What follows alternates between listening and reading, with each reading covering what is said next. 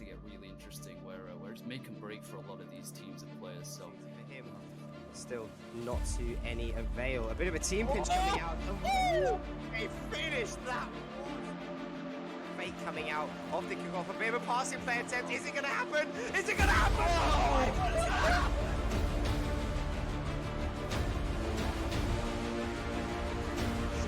What a finish that was. Let's get to the top of the beat. He's going to go for a bit of an aerial touch, maybe a double tap. And gets it! Absolutely scintillating strike.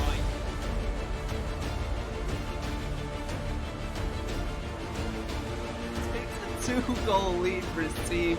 Once again, that is phenomenal. I told you it was hype. I told you it was hype. £1,260 prize pool. Right now, this right here is the pinnacle of RFC.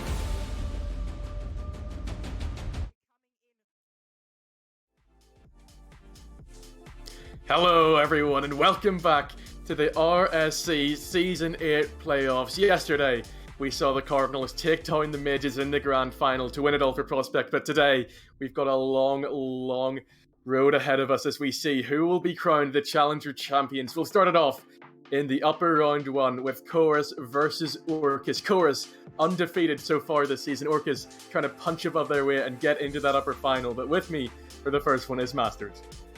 Hi guys, how's it going? It's going to be an interesting night for Challenger. Hopefully it'd be nice to get a repeat of last night. It'd be pretty cool if we could go all the way to the end and get a nice bracket reset. Who's your money on for the first series? First series, we're going straight in for the predictions. You know, we'll maybe try and have a look at the team stats to get a bit more reasoning behind it. So, you know, on RS Cast, I did predict Chorus to win and Orcus to bomb out and go and lose two in a row just because I feel like they're coming into this one as firm underdogs. Chorus, as I said, undefeated, haven't lost a single series, and Orcus have struggled for results, you know. At one point they went 1-7, and they were lucky in the end to even get second to get into the top four and secure the buys past the playing stages. So I'm going to go with Chorus, you know, 212 goals for. They've just been a menace this season, and I'll give them it in 4. I'll say 3-1 for Chorus. I'm going to probably say it's going to go to, it's a best of 5, I believe. Is that right? We're still doing best of 5 these days? Yes, we've moved on from right, so out of 4. Best of 5, I'm going to give it to Senji for once. I'm going to say we're going to go game 5, and I think Orcus are going to take it just because Senji needs a break. A little only bit reason. Controversial there. Senji needs a break. I mean, look, if we look at the stats, Wills obviously played on the squad roster last season. Absolutely solid player. He's done pretty well this season. 44 goals, 35 assists. He's the Bruno Fernandes of Orcus, and it obviously makes sense he's playing on the red team. But, you know, Big Pig, I did play with him last season on Override. Solid third man. But I look forward to it. It's going to be an interesting series, but everyone knows me. I love a game 5. Yeah, I think the one big problem with what you're saying is Tomo from Chorus. He's far and away the top scorer in Challenger. 95 goals is just a ridiculous amount. He might be the third player this season to take over that century, but after, I think, Buckets and Lovely Can. So if he gets that, which he probably will, you know, Chorus being such favourites to try and win this whole thing, and yeah, I think it's just going to be a really tough obstacle for Orcus on the other side. Yes, they've got goals, they have some decent stats, but Tomo is really that danger man that they'll be looking to try and snuff out. Who's Tomo? It's one way to do it. One way to do it. I mean, look, yeah, it's all well and good scoring 95 goals across the season, but if you don't show up here and now, then do the 95 goals really matter? We saw it yesterday. You look at Cardinals. Obviously, I know it's a lower tier, so you know the level of gameplay is a bit different, but they played well all season. They made a change. They got pure skill in, and you know they were a lot more aggressive, but they still couldn't close off the teams. They struggled a bit. So whereas Tomo, solid player, 95 goals, if he doesn't get it in this best of 5, then they might struggle. Yeah, and especially when you're looking at that lower bracket matchup against Pyromancers, and you know, Pyromancers was one of the teams that Tom was saying he's really scared of coming into this one. You know, Orcus maybe not so much, but if they do flop about a bit here and then have to go through the lower bracket, then Pyromancer is going to be a really tough matchup for them, and a first go as well in the lower bracket, and that might all come crashing down for them. But I do still back them. I think they should have enough about them to get into that upper final and play one of Yahoo and Neptunium, who will be on the B stream right now. If you want to go and check that match out, it will be going on. But hopefully we can get into this one pretty quickly from now. Try and get these players in to get started with these Challenger playoffs. It's going to be a great day. It's going to be a great first matchup in Mastered. I just cannot wait to get into it. Yeah, I really want to see Tomo not win the first game now. I hope Tomo doesn't score the whole series just to prove my point. But I say that I've probably put the mockers on it. Tomo's probably going to bag 12 goals now in the next 3-4 games. It wouldn't be surprising, really, would it? It wouldn't surprise me now, no. Tomo, if you're listening, you've done well to get 95, but it's not quite 100. You've got, if you win this series, you've got, I'd say, at least 8 games to get 5 goals. You don't want to, banter yourself and just finish the season on 99. So no pressure, but we're going to need 5 goals out of you tonight. Yeah, and the question is, Master, have you told the teams to join? Are they ready? I've not told them to join. You've not? Okay, well... I'll tell them to join. This is good. I think we're making progress towards the beginning of this matchup. And seeing whether Tomo can follow through on your prediction of not hitting the 100. He's not going to do it. He's going to finish on 99. Okay, well, we'll soon find out as 5 minutes are on the clock for game number 1. Orcus versus Chorus, the first match of the Challenger playoffs. And Chorus will take the first possession as Matixis pushes it up the field. Nothing will come out of this one. It's a great snuff out, but Tomo is already looking to get on the board. Venomous shot there on net that Orcus had to react to, and Patchwork will get the first save of the game. You can already see the danger that Tomo possesses, can't you? Yeah, but he didn't score, so it doesn't quite matter just yet. But yeah, you can already see we are now in the Challenger tier. The quality of gameplay is a lot better. It's a lot more speed, and it's I'm excited to see what these two teams can do. There seems to be a bit more aggression that we're seeing now. Tomo, man, you gotta go for the ball. Yeah, I thought the Orcus were going to do a bit better with that one, but there was a miss that came out in the post, meant that maybe the opportunity opened up, but Tomo was just playing it nice and safely, just decides to go for this one, but El Jefe does beat him out in the end. Bit of an RSC veteran. A couple of RSC veterans actually on this Orcus side. El Jefe and Wills have been here for quite a few seasons, and Wills has actually won it all before, the only man on the field to have done so he'll of course be looking to try and continue that streak. This might be their first opportunity coming up, but El Jefe can't get any power behind the ball. It means Chorus can just build it out from the back once more. Wills gets a good 50. But El Jefe doesn't read the prediction on the bounce. It means that Saltskager gets a shot away. Won't come out to anything. It means that Matixis has to collect on the edge of the box. Tries to find Tomo on the left. He's beaten out by Will. Saltskager now looking for the centre ball, but the Orcus defense on the backwood at the moment proving to be too strong. And again, Matixis, he maybe wanted to do a little bit better with that one. Now it's Tomo's chance. He can only find the backboard once more, and Orcus will launch it down the field. They're surviving at the moment. They haven't got any shots of their own, but if they keep this up and if they keep Chorus out, then there's always that opportunity for the counter-attack. Yeah, Orcus seem to be struggling a little bit. They seem to be stuck in their own half, and as I say, that Tomo goal 96 of the season. I'm going to eat my words now, but Tomo, if you're listening, to everyone watching the stream, if Tomo wins playoffs tonight and finishes above 100 goals for the season, I'll drop 10 gifted subs. Well, you're really trying to go with the caster curse here, trying to force it in. Yeah, I've got to put my money where my mouth is. Tomo, if you get above 100 goals for the season and you win Challenger playoffs, I will drop 10 gifted subs. Well, it all starts here, that journey towards those two statistics, and the first half of this game has certainly been good for them. Still yet to give up that first shot, and they've really been dominating the midfield proceedings. Might be another one here, it'll just trickle in from Matixis. Tomo this time turns provider, and Chorus are really looking to take this one away from Orcus. None of them ready for what they have coming forward, and a little bit of chaos coming out from Orcus. Yeah, Orcus, they'll be a little bit quicker. They've started off as the slower team. The scoreline actively reflects that. I just feel there's a bit more aggression out of the Chorus teams. They're a bit more solid in their communication from the looks of it as well. better rotations, and they're not getting in each other's way. There's been a few times, for those that have been watching, you might have seen it, they've been getting in each other's way, bumping each other, hitting the ball off of each other. You can't be doing that in playoffs. And once again, as soon as I say something bad about a team, they go and score. It does prove to be the case. They finally have some pressure after that second goal from Chorus, and yeah, will come off for El Jefe there. Manages to pick up Patroid's 50 and gets it in the back of the net. Chorus struggling to deal with that one. Their first real task that they had to do in defense, and it might be the equalizer from Wales, but can only find the post. Can Patroid do any better? No, it's the woodwork for Orcus once more, and now Chorus is so fast on the counter-attack of their own, but El Jefe is alive to the danger. Great stuff from him. So easy to be switched off at the back, but not this time. Orcus trying to get themselves back into this one, and Matixis has actually missed the target with this one. Means it will be able to play it out to Patriot on the left. He gets a 50 into the middle. Is anyone willing to attack it? El Jefe's up, but tries to go for the read from Matixis instead of just going for the shot. As Matixis missed it, and now Chorus again getting chances. Patroid gets a double out to the right here, but bumped off it by Saltzgeger. It's off the backboard, and now Wills turns on this one.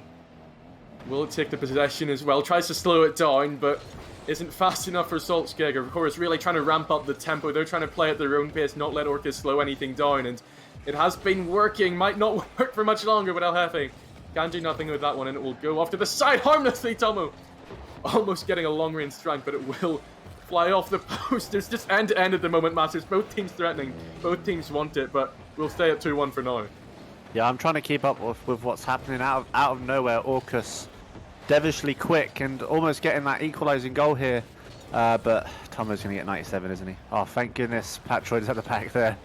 Blocks him off. But yeah, it's truly end-to-end stuff now. Someone in the Orcus team chat must have said, come on boys, like, what are you doing? This is not play-ins, this is playoffs. You lose, you're gone. Down to the losers bracket, and you don't want to be there because then the pressure's on. You want to keep your lifeline to as long as you possibly can. Yeah, absolutely so. And, normally it takes maybe longer than half of a game to get used to that and get used to the pressure because, it could have been a match where Chorus just walked away with it, but Orcus have absolutely not made that the case. It's been really close this game one. It does look like Chorus will be able to come away with the victory. Tomo looking for the third. Has to do better with that one, but in the end it won't matter too much as I'm pretty doubtful Orcus will be able to get this all the way down the other end. Wills will unfortunately ground it for his team, and Chorus come away with the victory. Solid enough in the end. They resist the Orcus pressure in the last half of the game, and they start off the Challenger playoffs with a great Game 1 victory. Yeah, great start from Chorus. Perfect little melody going into that first game. Orcus, they're going to need to be a bit more aggressive from the first klaxon. They're going to need to make sure they're a bit more aggressive. I think if they play a demo-heavy game, that'll definitely throw Chorus off. Their rotations are solid. They've got good speed. They seem to be quicker to every ball. So Orcus, if you are listening, if Senji's here, please get into your team chat and tell them just blow Tomo up. Don't care about the other two, they're irrelevant. Just blow Tomo up. Because do it for yourself to win and also do it for my bank account. I mean, you say it's just blowing up Tomo, but it's a thing that no team has managed to do in the season. They're undefeated. That's just how hard Tomo carries, even if everyone knows that he's the man you have to stop.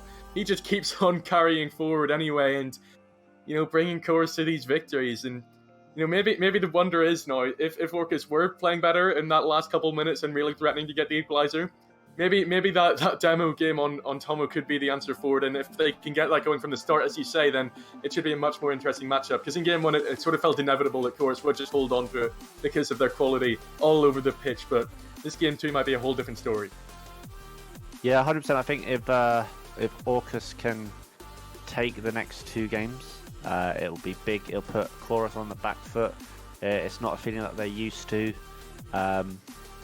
We want to see if Tomo is good enough to carry with pressure. That's what we want to see. Can he carry the team to a victory when they're 2-1 down? We'll have to wait and see. Chorus yet to lose a match. Orcus trying to punch up. Lucky to be here in second as teams like Nezuko Gang, teams like Scoring were threatening them all season long, but they got the job done in the end. They're here now. Can they play up to the nerves? Can they play up to the pressure? That is the question. 10 seconds in and no real opportunity coming out for either team just yet. Might be going in the middle here from Tomo. Will in the end after Will tried to clear it out, but Patchwood has plenty of time on the backward to clear it out. Takes another couple touches as well, but Matixis still reads it. Saltzkeger now with a great dunk. It's dropping down in front of net. Wills takes all the time in the world to read out Tomo. Such control, such confidence there when you have a Tomo breathing down your neck. It's always difficult to be alive to that, but a bit of a triple commit coming out from Orcus now. Wills in the end has time to retreat backwards, and you know, they're maybe a bit lucky there. They definitely don't want to be putting all three men in the same corner of the field, especially the other half of the field. And you know, if they do it again, Chorus might realize the opportunity and just be a little bit more clinical the next time, almost in from Saltzkeger. Yeah, there's a bit of prospect in all of us. You know, sometimes we all happen to magically appear in the same corner, but it's about how you deal with it. I don't know about you, Balmanitan, but I'm seeing Orcus there a little bit more composed so far in the second game. They're a bit more solid at the back.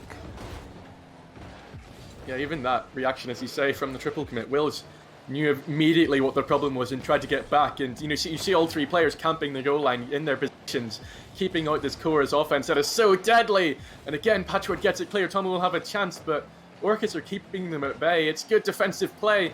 And, you know, Nils just shutting down the angle for Matixis there, doesn't leave him much room to work with. And you know, maybe it's a bit of an accuracy coming out from Chorus, but I also feel like that is just the positioning from Orcus forcing out these tough shots, these tough angles, and it's making Chorus work so much harder for every single ball that they try to get on net. Yeah, you can definitely see why Chorus have gone unbeaten this season. Just pressure non-stop. And, you know, the teams have no other option but to absorb it, because you want to go and clear the ball, but you can't because they're in your face, you know, throughout the whole game. I mean, I don't think we've seen the ball even leave the Orcus half this entire game, and if we have, it's been very brief. Again, another opportunity there maybe for Wills to go forward, but of course they're just too quick in the midfield. As much as you can say Orcus' defensive positioning is good, Chorus's midfield positioning is even better, as they're always ready to pick up loose balls. Again, Saltzkeger is the first to this one, chooses to go for the boost instead. That might be a mistake here, but Tomo is always positioned ready anyway. Doesn't matter what his teammates are doing, he can pick up the pieces, and eventually it will fall to Saltzkeger to dribble forward in the air. El Jefe can't get the read. Saltzkeger tries to get around Patroid, instead has to settle for the 50, dropping it in the middle for Matixis, and the Irishman will get Chorus 1-0 up once more. Yeah, big goal out of Chorus here. Mystics beating El Jefe to the ball. Now, Orcus, how is your mentality? You've been defending for the last 2 minutes and 54 seconds. You've just conceded a goal when you've been defending so well. Do you have it in you to, you know, to come back, get a goal out of nowhere, and, you know, potentially surprise Chorus? I don't think Chorus are expecting anything out of Orcus here. Maybe a little bit disrespectful, but I think Chorus expect a sweep here. Tomo looking for the mechanical play, almost gets the triple touch, but Orcus survived that one, and I'm sure they're very, very thankful that they do. If you concede a goal like that, is never good for your mentality. This one might sneak in, but it comes off the corner for Matixis, and of course have to find another route through. And you know, you're looking at that first game where Orcus only managed to make it interesting after the second goal, and maybe it's a bit too late. Then they have to be playing up to it, have to be making it end-to-end right now before Chorus get that 2-goal lead, which, you know, it's still a small cushion, but it often proves to be too much for the comebacking team to get back into it. So Orcus, they're still having to do plenty of defending. Again, El Jefe launches it forward, but Tomo straight back into the other half, and it's just so hard for Orcus to get consecutive touches going forward because of how aggressive Chorus or Matixis trying to get the dunk on El Jefe, but can't do anything about it. Can they push this one forward? No, Matixis is there again. Is anyone in the middle? Patroid this time does well to block it out, but his two teammates are so far back that it's really hard to push forward, and Tomo just launches it into the other half again. Might be in for Patroid, but when they're called upon, the rare times they're called upon in defense, Chorus are still alive as ever. Yeah, Chorus look completely comfortable. It's like they're clocking in for their standard 9-to-5 shift at work. Nothing out of Orcus What so is far. that? That's Tomo's doing it all. Yeah. I've said, can he carry the team? And he's like, you know what? Let's put the backpack on again. Yeah, I mean, Orcus look completely comfortable in defence, but going forward, that's where they start to struggle. yeah, I can't see Orcus getting a goal now. Obviously, 5 seconds left. However, there's still potential 3 games left to go. Can they get the 3rd game? Yes, of course they can. Anyone can win a game of football, but it's about how they approach it.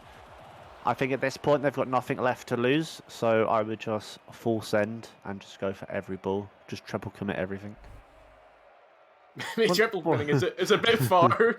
Might have to wait till the last minute before the resulting to levels like that, because the reverse sweep is always a possibility. But they have kept it close. 2 1-goal games coming up. They have been shut out in the second game, but there's definitely positives to take. There might be few and far between, but if they just keep up that defensive nature a little bit stronger, and when they do get chances on the break, it could, and they do go full send, they really commit to those attacks when Chorus maybe aren't expecting it. That's presumably the only way forward, just because of how dominant Chorus are, and no one really has an answer to that. So they have to find another route through. They have to think outside the box here, because otherwise Chorus will keep going the same way. They're very happy to take 1-goal wins, and they'll take that 3rd game by 1 goal all the way to the bank. Yeah, 1-goal wins make champions. Everyone's, I believe, heard that saying before. Orcus, yeah, they just need to go for it. I mean, they're 5 minutes away from going down to the losers bracket, and then that's when the pressure's really on. They need to take this next game, obviously, to have a fighting chance. But I think if Orcus do take this game, it might surprise Chorus, because Chorus have looked completely comfortable in the first 2 games. There's never really been any solid pressure coming out of Orcus. Obviously, they managed to get a goal in the first game, but I think if Orcus can get the first 2 goals this game, then it will give us a new perspective. It is a big ask from them, but we have to ask it of them, because it's a very, very scary Pyromancers team waiting in that lower bracket. Neither team wants to be, 1, forfeiting their second life so early on, and 2, facing such a tough team in an elimination match. So they've got to get back into it here. They have to be threatening more. Yes, they've had shots on target. Yes, I've had rare forays into the eye hat, but it has to be more consistent. They have to be making more of them, because otherwise Chorus will just keep on scoring. Maybe the demo play is what it has to be. Didn't really see much of it come through in the second game, so they're going to have to find some sort of answer here. Some sort of response is needed, and 5 more minutes are on the clock for Game 3. Can Orcus pull it back? Yeah, I really hope so. I hope Orcus take the next 3 games and Tomo doesn't score. Still going for that. yeah, I've got to stick with my guns. I believe in Wills. He needs to have the willpower, excuse the pun, and take Orcus through to the next round. Already they're having to defend. There's absolutely no relent from Chorus, asking so much of Orcus on defense. They held up for 2 minutes and 54 seconds the last game, as you said, and that 1 goal was what it all came down to, so they just have to do that little bit better here. But Tomo is just pushing forward. Matix is just to come off this one. Might be something for El Jefe here on the dunk from Saltzgeiger, but Saltzgeiger gets it round him and round another as well. Patroid picks it up instead, though, has it in the middle for El Jefe. It's a bit of an awkward angle, means Saltzgeiger picks it up. Wills decides to take his time, leave it for Patroid with the better angle. Tomo's right on top of that one, though. It's an awkward bounce for Wills to deal with. He can only send it back in the centre for Matix, as we've seen him score so many times from a position like this, but not this time, as El Jefe gets it clear. Just leaves it for Tomo, though, again, and they just have to be doing better on those rare clears out. Every time they get a clear out, there's none of their teammates are waiting for it. This time Patroid is, and that's more reassuring, Master. If they are able to get even 2 players pushing forward and connecting up in the midfield, and that's maybe how they get the key to unlock this magical Chorus midfield, and it might be their first lead of the series. Wills is lurking. Can he get to it? Can only force it off the corner, and Chorus survive this rare foray from Orcus. Yeah, a little bit of discommunication there from Orcus. They were so close to taking that series lead. I mean, they managed to go a minute and a half so far without conceding a goal. Definitely a better pressure coming out of Orcus this game so far. They need to keep it up, but that communication barrier seems to be there. I think we've seen 3 or 4 double commits already, but Wills coming out clutch. Absolutely so. First lead for Orcus all series long, and who else would it be but the former champion and William Jega, otherwise known as Wills, as you see here. So this is the first time they've ever been in this position. As you say, it's a new perspective for Chorus now. They have to play from behind. Do they still have that guile? Do they still have that mentality to get back into it? I'm sure they do, but Orcus are going to do everything in their power to keep them out, and they want the second. Matixis has to get a touch of that one, and a Hefe's shot will just come flying out to the right. Yeah, great demo there out of Patroid. Definitely, reduces the pressure a little bit. El Jefe managing to get a bit of a clear there. You're going the wrong way. You want to shoot for the red goal, almost costing the team another goal. But Tomo doing the work at the front and also at the back. This is definitely a new perspective. And now this is interesting. Maybe it is, as Senji is saying in the chat. Maybe it's time for the reverse sweep. We love a reverse sweep, don't we? We certainly do. Any Game 5 anyway you get there is interesting to see, and maybe Orcus are trying to get Senji's first ever win in playoffs here for the Big Swiss. We'll have to wait and see if they can hold it out for another 2.5 minutes. It's been very impressive to see. Chorus still yet to lose a series, but Orcus are trying to change that around. They're having the offensive pressure to do so. They're catching Chorus out when they most need to do so in their do-or-die situation, so it's very impressive to see, very reassuring to see that the competitiveness really come out in Challenger, but Chorus are trying to cut that out. They're trying to get it done in 3. They still have a brick wall, Orcus defense, to break through though, and they've failed to do so far. Yeah, someone's definitely said something to the Orcus team. Maybe Senji took my advice and went and beat them up a little bit, but yeah, they're definitely a lot stronger this game so far. 2 minutes left to go. I mean, if they can get a third game, surely that season take it. I wouldn't want to jinx them too hard because Tomo being Tomo probably end up scoring 6 goals this game. But yeah, they're definitely a lot better out of Orcus, a bit more aggressive. They're a lot quicker to the ball, and as I say that, Tomo, oh, that's disgusting. He got a double fake for goal of the season last time. He's certainly still got that in his locker as he absolutely destroys El Jefe in the box, and what a goal that is from Tomo. That's to be soul destroying for Orcus, but can they keep it up, Master? Can they put that behind them and make sure they keep the 1-goal lead? It's all still awkward for them. We're really trying to get back into it now. That's illegal from Tomo. Can we get an admin in the chat? Can we please ban Tomo from Season 9? We'll let him finish Season 8, but he's not allowed in Season 9 because that's disgusting. You shouldn't be allowed to do that. But no, it definitely opens up the game a bit more. We've got 60 seconds just over on the clock. Can Tomo, rally the team together and get them back into the game? I think it'd be nice to see Orcus take game 3. Adds a new dynamic.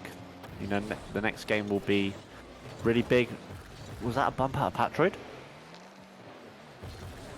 I think he managed to get the bump. If he set something up, but Matix is still alive. Even if you get that bump onto Chorus, the other 2 teammates are ready to defend, aren't they? Yeah, they're all there. I mean, it's like clockwork out of the Chorus team. One goes for it, other rotates. A goes for it, then B, then C. Solid team. It's probably why they've gone unbeaten this season. But they've got 25 seconds if they want to have a claim to getting the sweep. It's going to be close. But great defense out of. I think Patroid's been the MVP for me for this game. And as I say that, Tomo, Mr. 97 goals, misses an open net. And as I say that, Patroid clears it again. Yeah, Patroid's been the MVP for me for this game. He's been absolutely solid. He's been everywhere around the pitch. And I believe that will make the series 2-1. Just let it hit the floor, please. Thank you. That's 2-1.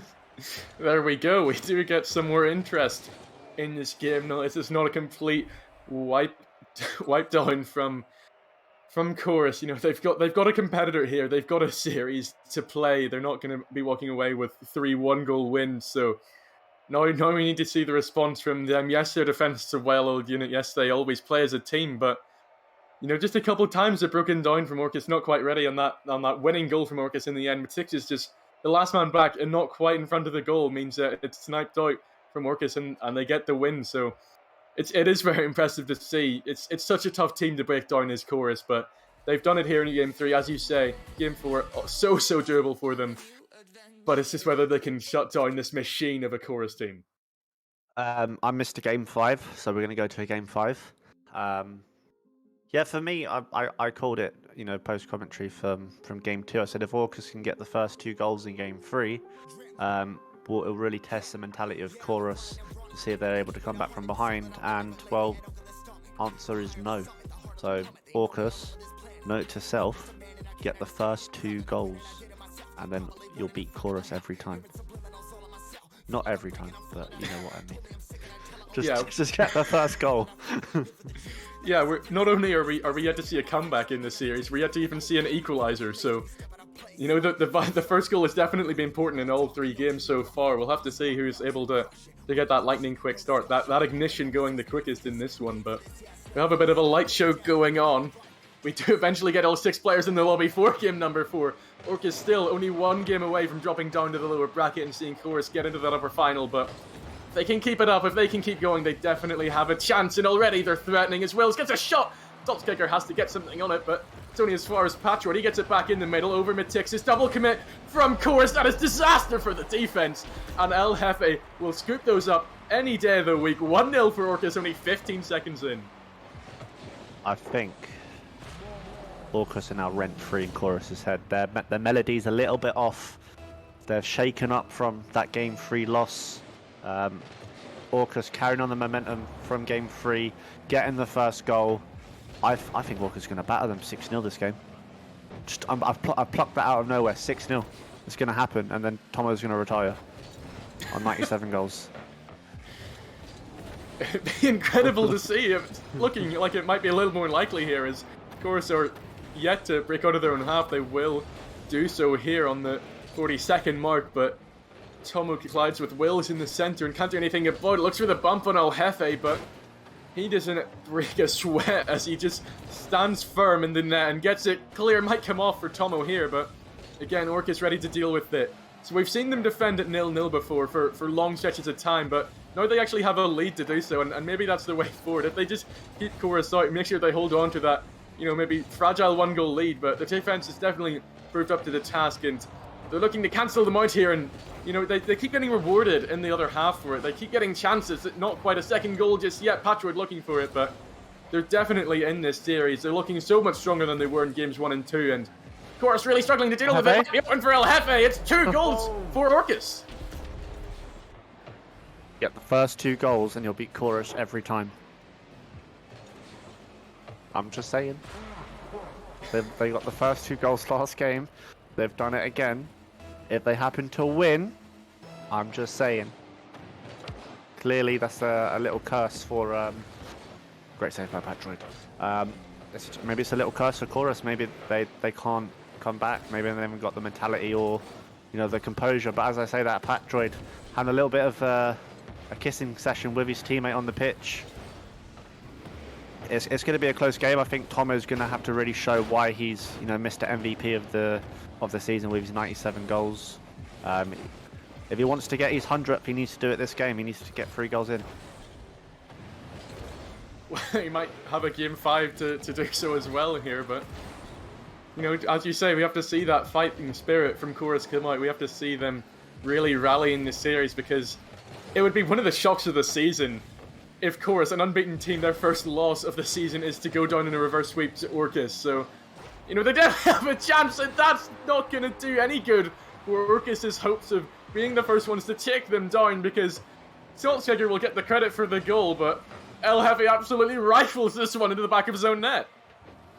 Yeah, I mean, El Jefe's absolutely cracked this game. He scored all 3 goals. Absolutely cracked. He scored 2 in the opposition's net and then 1 in his own. So El Jefe, as he's put in the chat, he's got to keep traditions going. I think Tomo's got a bit of competition this series for who's going to score the most goals. Could well be, and of course keep leaving the back post that open. It could be a few more for El Jefe here. This time there was no one expecting Chorus to be so open at the back, but that might be the next time. So of course they've got to be more alive to that. They're still down by 1 goal. They have to keep their defense switched on so that it doesn't become more, and another double commit comes out. They don't look as assured in the defense at all. Nearly goes in from Matixis, but he does luckily find his own post. It just smashes one straight into the center. No one is ready from Orcus. Saltkicker picks it up. looking for the dribble over 1, over 2, over 3. It's off the crossbar, but Patroid is the first man there. And even when Chorus looks so deadly, Orcus are just the first ones to react at the moment. Yeah, I know I said this last game, but Patroid needs some love in the chat. Like, he's been working their absolute socks off. Everywhere there's been an attack from the team, Patroid's been there. There's been a few demos Patroid's got off screen that have been absolutely influential, managing to relieve some of the pressure coming out of Chorus. That they're seeming to get a bit of their spark back. El Jefe going to get the 4th goal? Not quite just yet. But yeah, definitely Orcus are looking a lot stronger. If they can carry on this momentum for the next minute and a bit, then we'll be getting one of my favourite things in the world, which is a Game 5. Chorus will be doing everything in their power to make sure that does not happen. But Tomo and Saltzgeg are doing the same thing on the left-hand side here. Means Wills comes away with the ball, maybe looking for the bump, instead opts for the boost. Just trying to shut down the Chorus defense whenever they can. With the boost stealing, if it's taking control of the ball, but they'll have to do more defending here as Wills. That's the shutout Matix's chance. And takes it all the way himself. Tries to get a shot on net, is met by Tomo in his own box. So El Jefe is the first one there. Has it off the backboard. Good read from Saltzgegger. Matixis doesn't have enough boost to get there before Wills, so it means they have to clear it out once more. 30 seconds for them to equalise. Has to be a 50 from Tomo here. Is dropping in the middle. Matixis gets a nice bounce. It's going to waterfall down a little bit here. Saltzgegger's up, but Wills is faster, and Orcus just look like they want it more at the moment. They're faster to every ball, shutting down every opportunity, and they look deadly every time they go up the other end. No third is forthcoming, so they'll leave one more chance open for Chorus. This is one in from Saltzgegger. It is! It's 2-0. It's the first equaliser of the series, and Chorus are fighting back when it matters most. Yeah, I mean, El Jefe almost got there. El Jefe should have just jumped for the ball. Should have just gone for it. But yeah, that definitely opens up the game. We are now in a sudden death situation. Next goal wins. So I'm gonna have to put you on the spot. Who's winning this game? I do feel like it's Orcus. I feel like it's Orcus. Orcus gonna do it? I think we go to Game 5. They've just looked a little bit stronger. They switch off for just one moment, and Chorus are of course going to capitalise on that. But from the basis we've seen, they have equal shots, but Orcus have just looked that little bit more threatening and a little bit more assured in defense. Too many double commits coming out from Chorus. So that's what I think. What do you think, Master? I think Tomo's going to put my money where my mouth is. I think he's going to score the goal that puts them through to the upper finals. Well, we're 20 seconds into it. And yeah, I just see Tomo scoring. They're having to defend at the moment. Looking again very shaky, but they're managing to deal with it, and Orcus cannot break them down this time. El Jefe is first there, gets demoed out, means it's Chorus's possession, but just a bit wasteful in possession in the end, but they've completely missed the ball. Have Orcus means Matixis actually comes away with the ball again, but Wills will get the save in the end. Saltzgegger is looking to get onto this enticing ball across the middle, but again, Orcus are there first, just not allowing Chorus any space to work with, and it's really, really proving difficult for Chorus to get anything from this. They like to be the ones dominating proceedings. It's absolutely not been the case in games 3 and 4. Matixis is not in position for this one, but Tomo just gets back in time, keeps the minute, 1 minute in, and Orcus are really looking for it. Is this it for Latve? No, again, Chorus will get it clear. They're having to do so much on the defense at the moment, but they're just about keeping Orcus out. Yeah, I honestly thought for a second that Patroid had done it, but oh no!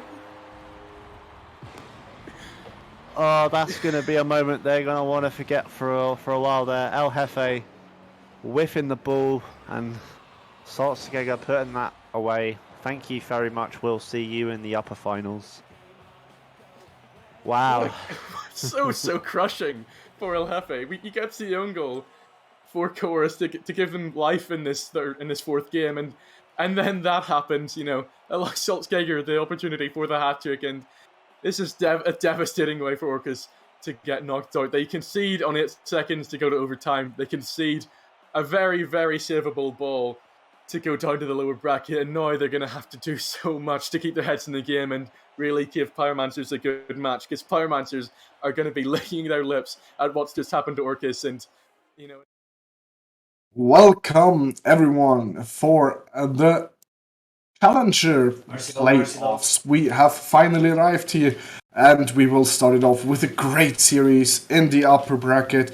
With me today, for the first time for the RSC, is Özge, danke. Thank you very much. Hello, Sanji. And just for the record, I think if you call me Ged, we'll all have an easier time as the first part of my name is quite hard to pronounce. But yeah, I'm glad to be here. Glad to look forward to these two top dogs, after all, in their bracket. Absolutely. I mean, we have first and second out of the respective conferences, with Yahoo topping the Glacis conference and Neptunium representing the Ignis side. Fun thing, if we look a little bit at the team stats, we can see that Neptunium has way more wins than Yahoo, which might lead us to think that maybe the Ignis side was a little bit easier to go through, considering they're in second and Yahoo in first. But both teams have been very strong teams in their respective conferences and now want to show who's better.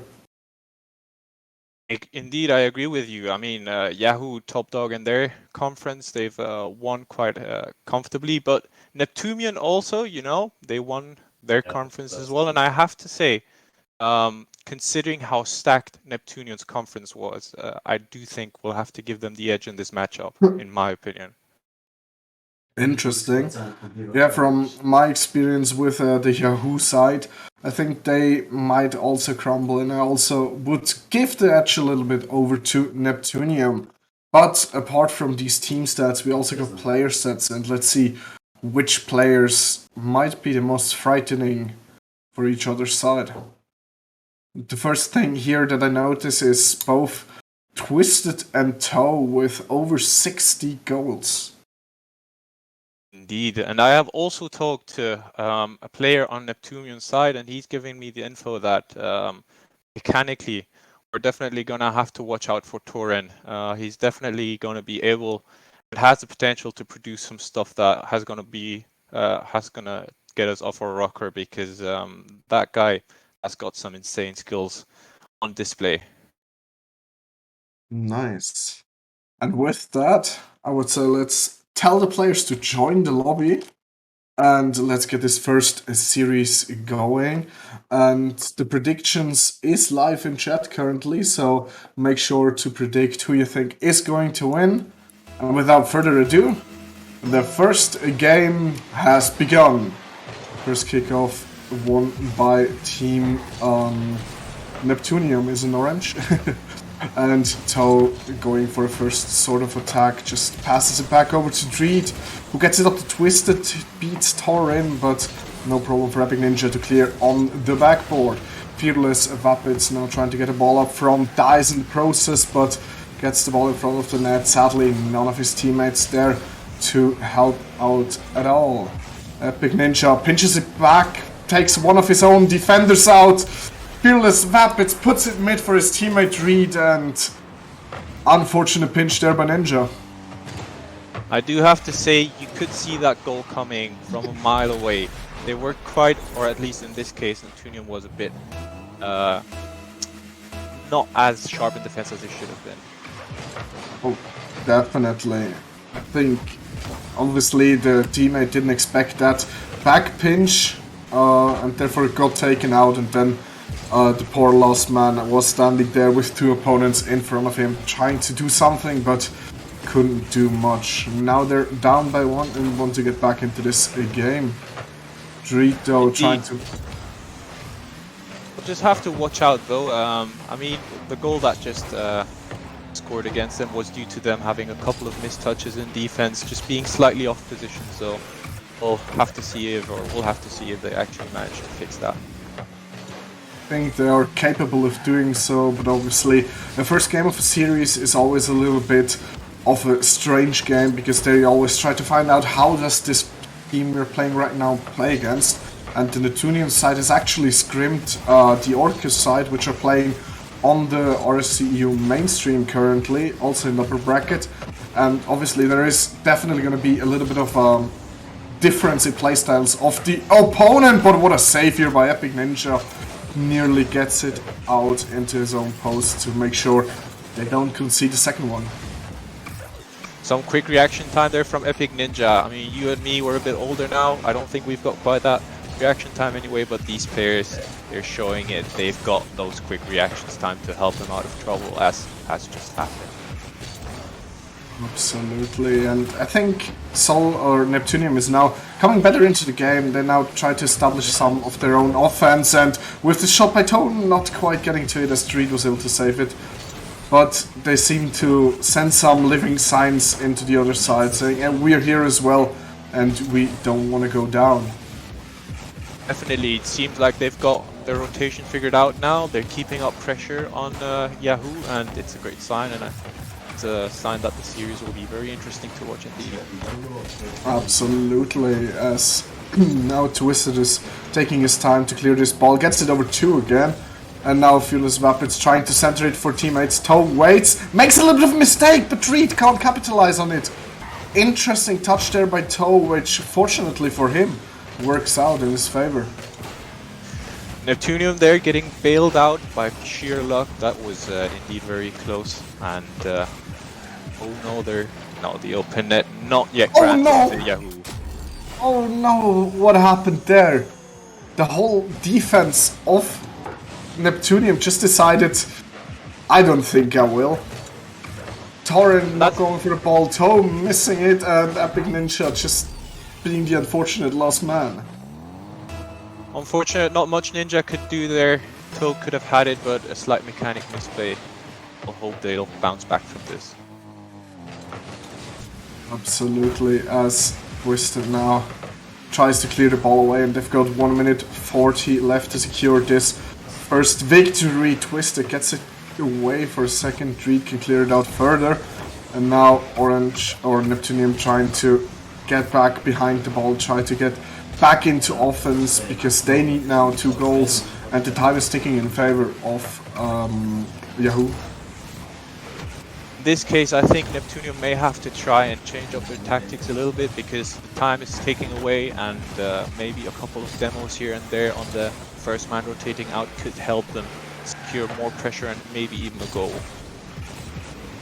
Absolutely, I mean, demos are a tool to use, and if you use it correctly it might help you, but there's always the danger of overcommitting for a demo, not getting it, and taking yourself down by 1 man. Indeed, as we have seen, it's a playstyle that can either demolish your opponent or it can result in a blowout with you, as we've seen with RLCS and Dignitas, and getting some sweeps and also getting sweeped. Oh no.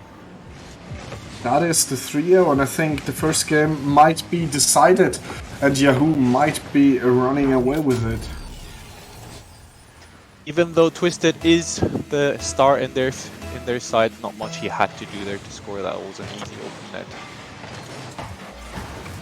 It definitely was, and now I think Neptunium really wants to get that last goal in this game to kind of have that little bit of momentum going into the next game, because that all sometimes really helps out a team if their mentality gets a little bit of a booster with scoring a goal at the end of a game that you've already lost.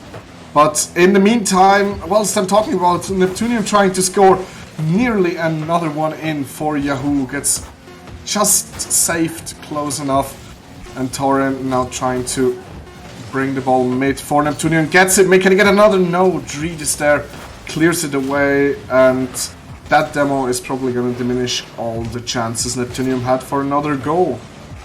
All the pressure gone, unfortunately. Not the goal we wanted to see to maybe have them reset their mind, but I'm sure it's the first game in. They'll be able to reset, hopefully. Definitely. Now they need to really reset that mentality. They need to come into this game like they probably thought coming into this game, like, yes, we are Neptunium, we can defeat it. We've got Boopy in the back and Yannick that really tried to uplift them. And if they can just bruise this first game off, if they can just say, this game never happened, I think they will be strong back and swinging, hopefully, next game. I believe they have the capabilities of doing that. Absolutely, and also the scrims that they've been playing, I think they have also scrimmed Yahoo, if my info is correct, where they did quite well. They just have to get that confidence back. As in that scrim, they did beat Yahoo quite handily, so Maybe that can just get back to the basics, play it simple, and watch out for those touches in defense. You don't want to overcomplicate it in defense. You definitely want to either keep good ball possession and then try and flick or outplay your opponent, or you want to just bang it, but not be in between and then get scored on because of your indecision. Absolutely, and I think that is one of the most important things to consider when you're playing at challenger level, that sometimes the easy solution is the better solution. Yes, you see higher level players, you see them do crazy stuff, passes in front of their own net, but they have the capabilities of doing such complicated things with precision, and I think sometimes in challenger that might lack, although the idea might be there. And talking about people coming out swinging, Toe taking off the kickoff here, Epic Ninja puts it high, Toe reads it, and Twisted can't get in the way enough, and already Neptunium in the lead.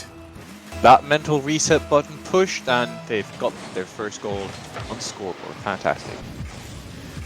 That's exactly what they wanted to have when coming into this game. Toe putting a mid for his teammates, Epic Ninja now going for a shot, and Neptunium really looking different in those first 20 seconds of this game compared to last game.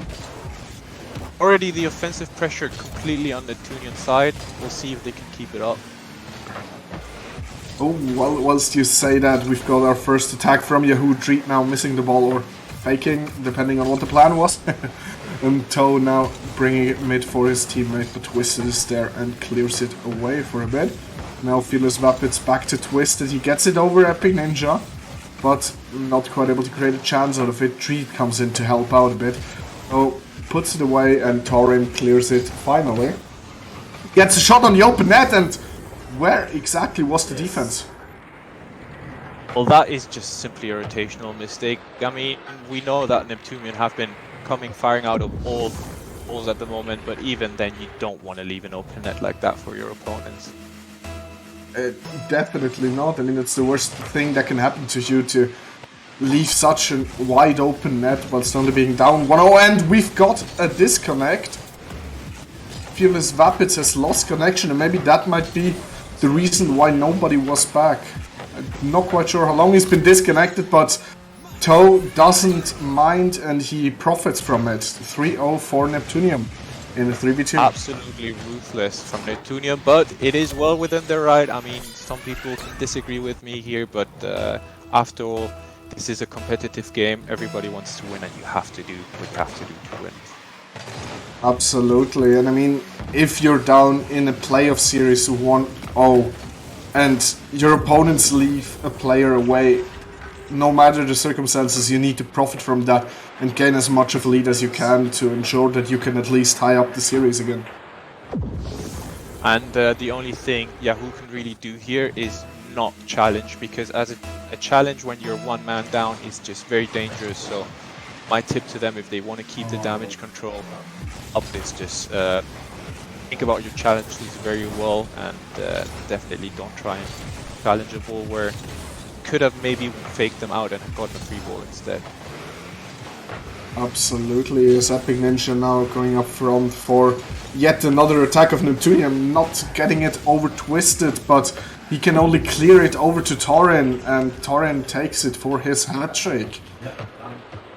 Indeed, there's unfortunately not much they can do after all. They're one man down. Twisted did have a valiant clear there, not good enough yet to allow Reed to go back in time and cover the net, but what do you want to do when you're one man down?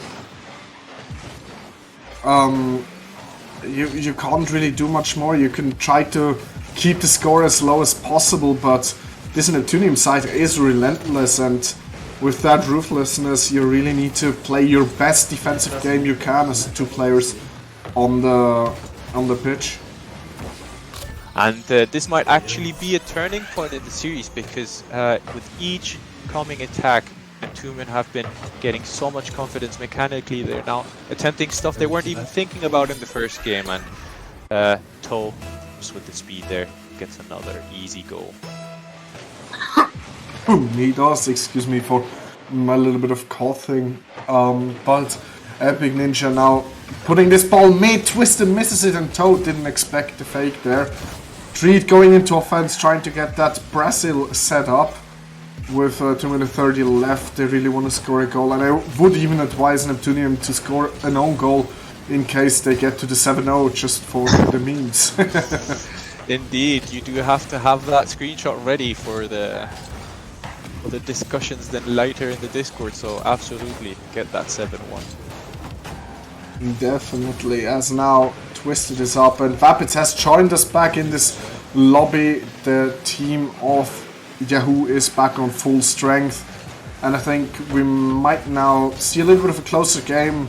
And to reference it later on, I would take the moment from the 6-0 to kind of look at how the teams actually play, because now Twisted coming in, getting a good pass, getting a goal, and already it's 1-6. That's a beautiful shot from Twisted, 112 kph, that's just fantastic placement, fantastic speed. You can see now with 3 men, it's again proper fighting chance for Yahoo. Absolutely, I don't think they will be getting back in this game as we finally have to Brazil, but we gotta consider, and I think if we take the 3 versus 3 part, I think it's currently 2-1.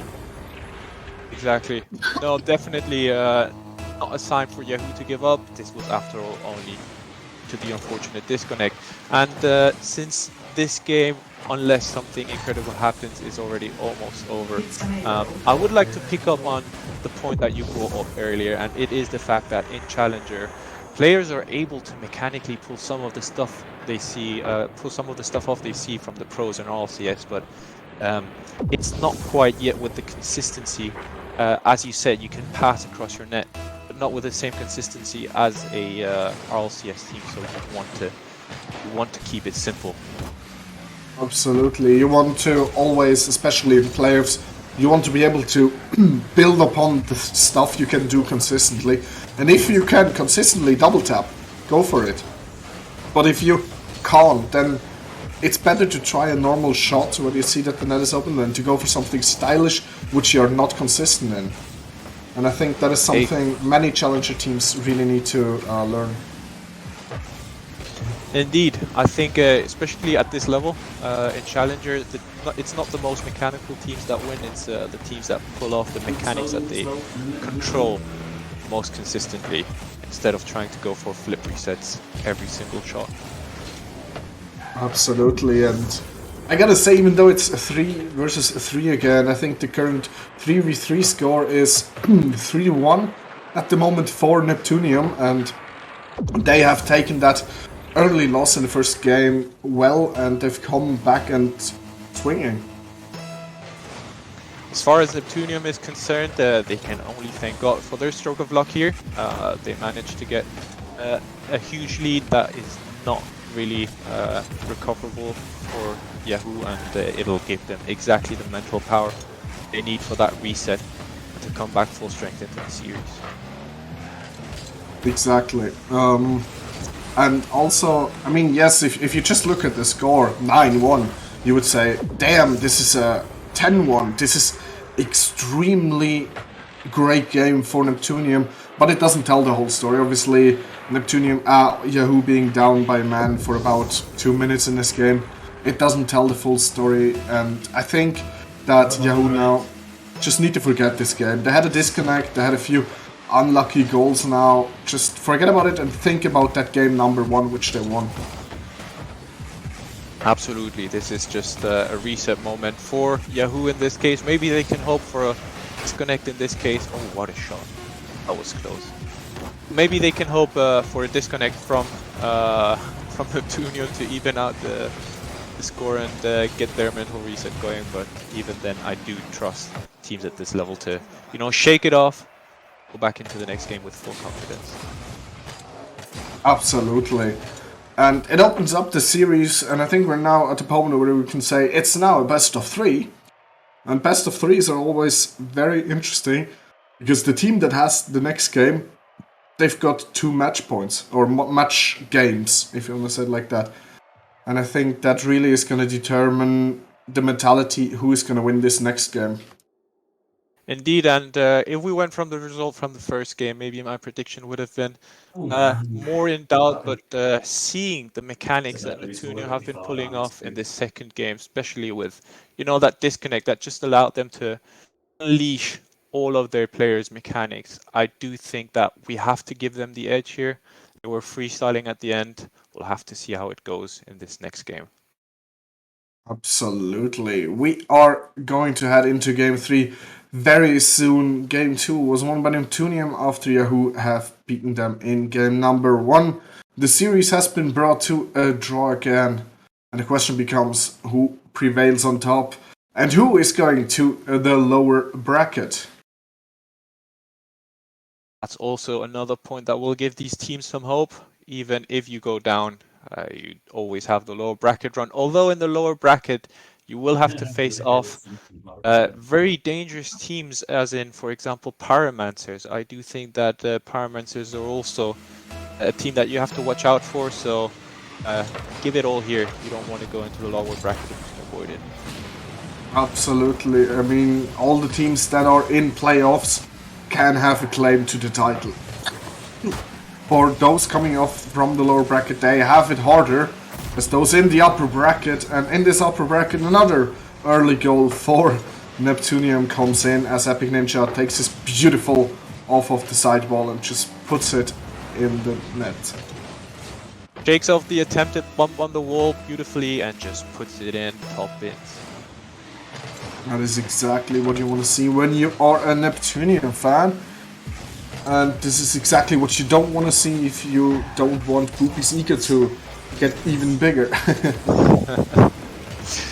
We'll have to see if that can even be prevented at this stage.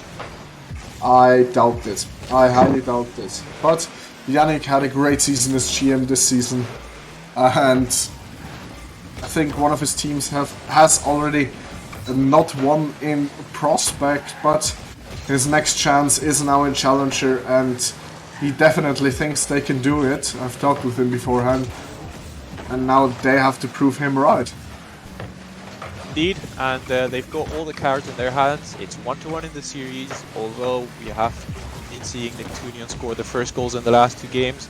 Is that a premonition? Is that a sign? We'll have to see. We will see, and Fearless Vapid's going up for this ball, trying to get it mid again for his teammates, but Toe clearing it away. Torin going for a read of the wall. Toe putting it into the post, and I would even go as far as to say this was an open net that he just missed. Definitely, but then again, mechanical mistakes do happen in these high pressure situations. Although the one positive aspect I take away from this is just simply the speed. Tunian have been outspeeding Yahoo on almost every single challenge, so that is definitely a great sign for Neptunian fans here. Oh, definitely. And I've got a little bit of an update for those of you not watching the mainstream. There is currently Horus has taken the first game over Orcus, just as a little information on the side, as Yahoo is looking to bring this ball forward to score their first goal of this game. But Neptunium cleared it away for a second. Dreed going in, Dreed going further, gets in on the post, and Vapits is there to put it in. That is fantastic, a fantastic solo play from Dreed to just set up all the pressure and almost leaves his teammate with a ready and done goal. Not much yet to do there. Exactly, and now with the tied series and the tied game, this is as close as it can be at this stage in time. As Toe tries to clear this ball away, still in the air, still going with the arrow, going for the flipper set, but not quite getting that to get it over twisted. Epic Ninja now there to help out, puts it into Dreed, who only gets a pass down to his enemy, and now Neptunium kind of trying to play a little bit of a passing place. They've got much space. Now Yahoo in the offense again. Twisted taking that, and again a little bit of a mistake from the Neptunium side, allowing Yahoo to take the lead once more. Very unfortunate goal there. Is it maybe Neptunium being too confident, being too cocky? I can definitely maybe see that given how the last game went. Hopefully they, cash themselves back and get fully into the series. They've only one down. I mean, that is in a way the danger of winning a series, one game 10-1. You feel like, yes, this is easy, we got this, nothing to worry about, and then you start slacking a little bit, which definitely does not benefit Neptunium at all. Indeed, and the demo plays are coming in as well now. You can definitely see the flashy plays are being let go for more physical, maybe more effective plays even. Just the pure bumping and the quick clears to just try and get that pressure going instead of maybe trying flashy mechanics that will get you in trouble in defense. Definitely, as now though nearly getting the equalizer, but got saved by Twisted 1 minute 20 before this game is over. And Tauren now looking to get this goal going, but again the defense of Yahoo presents itself strong in this game. Twisted getting it over to Treat, tries to put it forward into Vapids, but puts it a little bit too far forward. And another update from the mainstream, Chorus have taken game number 2 and are now leading 2-0. And back on this one, Epic Ninja going for the open net shot, and as we all know, it is the hardest shot to do. It's mechanically maybe not the hardest, but it definitely mentally is the hardest shot you need to pull off, and you need to be able to pull those off in playoffs. Even more as a challenger, I do have to say, maybe it's harsh, but as a challenger, you should be putting in open nets. You're not prospect anymore. You're almost Grand Champ, all of you. Those open nets need to be solid and consistent. They do need to be consistent. But, I mean, to be honest, we see open net misses sometimes in Elite, sometimes in Premier. It's a thing going from all the way. Gets worse in the lower tiers, but that we see over all the tiers. And this game is going to be closed very soon unless Neptunium keep this ball up and put it into the net. They do not, so it's time for Neptunium to make a comeback again. Indeed, unfortunate game for Neptunium. They're now down 2, or at least in this case, Yahoo have been given too much points by this loss from Neptunium. You'll have to see if they can bounce back. Maybe also fix those slight rotation errors we saw in game 3. I mean, just an open net which allowed here Yahoo to take the 2-1 lead, and with that the game. We'll have to see if they fix those small mistakes. Absolutely, and I mean, we all know Neptunium has the power and potential to do so, but now mentally they're really in a tough position. They need to win the next 2 games back to back, or they fall into the lower bracket, which is something you don't want when you start in the upper bracket. We'll hope that they can maybe give us an interesting series here. That second game mechanically definitely a highlight reel for us to watch. We'll see if they can pull it off in game 4. And regardless of who of these 2 teams goes down to the lower bracket, we also know that even though it may seem as a punishment sometimes, it also gives teams more games and maybe also more momentum if they do manage to pull off the lower bracket run into the grand finals, although that is very far in the future still. Absolutely, but I'm sorry, I just read in chat that I apparently have a moving chair. That is my roommate. But definitely, we've seen that yesterday with Mages. They've lost their first series in the upper bracket and then went all the way to bracket reset in the grand final. So it definitely shows, even if you lose the first series, there's nothing to worry about. You can come back and still go all the way. It's just gonna take a little bit more of Rocket League plate than if you go the upper bracket way. Indeed, almost a fairy tale yesterday with Dark Magic in the Prospect Grand Finals. They made the whole lower bracket run. What a shot from Toto. Absolutely, and Toe coming out swinging again. Only half a minute into this game, and already scoring the first goal for Neptunium. Now the question is it going to be the way in game number 2 where they came out swimming and completely destroyed the defense, or is it going to be like game number 3 where even though they conceded the first goal, Yahoo comes back and gets their victory? And already some slight rotational misplays we can see there from Neptunium, Torin being over the halfway line as third man. It's a risky strat, and especially when it's not a clear goal scoring opportunity, not a strat that should be employed. Absolutely, as now Torin tries to get this ball up front, but Vapits is a little bit annoying with his bumping plays, and the ball goes into the other side once more. Now Torin and Toe have time, but they leave the ball alone, and Vapits goes for shot, but nearly not even making the backboard with that attempt. And with attempts that wide, I gotta say you ain't gonna get far. Definitely, even though you're keeping up the pressure, but an open net here for Neptunium also missed again. Come into our old discussion about open nets and consistency at them, but yes, the pressure has been on from Yahoo first game after the goal they got scored on, so we'll see if it pays off for them.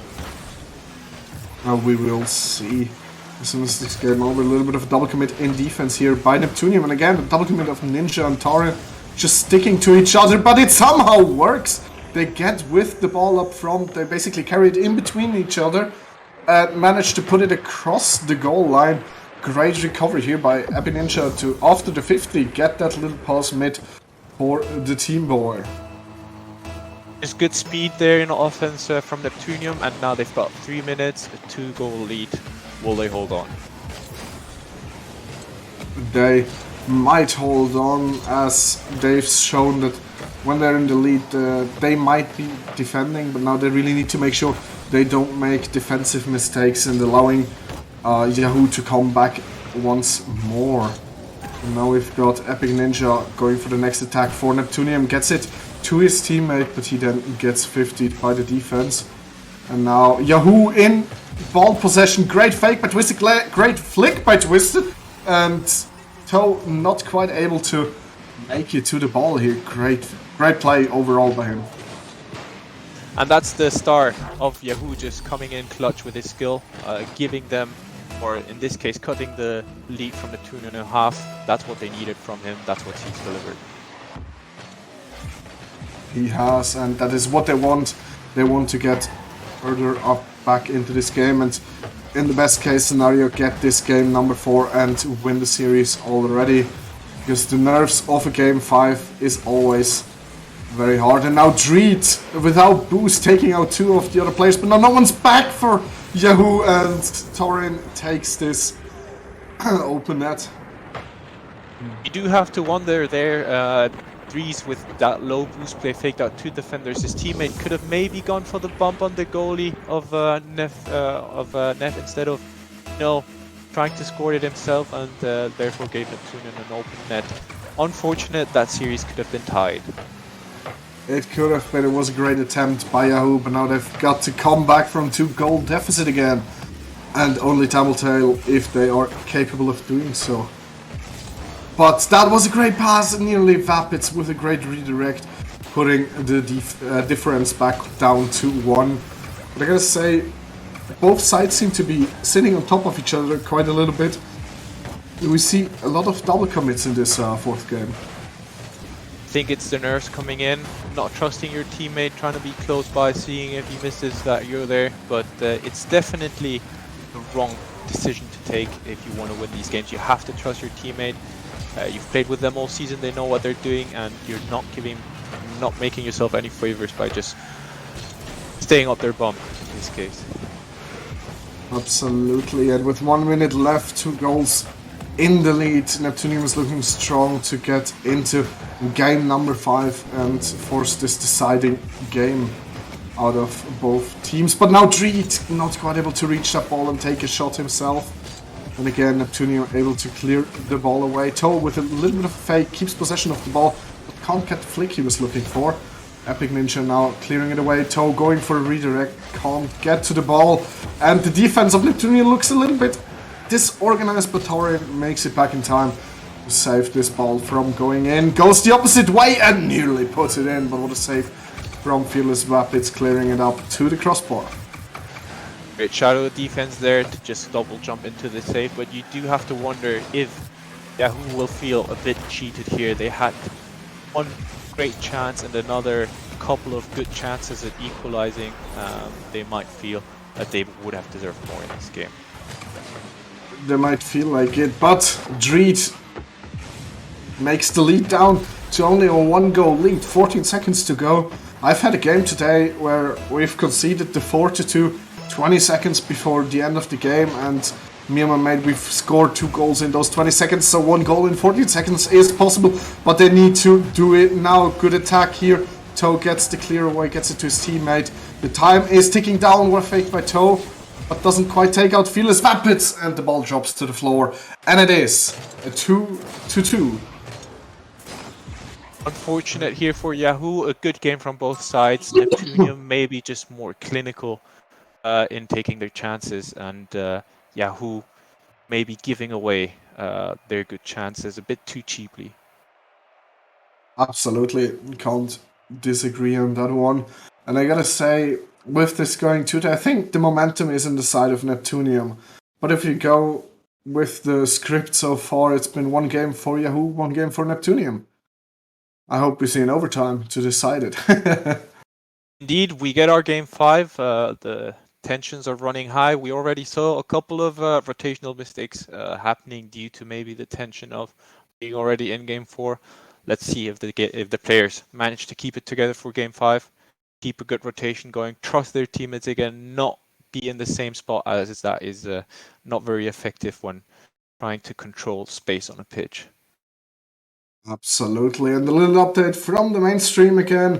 Orcas have gotten their first victory and are now only down 1-2 in the series versus Chorus, and exactly in this point in time scored the first goal. And back to this one, as all the players are back in lobby for this very deciding game number 5. Let's hope that Yahoo managed to keep that same kind of offensive pressure and maybe just take their chances better without giving up their rotation and having open nets gifted to Neptunium here. They do, but Yahoo on the start, looking to score very early, going against the script of the last 3 games where always Neptunium was the one to score first. Now Twisted with a save, going up the field, gets a 50 to Toe, very equal, and who's first there? Again, 50'd, very equally out, and what a fake by one of Neptunium's players, not quite able to reach that ball. And Fearless Vapids a little bit unorthodox, going backwards into a defensive maneuver, what works out for him. Indeed, he managed to keep the wall away from danger, but we still have to see how this will work out for Neptunium. They do have the offensive pressure, in my opinion, in this first minute of gameplay, so we'll have to see if they can keep that up. Ooh, they might have the offensive pressure, but Yahoo has the more dangerous attack so far. I think there was already the second big chance for Yahoo, and they now really need to start to convert those chances they have. Indeed, you do have to wonder, will they be punished for not scoring those very good chances? Will they then just get an easy goal from Neptunium and then themselves not be able to convert those almost 100% chances that they've had so far?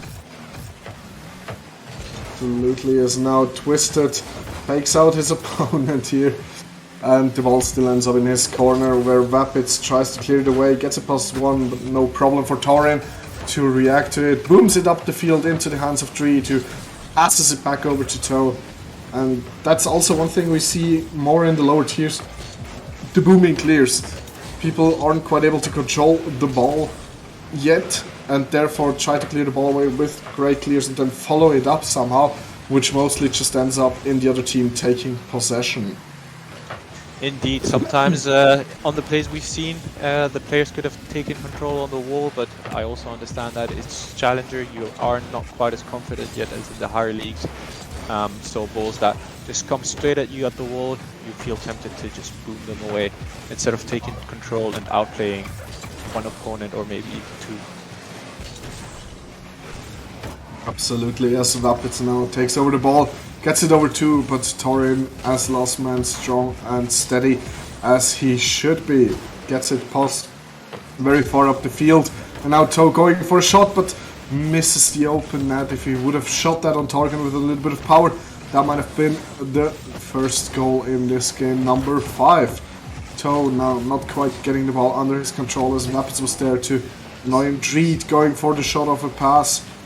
Not quite able to make it. Ninja on very low boost, but still able to get there to a 50. I gotta say, Yahoo really ranks up with their offensive power. Indeed, unexpected to see Yahoo just dominate the offensive pressure this game 5. They've taken over, have some small blunders in defense, but Neptunian has not been able to punish them yet, and Yahoo with the better chances so far.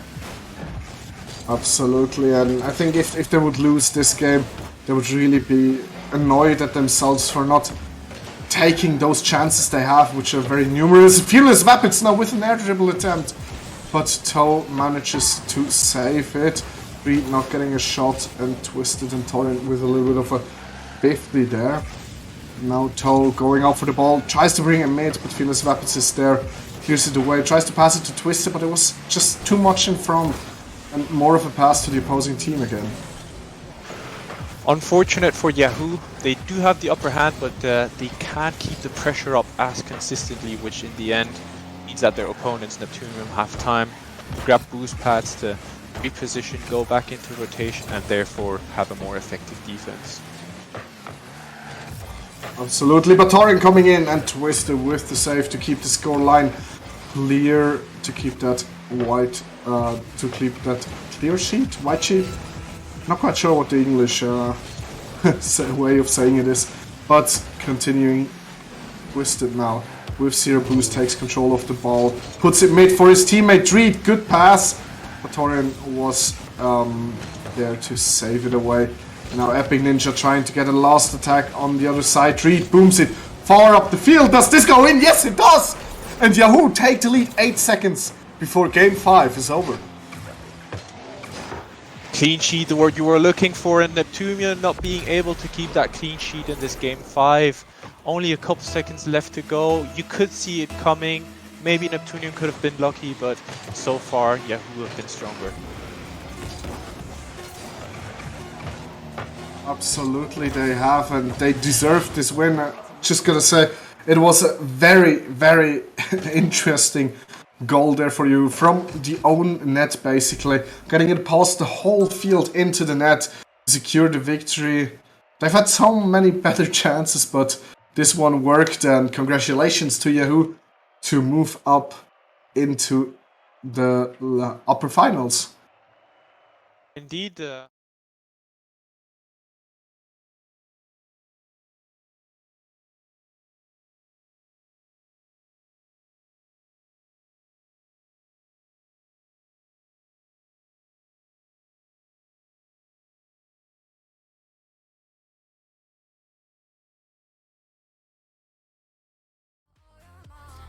Hello everyone and welcome back for another match in the RSC Season 8 Challenger Playoffs. Already today we've seen Course get the job done against Orcas 3-1 in that upper round 1, but now we're heading into the lower bracket where we will see a Yahoo team that has just beaten Neptunium, a very, very strong Neptunium side. So Neptunium are here and they're going to play Epsilon, who had to fight through the plains. They beat Overrule and Nezuko Gang both in 5 games, so this is quite the matchup ahead of us, and with me for it is Saiso Speedy. Yeah, massive game. I really did think that Neptunium would have had that last game. Really coming in unlucky there, and now coming in against Epsilon, a very, really strong side, and you saw it in the play-ins, looking excellent throughout the play-ins. Cast a couple of games and they just looked on top form. Some of their players just peaking absolutely out of this world. And this is what it comes down to, these sort of games. Whoever loses is out. So this is where you need to peak. And in these high pressure situations, I think this is where players do perform their best. Yeah, at this stage of the game, you need to win 3 series to get into the grand final, and then another 2 to win it all. And, Saiso, I think a bit of experience with that, like, how much fatigue do you really get there? How much turmoil does it require to battle all the way through and get to that grand final? It hurts. It hurts a lot, especially if you get all the way to the end. especially when you're looking at it from this point of view, and you can see all the games up ahead, it just seems like a massive mountain to climb. But if you can get through these games, just take it one by one, and you know you can win them, then that's how you got to look at it. Just take this one game, think of it as like another league game. Coming into this, play your best, make sure you win it, and then just go on to the next one. Don't look forward, don't look into the grand final or anything like that. Just take it slow, get the wins, and then go forward. That's how they need to look at it from now on. Yeah, especially for Neptunium, it's a really disheartening defeat for them in that upper round one, where they even got a lucky disconnect from the other team, from Yahoo, and they still couldn't win the match. So 3 1-goal games in games 3, 4, and 5. It's really tough to come back from that, but I'm sure they'll be rallying to get back into the game, to get their heads back into the right mentality, because Yahoo, they're a very strong team. You probably put Yahoo a little bit ahead of Epsilon, but Epsilon are the underdogs here. They're punching up. They can certainly provide a match for us here. I really can't get into it, but I'm gonna put you up to the spotlight first and ask you who you have winning this lower round one. Oh, I'll have to give it to Neptunium for this so far. To be honest, coming into this, I thought they were the top 2 teams. Surprised me, to be honest, that they were actually lost against Yahoo. I thought they would take that nice and easily. Their team is pretty stacked, and just looking at their stats overall, they look solid all the way through. Yeah, I had Neptunium and Chorus fighting out in the grand final, both winning their first round match, but that's not how it's gone. It always swings back and forth, so they are the favourites, but I think I just want to back Epsilon anyway. They went out, well, 2/3 of them went out in the round one as Motovs in the last season, but I think this time they change it around and they eliminate one of the favourites. I think it's a tough pick. It's maybe a bit controversial, but I'm going to say that they do get it done, and yeah, I will give it to Game 5. We didn't quite get there in the last series, but I think this time we will, and Epsilon will be facing the winner of Pyromancers versus Orcus in that lower semi.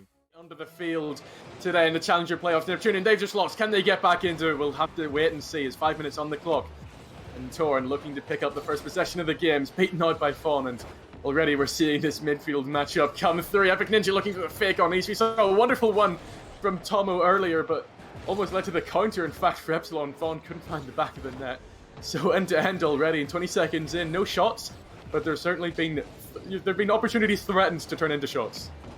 Yeah, definitely. As I was saying, massive individual players coming out on this pitch at the moment. Can go either way, and the shots just coming in end-to-end.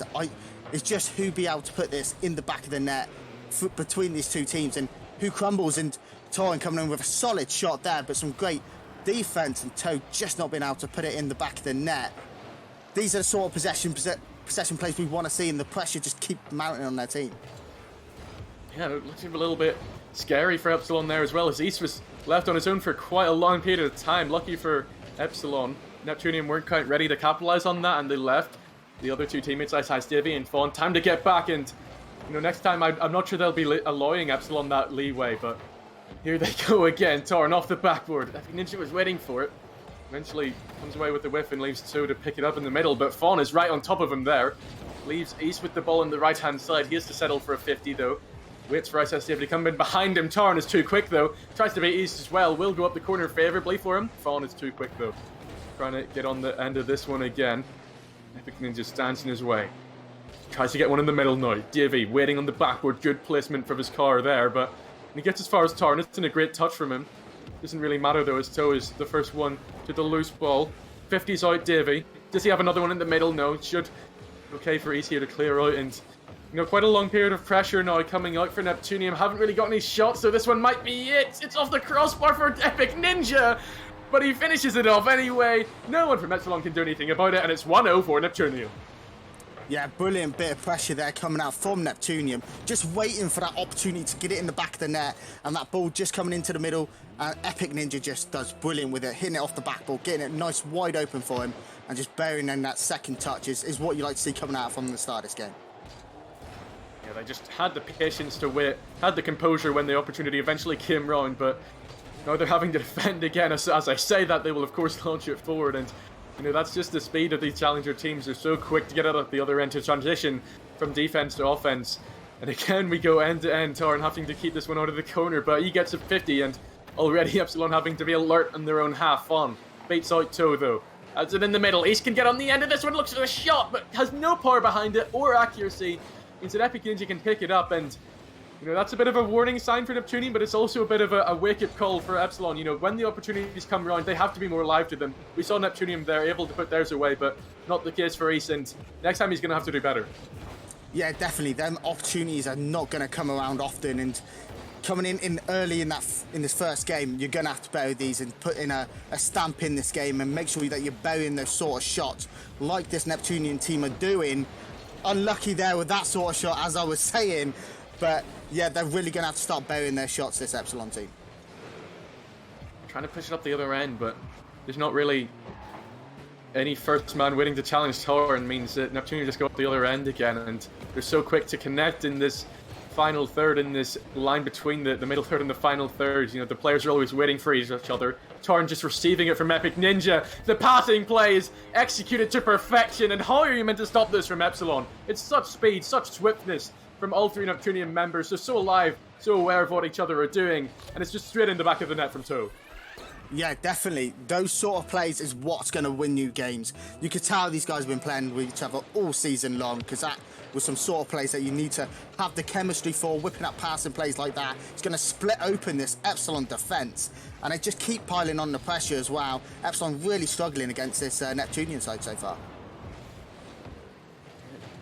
Neptunium, you know, they might have chemistry from playing all season long, but they just keep on cutting out Epsilon's chemistry, which, you know, coming from a team that has 2 out of 3 members that have played together for quite a while, coming through Season 7, it doesn't seem to matter at the moment, because Neptunium have all the answers. Toe gets a second of the game, and Epsilon just not ready to deal with what Neptunium have coming forward.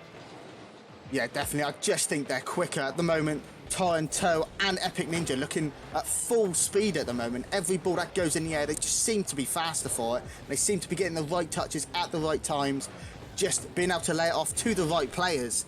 And it's all just coming off for this Neptunian team and showing why they had such a good season so far. There's also the storyline in this matchup of the fact that it's Epic Ninja versus Fawn and Ice Ice Davy. That 4-3, so you know, there's definitely something in that. Epic Ninja, of course, coming in as the favourites on Neptunium, but Fawn and Ice Ice Davy, I'm sure, will not be willing to go down without a fight against this former teammate. Fawn has to be alive to Torrent's aerial capabilities.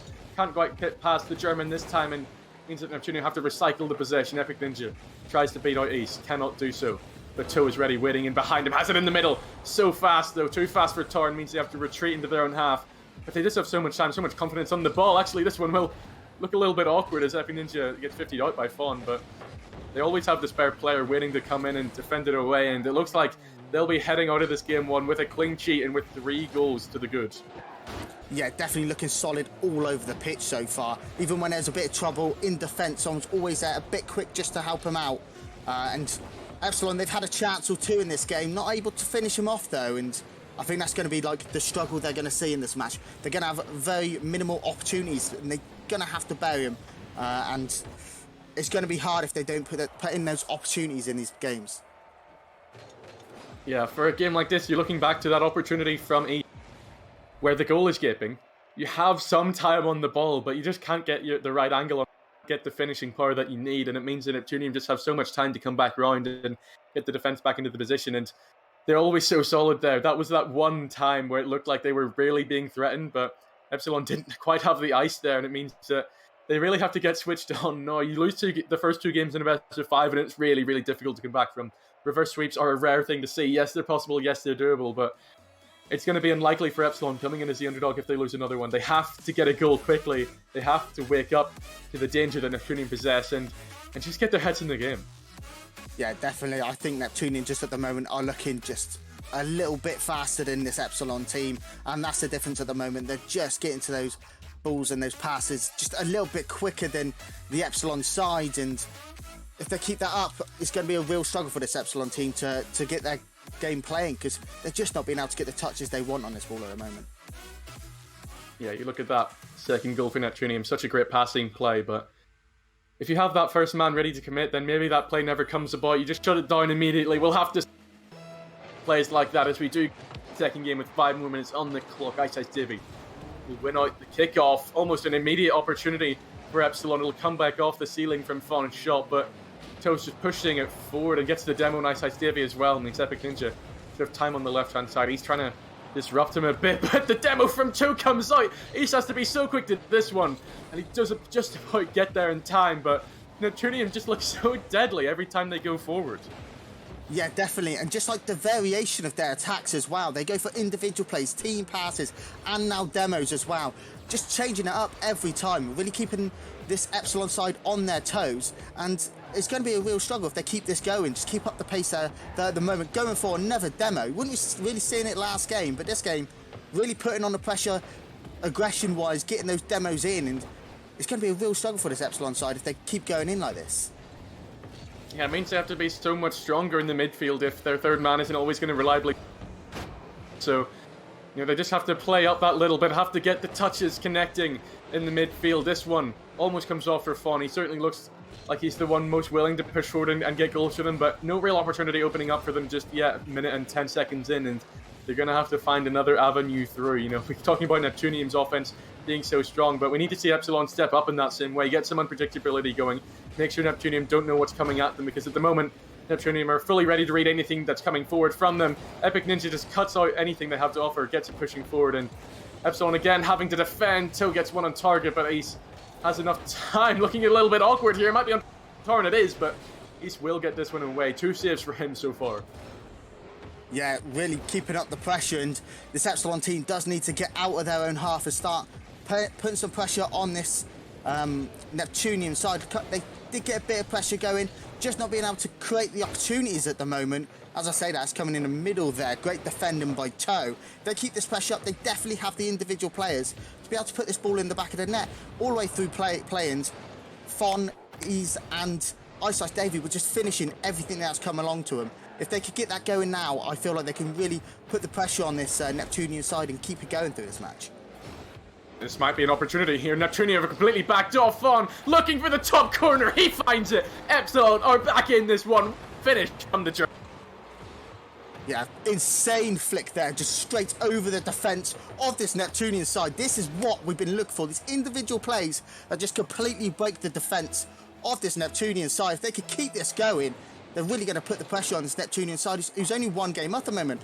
Bringing this back to 1-1, all the pressure's back on Neptunium, and you could just start flying through the games, getting those shots off like that would be beautiful for this Epsilon side.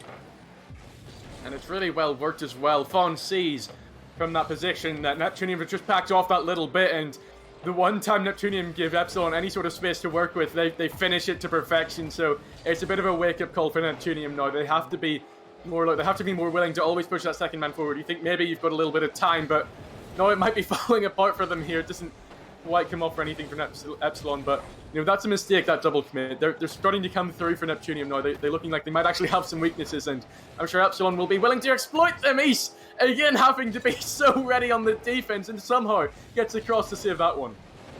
Yeah, really keeping on their toes. There's one goal down, and they're still just flying straight back on the attack again, keeping that pressure up.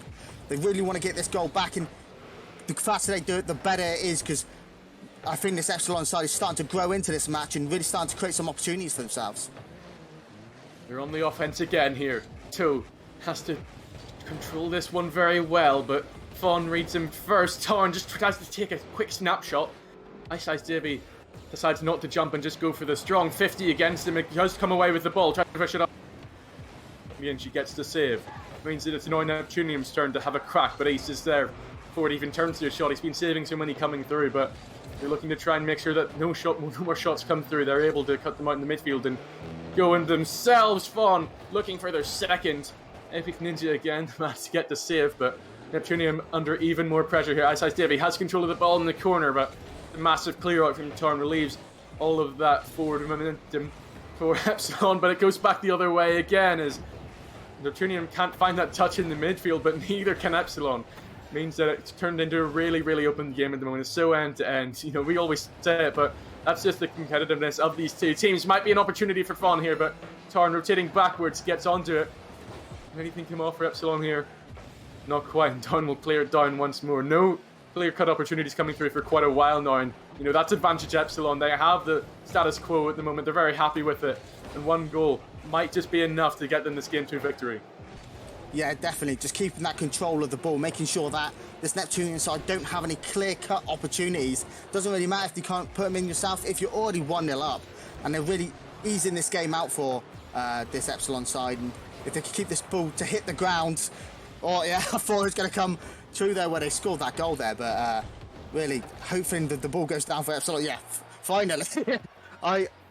Great game by Epsilon there. Started a little bit shaky.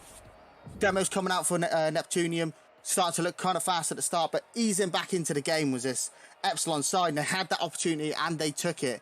And that is, I think, the difference so far. If the defense of Epsilon can just keep continuing the way they're going, and just when they finally do get those opportunities, being able to bury it in the back of the net, I feel like they'll be able to win this game quite comfortably if they keep that going like that.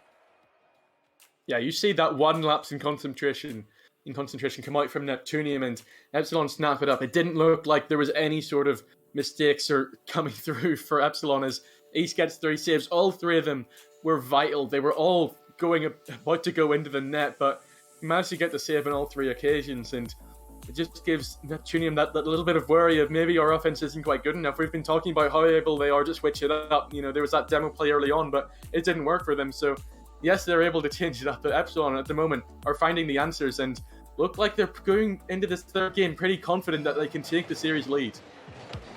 Yeah, definitely. Looking great coming into that game, and now coming into this with a bit of a morale boost compared to that last game. Looks like they're going a bit more offensive from the start of the game.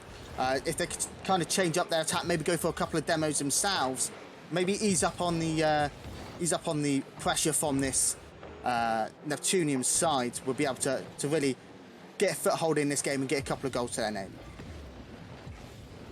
Says Davey will have to defend this one just so wonderfully. Torren has left no space to work with, and it means that Epsilon are threatening again, but Neptunium, they make no mistake this time. They get declared down the field. It turns into a shot from Epic Ninja, but he's again the man to get the save. Certainly seems to be that defensive rock at the moment for Epsilon, but they'll have to play it out from the back again anyway. Fawn looking for the doink in the middle, gets it, but Toe should be there first. Just gives Fawn that touch a little bit more time for his teammates to react to it, and it means that Ice Davey should have time to defend this one and gets a great block on Toe. Such a good read. Yes, maybe the shot from Toe is straight at Ice Davey, but that's just credit to his positioning. And again, Epsilon just finding out Neptunium on their offensive forays. You know, every time they go forward, yes, they look deadly, but Epsilon just have the answers.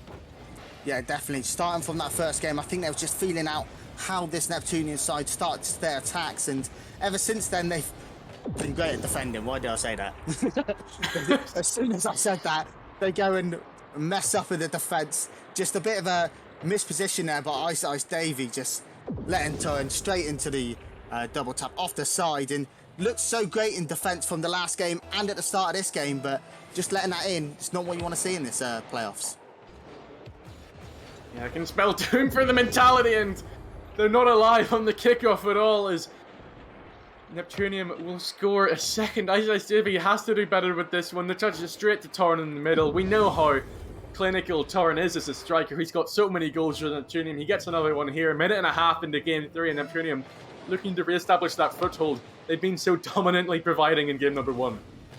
Yeah, definitely, and just falling asleep there, Ice Davey, on the last 2 goals. I'm not sure what he's been doing in those last 2 goals, especially that one, taking that touch into the middle. You know how fast this Neptunium side is. Of course they're going to be straight on you as soon as you take that touch. But he still goes for it, and Torren straight on it as he goes for another attack again. Really turning up in this game, Torren, so far. Yeah, and Easton Fawn as well had a little bit of a collision in the middle. And just that one mistake from the defensive rotation means that Neptunium to establish some pressure, although don't miss here. Might mean Epsilon have enough time to get back. Another one comes out, but the dunk actually on the recovery from Toe means that East's touch isn't the best. Torren can really find Fawn with it. It's going forward, but Epic Ninja cuts it out. Tries to launch it forward. Ice Davey eventually comes away with the ball. Looks threatening.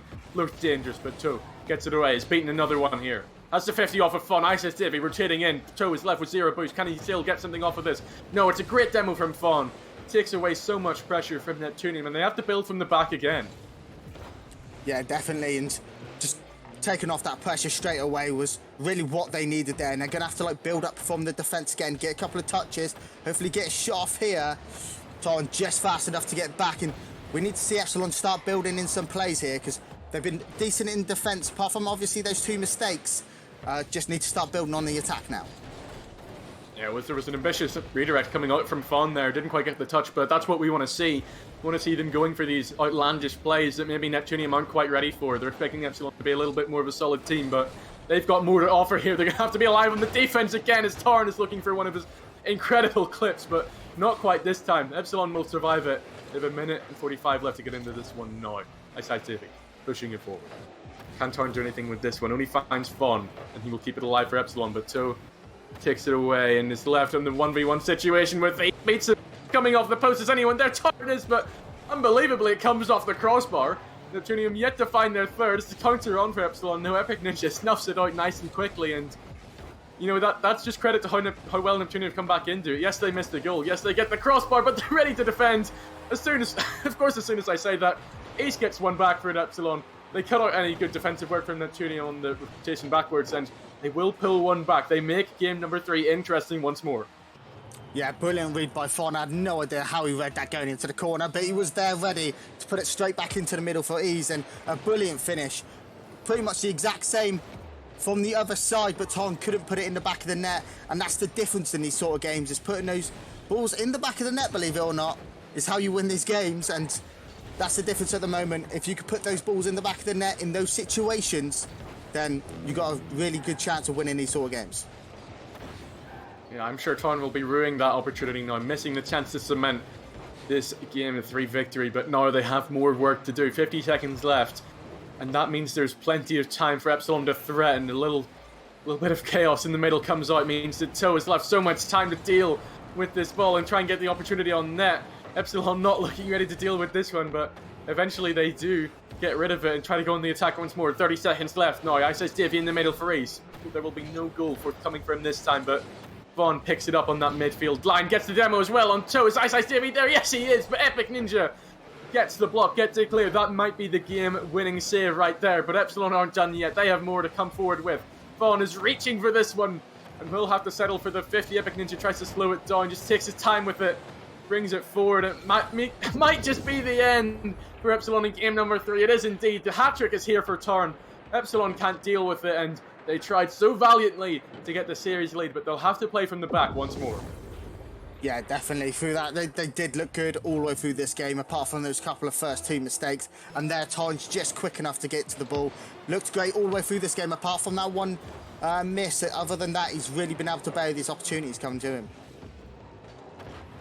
Yeah, that one miss maybe spelled, disaster for Neptunium, but they aren't able to finish opportunities like that. But no, they stay in it. They make sure they keep up those defensive rotations when maybe that was the one mistake that led Epsilon into the last game. So you're looking now at Epsilon for those first 2 goals. The third one maybe comes as a result of them pushing up and trying to get something from it in the last few seconds. Respect to them, they weren't going to lie down and take it. But those first 2 goals are the real big problems. As you say, Ice Davey switching off. For the second one, yes, I think it was mostly his fault. You have to do better as that third man in the kickoff. That's just how it goes. But the first one, you're maybe looking for Fawn and East to come back in more, to give him some more time on the ball, but they just aren't ready for it. Fawn isn't ready to come back on that back post, and it means that Davey's one mistake, it's pretty easy to make at this level. It's what all comes down for them. That is the game leading goal for Neptunium, and it means eventually they come out away with the game 3 victory.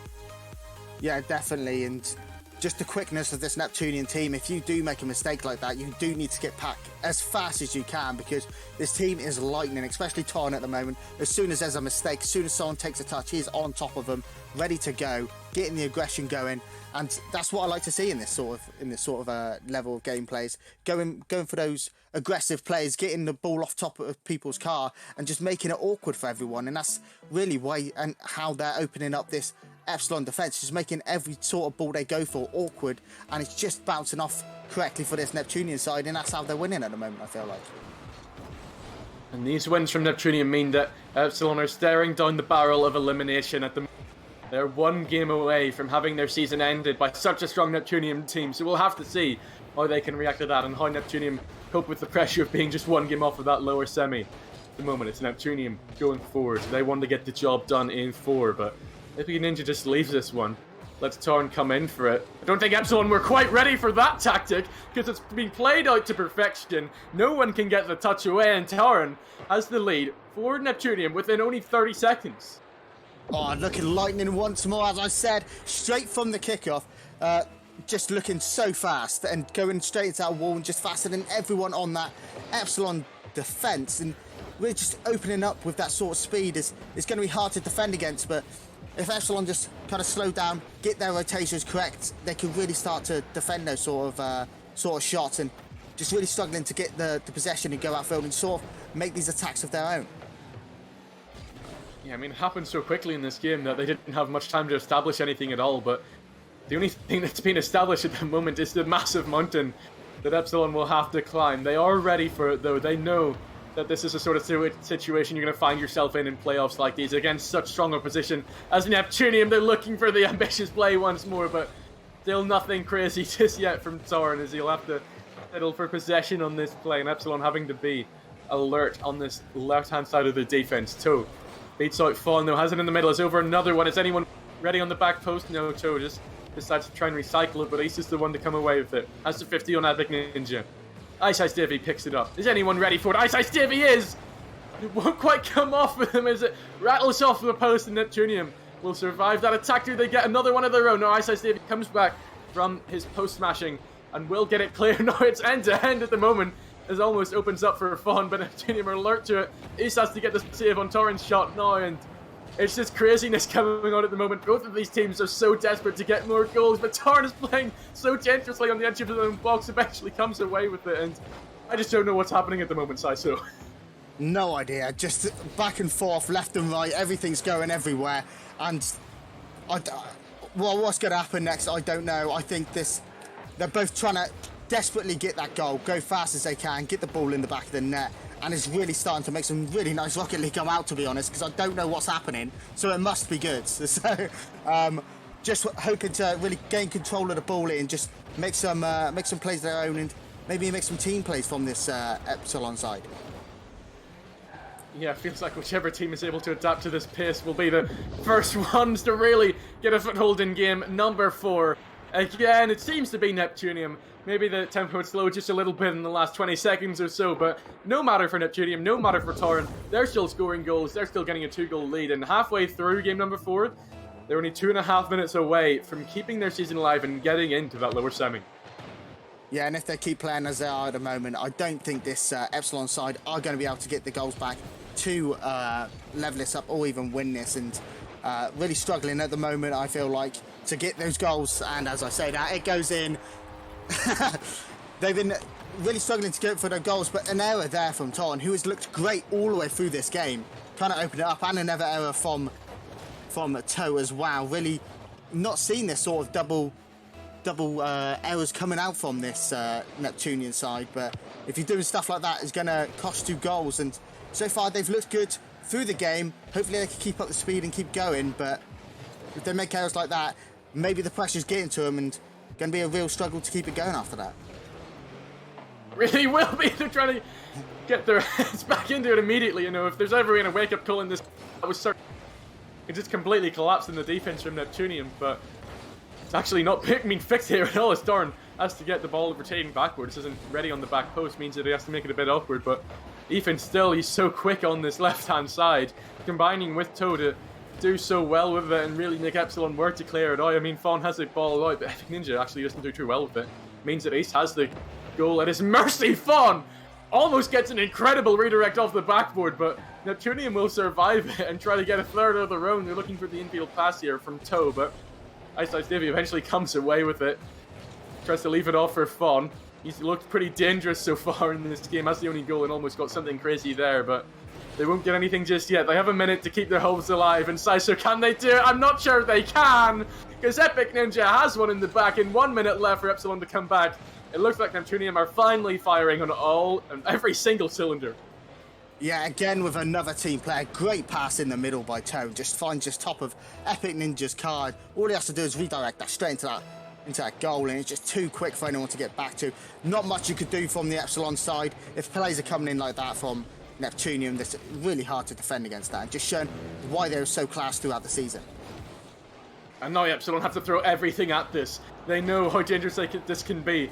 Fawn and Ice Ice Davey went out at this stage. Of course, Epic Ninja trying to revert that and make sure he's the one getting the benefit from this situation. But Epsilon, they're on the offense. Can they do anything with it? Epic Ninja, great 50s, just wasting more time off the clock. Ice Ice Davey tries to get onto this one, but can't get there. And it means that Toe just launches down the field. This is not where Epsilon want to be. Ace has to work with this one. Has Fawn waiting. Gets a good touch, but Neptunium get a better one. It means that Epic Ninja can get a 50. They're just controlling the proceedings at the moment. Every 50 is going in their favor. It's just more time that Epsilon aren't getting opportunities on net. Fawn has one on target, but Epic Ninja again, nothing at all. This one is in the back of the net though. Ice Ice Davey pulls one back, and there's 16 seconds remaining in this series for Epsilon to get the equalizer and really make Neptunium pay for whatever these mistakes are coming out from the defense. Yeah, I don't know what's happening in the defense there, but a great finish, and these are the sort of opportunities you want to score with 16 seconds remaining. It's still up in the air. Hopefully this Epsilon side can gather and get the goal. 10-second mark now. Ice Ice Davey comes off of it, leaves it for fun. Is anyone there? He's just to make up so much time on this rotation here. It means that Ice Ice Davey comes away with it. It's in the Epsilon. Can they do anything with it? Vaughn will try to keep it up, but Tauren grounds it. Neptunium get the victory. Their season stays alive. Epsilon are out. They've done so well all season long, but this is the end of the road for them. And at the end of the day, Neptunium were just that little bit better. They were that touch above, and their offense was too much for Epsilon to handle. Yeah, definitely. Epsilon just looking a tad slower than this Neptunium side. All credit to them, though. They did look great all the way through this series. It was just Neptunium just edged them out on maybe a bit of pace in the game and a bit of control in the pressure. And I think that's kind of how the difference went in this game. And really unlucky from Epsilon. Maybe on a different day. Good evening, everyone, and welcome to the lower bracket. We are here with Orcus, who fell out of the upper bracket, versus Chorus, and we've got the Pyromancers, who have fought their way through all of play-ins. And with me for this great series today is Masters. How's it going? Yeah, it's going good, Senji. If you guys did just catch me over on the RSC A stream, we did see Orcus. They did fall out, losing 3-1 to Chorus. But, you know, that they put up a good fight. They almost managed to, take 2 games from an unbeaten side all season. But, I mean, they're coming up against Pyromancers now, who has, they've had a good season. They've been really strong, and, they made their way through play-ins to get here. Absolutely, and I think in their play-ins bracket, they have defeated Scorn, the favorites from that play-in back bracket, and therefore shown that they are ready for these playoffs. And even though they've just ended up in the lower bracket, they want to go all the way. Yeah, 100% agree with you. I mean, Pyromancers, they have got Potter on their team. For anyone that does know Potter, he is really, really hungry to win something. I think it's been a case of he's had 3 or 4 grand finals now, and he's lost every single one.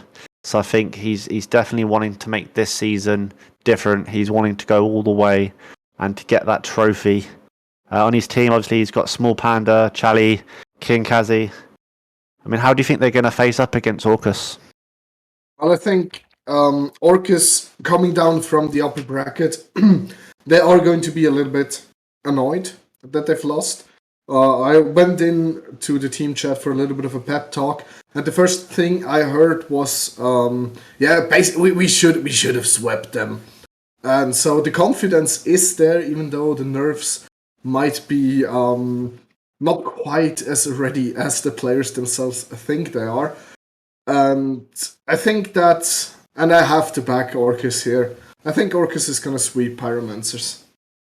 Okay, that's an interesting prediction. I'm sorry to be that person, Senji, but watching Orcus in that that upper bracket, I thought they were going to be able to take it to a game 5, but I feel that with the level of confidence after what you've just told me, I think mentally they're going to get a little bit too overconfident, and I think Pyromancers are going to take it 3-1. Interesting. Well, I think, confidence and especially the mental game is one of the biggest parts for this Orcus side. Obviously, being their GM and not know them relatively well, and they do struggle sometimes with the mental aspect of the game. If they were able to be stable mentally, not thinking about this first goal by the Pyromancers, I think they might be definitely in contention for one of the best teams in challenges this season. Yeah, I think Orcus did well. They definitely did you as a general manager proud. They went up against a team, well-known Tomo, 97 goals currently this season in Challenger. But now obviously Will's going big. But yeah, look, Orcus, they've done well in the upper bracket. They unfortunately lost 3-1. I personally think they deserved a game 5 with their performances in games 3 and 4. But now they come up against a different style of opponent. I think Pyromancers are a bit of a slower team. So it's going to be interesting in terms of the mind games of who's going to take that step forward to play a little bit quicker. But as we see here, Pyromancers are wanting to definitely get into the face of Orcus to start off with. Definitely, yeah. And as you said, for both teams, this is another opponent than what they faced just before. I don't know who Pyromancer scrimmed, but I'm certain they had a scrim. And Orcus obviously coming from the game against Chorus, the predicted champions of Challenger. Both teams now in this first game need to kind of find a way to adjust to this new playstyle of the opposing team. And I think whoever comes out swinging here first has a good chance, and Small Panda already taking the second goal for Pyromancers of a great pass here by Potter. What do you think is going through your players' heads right now? They've just obviously been knocked out of the upper bracket, so if they did want to win, they'd have to obviously win this best of 5, the lower bracket final, and then 2 best of 7s. Do you think that the idea of that is tiring them out, or do you think they're focusing on one game at a time? From the little pep talk I gave them, they seem to be focusing on one game at a time. But I also told them, look boys, you're now going to win the next game, then the game after, then the game after, then you're going to bracket reset, then you're going to win, and then you're going to be extremely exhausted, but that doesn't matter because it's going to be worth it. And I hope they live by those words I put in their heads and go all the way. Well, I definitely think they've got it in them. If they can unite as a team. I mean, yeah, look, they're losing 3-1 in the first game so far, but I wouldn't necessarily say that's going to be a true reflection of how this series is going to go. They've just played against an unbeaten team, which it can be mentally exhausting because you want to be that team that says, look, we're the only ones that beat them this season. No one else has. But we'll see. I think if Orcus can group together and can continue the momentum they had in games 3 and 4, strong aggression, solid rotation, then I can absolutely see them taking this series. But we'll see. Definitely, I think most of the goals Pyromancers have scored yet were due to rotational errors in the Orcus defense so far, and they really need to adjust to this Pyromancers playstyle right now to get back into this series and come out swimming. And I think that is exactly what I mentioned before. First game in a new series, you need to learn again how does this team play and what is the right solution. And currently Pyromancers seem to be the team that figured it out first. Now just need to defend for 2 minutes and they get away with one game. Yeah, it's definitely an interesting dynamic because both teams have a lot to play for. I mean, obviously everyone wants to be the Season 8 Challenger champions. Only one team can do it. Now, obviously, everybody knows going into it. No disrespect to either team, but neither of these teams have come in as favourites. I think you're looking at obviously, your Neptuniums, your Yahoos, your Choruses. They're going to be obviously the main ones you think they're going to win it, but we love an underdog, don't we, Senji? I mean, when you're already counting up all the upper bracket teams and you just exclude Orcus, it makes me feel a little bit sad. But yeah, from all the predictions, Orcus have been predicted to go out at least in the lower semis at latest. So it would be an underdog story from the prediction side, and also from currently this game number 1. If they come back and were to get this game, this series, then they would have already had to come back from a deficit. Well, I definitely think it's something that's going to be possible. You can lose one game, you can lose the second game, but that still leaves 3 more that are yet to be played.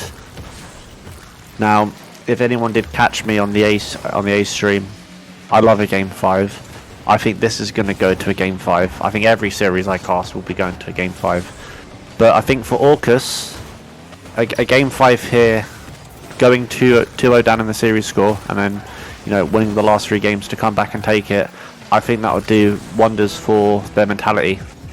If anyone watched last season, Disconnected, their prospect team, lost to Kindling, but they did an amazing, losers bracket run. Almost managed to get the bracket reset. Obviously lost, but that's something Orcus could possibly do this season. They've got a good enough team to get through to the grand finals. 100% believe that. But it's all on the comms, the rotations. Obviously wasn't too strong for this game, but there's still 4 more to be played. Oh, definitely. I mean, Pyromancers have shown they're not here to just lose to Orcus. They're here to go as far as they can, and as you mentioned earlier, Potter has been in 2 grand finals, I think, so far, and both times had some sort of troubles. I think once it was has had to do with lags with his internet connection, that he didn't go all the way, and even though he comes in the lower bracket, he wants to go all the way and into that grand final and prove, yeah, maybe League Play didn't get the best seeding, we can do it. And on the other hand, Orcus now really need to step up and get their game going, because if they're going to continue to play like this, they're going to be out as predicted by Archeon, and nobody wants to see Archeon be correct. Yeah, no one wants to see Archeon correct. Archeon's big brain. He tends to get most things right, but let's hope this time it doesn't go that way. I think Orcus is going to take game 2, and I think that's going to throw Pyromancers off. And then at that point, it's anyone's series. I think Pyromancers obviously coming off the back of their first losers bracket win. They've come in really confident. Small Panda looks like he's got a bit of ping issues, on 450 ping right now, so that's going to be interesting to see how that plays out. Yeah, I think Orcus take this. Absolutely, hopefully. Absolutely would be the wrong statement, but I definitely hope so, for a little bit of bias that I can allow myself as the caster of this series. But the first attack is going onto the net of Orcus. I'll have there to stop it just in time. And now Orcus moving up the field, trying to get some sort of advantage, getting some sort of attack. Gets smacked down into their half. Droid not quite able to get it over the defender, and now Wills needs to clear it. Only gets it to King Kasai, but El Jefe was there to clear it out into the other side. And Pyromancers now after possession, and Ohio throwing it away a little bit. Just booms it up the field, and that's one thing I've mentioned in the series before, that we see very often in Challenger, people just booming the ball away instead of capitalizing on the ball possession and trying to make a play going. Yeah, 100%. Possession's obviously a very big thing when it comes to Rocket League. You don't want to be always booming the ball down the pitch necessarily. You're going to give away the possession. We want to see the passing plays. We want to see the double taps, the flip resets. But yeah, you don't want to be booming the ball down the pitch. You're going to give away unnecessary possession. But Orca's looking a lot stronger this game out so far. Pyromancers seem to be stuck in their half just that little bit more. Good rotations coming out of Patroid and now Jefe. It's looking good for Orcus. It's definitely looking better than before. They seem to have found a little bit of a rotation going on, and the Pyromancers seem to be struggling a little bit more than they have in the first game. But both teams so far very solid in defense, keeping away big chances and not allowing too much. But as I'm saying that, Elhefe puts it on the crossbar, and Patroid coming in to finally put the ball into the net, and Orcus take the lead. Yeah, Patroid for me is a bit similar in terms of play styles as myself. Does a lot of work around the pitch, but obviously the points don't always necessarily reflect it. My MVP, last series when they played, and again, doing what's necessary to push the team forward. Lovely fake out of Patroid, and Elhefe almost managing to put it in the net, just missing slightly wide. But pressure's on for Pyromancers here as, Orcus are starting to heat up. They're starting to get used to their style of play. Definitely, and a little bit questioning what happened to Orcus in game number 1. Because in game number 1 they were unsorted, they were kind of unsettled. I didn't know what they wanted to do when they had the ball.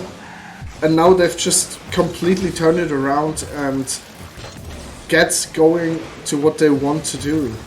And if it continues this way, we are going to have a great series up before us. Because Pyromancers, even though 1 goal down, that's nothing in Rocket League, let's be honest. Yeah, 100% agree. I think the first game for Orcus was a bit of a transitional period, change of mindset, obviously a change of style of play. You look against Chorus, a team that's very fast, very heavy pressure, but then they come against Pyromancers who are a little bit more tactical in their play, a bit more slow, focusing on the passes, possessions, the demolitions. And they've got to adjust to that, and I think they're doing well. Obviously just conceding just now, but I think they've done well to transition into this second game.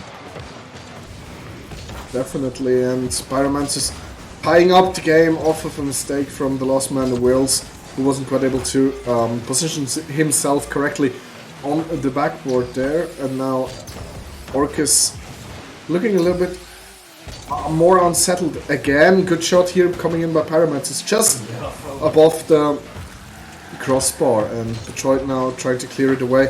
Finds Wills with it, but this ball is going to get into the hands of Pyromancers again, and now we see a pressure phase of the Pyromancers going shot for shot, but not quite on target for Orcus's luck.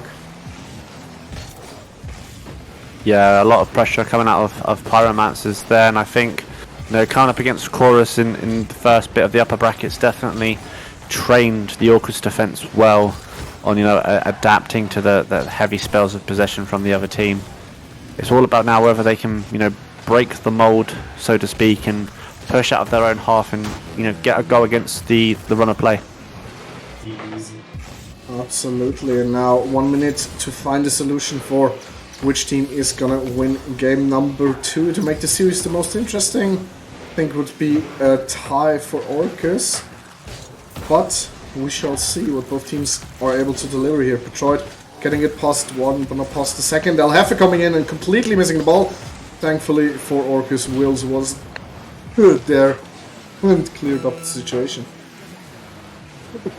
Yeah, a bit of a defensive spell coming out of the Pyromancers team. I think they're looking to get a goal on the counter attack, and as I say, that Will's managing to get the block in. Ohio going up here now, but Wills once again, solid third man, well known for his defensive abilities, managing to clear the ball there. Elhefe, fantastic save, which could have saved Orcus, a game 2 defeat. And as we say this, it looks like we're going to go to a game 2 OT. It looks like it, and the first OT Orcus has experienced this playoff so far was the defeat in game number 4 of the upper bracket. So let's see how the nerves of Orcus are going to hold up, or if Pyromancers are going to come out swinging and taking game number 2 to take a 2-0 lead in the series. But Will's going for a shot! Good save by Smold Panda, keeping Pyromancers alive in this game.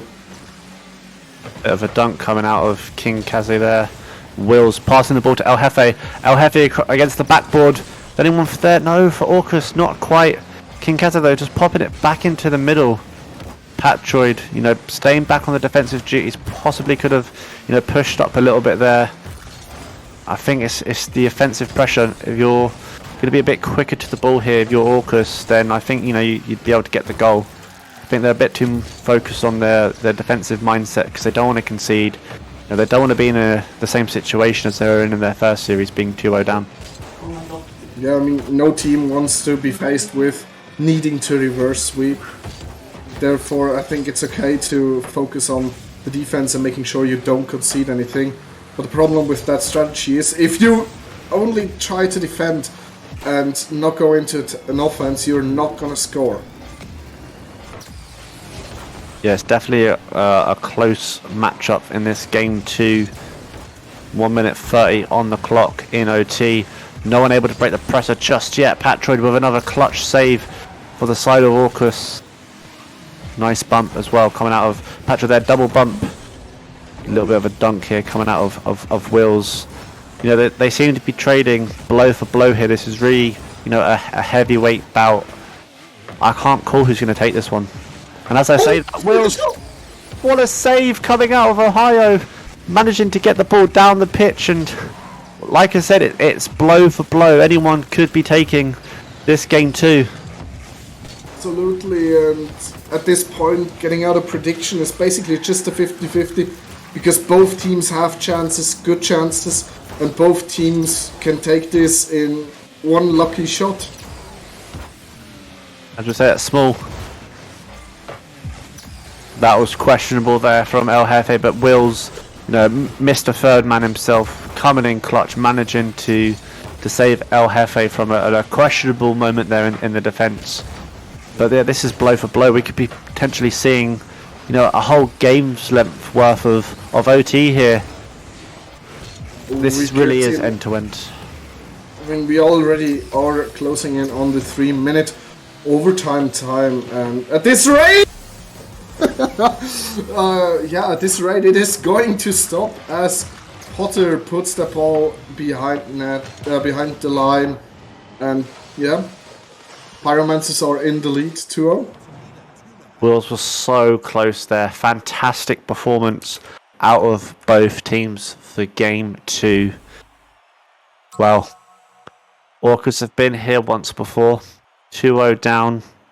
You know, surely your mentality, you're a bit, I don't really want to have to go through this again. But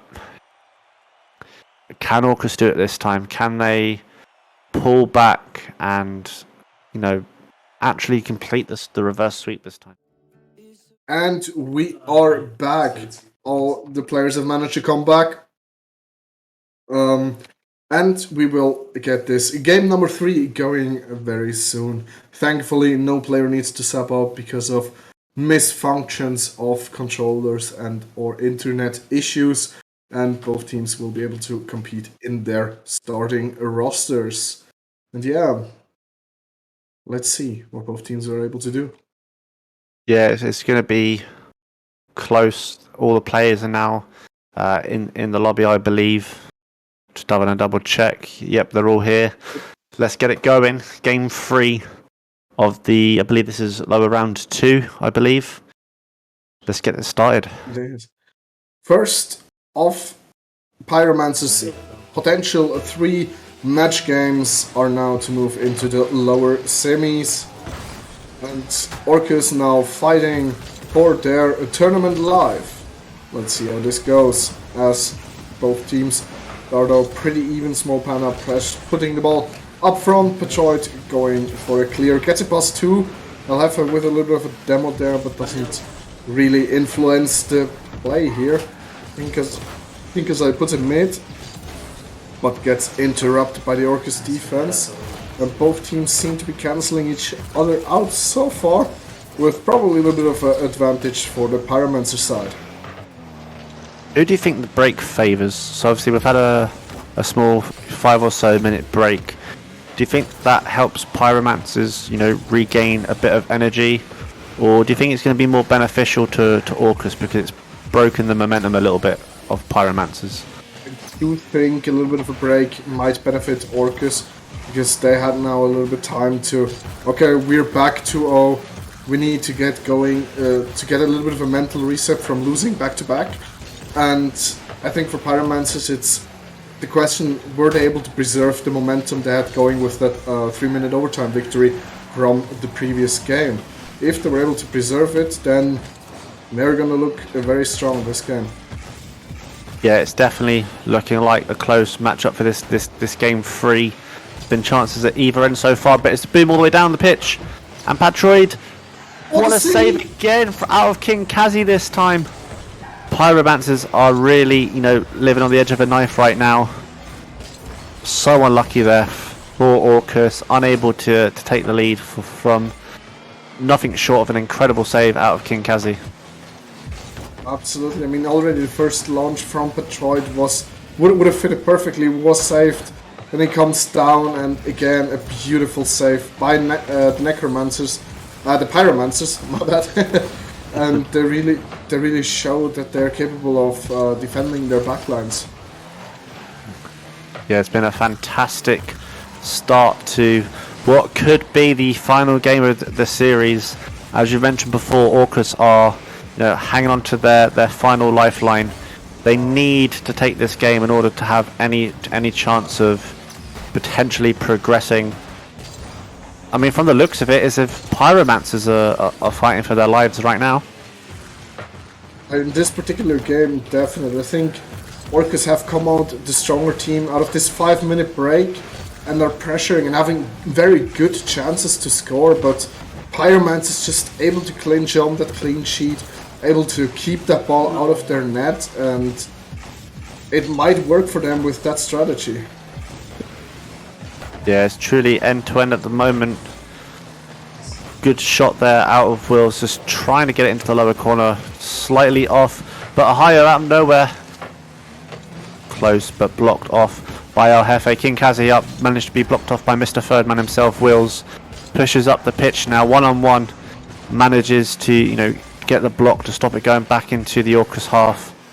And now Pyromancers are on the attack again. King Kazi up in the air, blocked off again by El Jefe. It really is end-to-end stuff, and a higher just hitting the crossbar. I mean, there's pressure coming out of both teams right now. If you're Pyromancers, do you feel there might be a little bit of desperation because you can feel the momentum of the series starting to switch?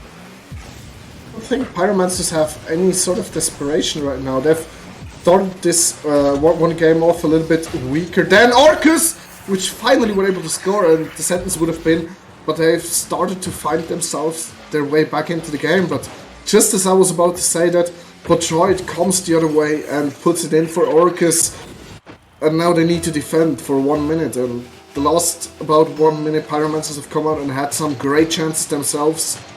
It is going to be very clutch for Orcus. Unless they score another time, and Wills off a beautiful pass from El Jefe puts away the second one in 5 seconds. And yeah, gonna make the series more interesting. And just like that, history is bound to repeat itself. Orcus, from the depths of their first series, down 2-0, managing to bring it back to 2-1, and then obviously eventually being demoted down to the lower bracket by Chorus, losing 3-1. And it looks as if it's going to happen again, down 2-0 in a series, looking as if they're going to take game 3. Let's just hope this time they can go that extra step further and take it to the game 5. Absolutely, I think we all want to see a game 5. Unless you're a Pyromancers fan, then you don't. But for the neutral viewer, a game 5 would have been the better choice, and for every Might of Hades fan, it would be the ideal result, and Wills puts away the third. And I'm gonna go as far as to say game 3 is going to Orcus. Yeah, this looks like it's a done deal for Orcus, being able to clean out the series 2-1. For anyone that is interested, Neptunium are beating Epsilon 2-1 in a series score, and they're currently up 3-1 in game 4. Very interesting. If Neptunium were to get to the next round, the winner of this game is going to be the next opponent of Neptunium, who we've seen earlier on this B stream. But in the meantime, Wills expanded the lead to a 4-0 and going to pass middle, where El Jefe wants to put away the 5th but ultimately not quite able to. And might this break be the point of resurrection for Orcus? Because if they're gonna come swinging out like this with 4-0 victories, are we gonna see a very strong finish by Orcus, or are Pyromancers gonna come back in this following game? That is the million-dollar question. It's now all to play for Orcus. You know, as I mentioned earlier in the cast, last series they managed to bring it back to 2-1. They had all the pressure in Game 4, absolutely all over Chorus, and then, you know, 2 slight mistakes coming out of El Jefe ultimately cost them going to a Game 5. If I'm El Jefe, I'm a little bit worried. You know, I really want to perform in Game 4. They've got this. They approach it with a positive mentality. We're going to a Game 5. Absolutely. And on the mainstream, the ball is about to drop, and Neptunium has confirmed their place in the lower semis and are going to face either Orcus or Pyromancers, which we're going to find out who it is in 1 or 2 games. Yeah, I would love to see this going to a Game 5. Senji, I know you're the GM. I know there's a slight little bit of bias there. Do you think your boys are going to pull out the bag and take us to a Game 5? Without bias, I'd still say yes, because of the way Orcus was able to play game number 3. They came out, they had good pressure, they didn't concede, and then the floodgates open after the first goal. If they can continue that playstyle, that highly aggressive playstyle, and still being safe behind, I think we are going to see a Game 5. But it does not only depend on Orcus, it also depends on Pyromancers, which defensively just a big blunder by Small Panda. Just trying to save the ball behind the line instead of on the line. Yeah, Panda was absolutely closed down there from Patroid and El Jefe. When you've got 2 cars charging at you, the easiest solution is just let the ball trickle in. You're never going to save that. But yeah, I mean, questionable play there in the defence from the Pyromancers, but they've got a chance here to equal up. Ohio putting the ball wider than anyone I've ever seen. This is going to be an interesting Game 4. The pressure's on Pyromancers now as they need to perform. They don't want to be going to a Game 5 because that's just unnecessary pressure. Whereas Orcus, coming from the upper bracket, they've got nothing to lose, but Patroid, fantastic save. This really is end-to-end stuff. It is, and Pyromancers, they do not want Game 5. And after the mistake, they come out and they have chances after chances. And if this continues like that, sooner or later, one of them is gonna end up in net. Yeah, this is going to be really, really close. I mean, 3 minutes 50 on the clock. If you're Orcus, that's going to feel like an eternity. And just as I say that, Ohio coming out of nowhere, absolutely booming the ball into the near post. El Jefe almost getting there, but unfortunately backflipped.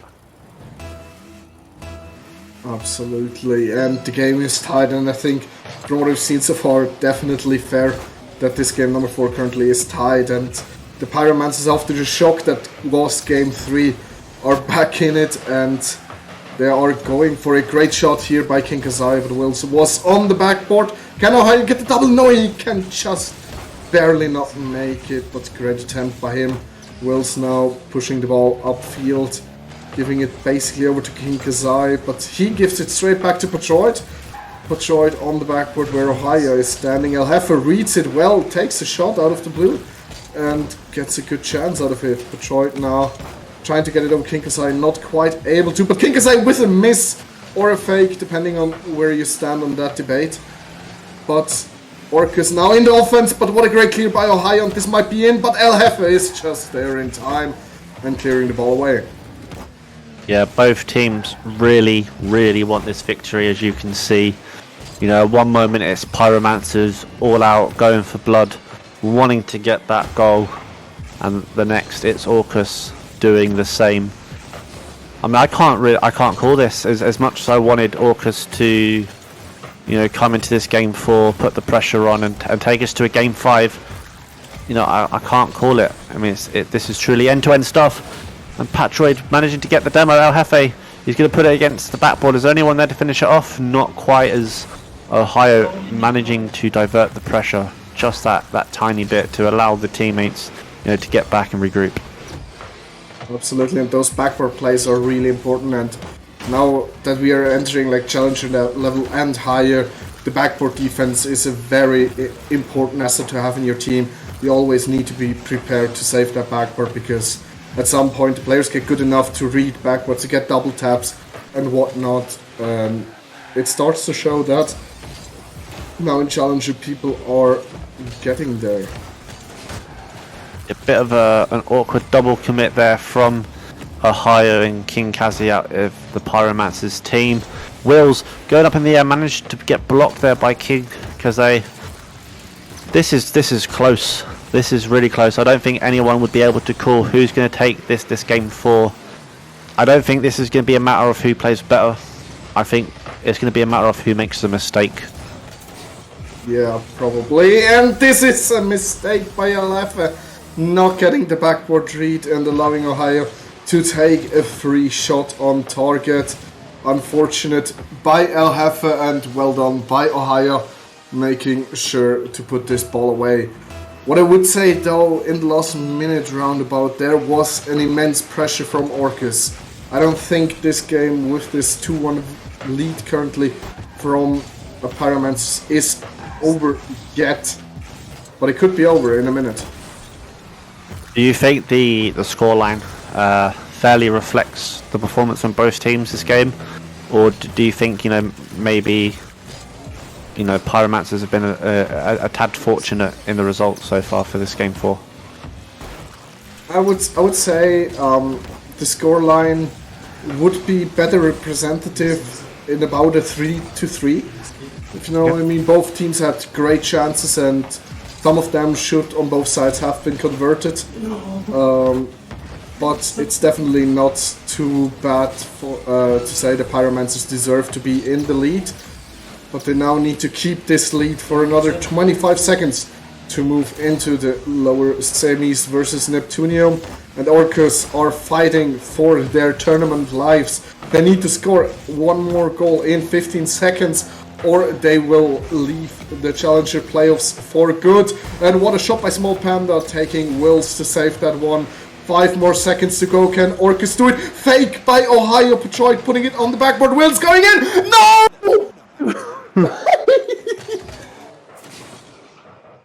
That's absolutely heartbreaking for Orcus. Yet again, they have come so close to pulling it back and taking it to a game 5. But yet again, the odds have gone against them. Truly, truly heartbreaking.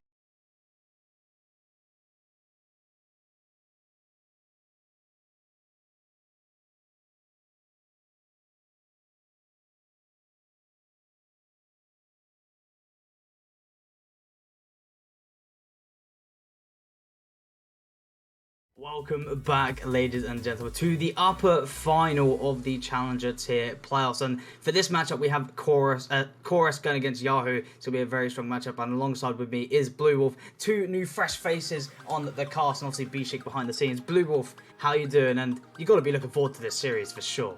Yeah, it's been a busy weekend for me. I'm happy to sit down and end it in the best way possible with an excellent game of Rocket League to be casting. It is the upper bracket final, as you said. Chorus taking on Yahoo. Let's slide on over to the team statistics. One thing immediately obvious, this is a clash of the Titans. First from Glacis takes on First from Ignis. Both these teams are coming into this one in top form, with probably the fewest amount of defeats of anyone in this Challenger tier.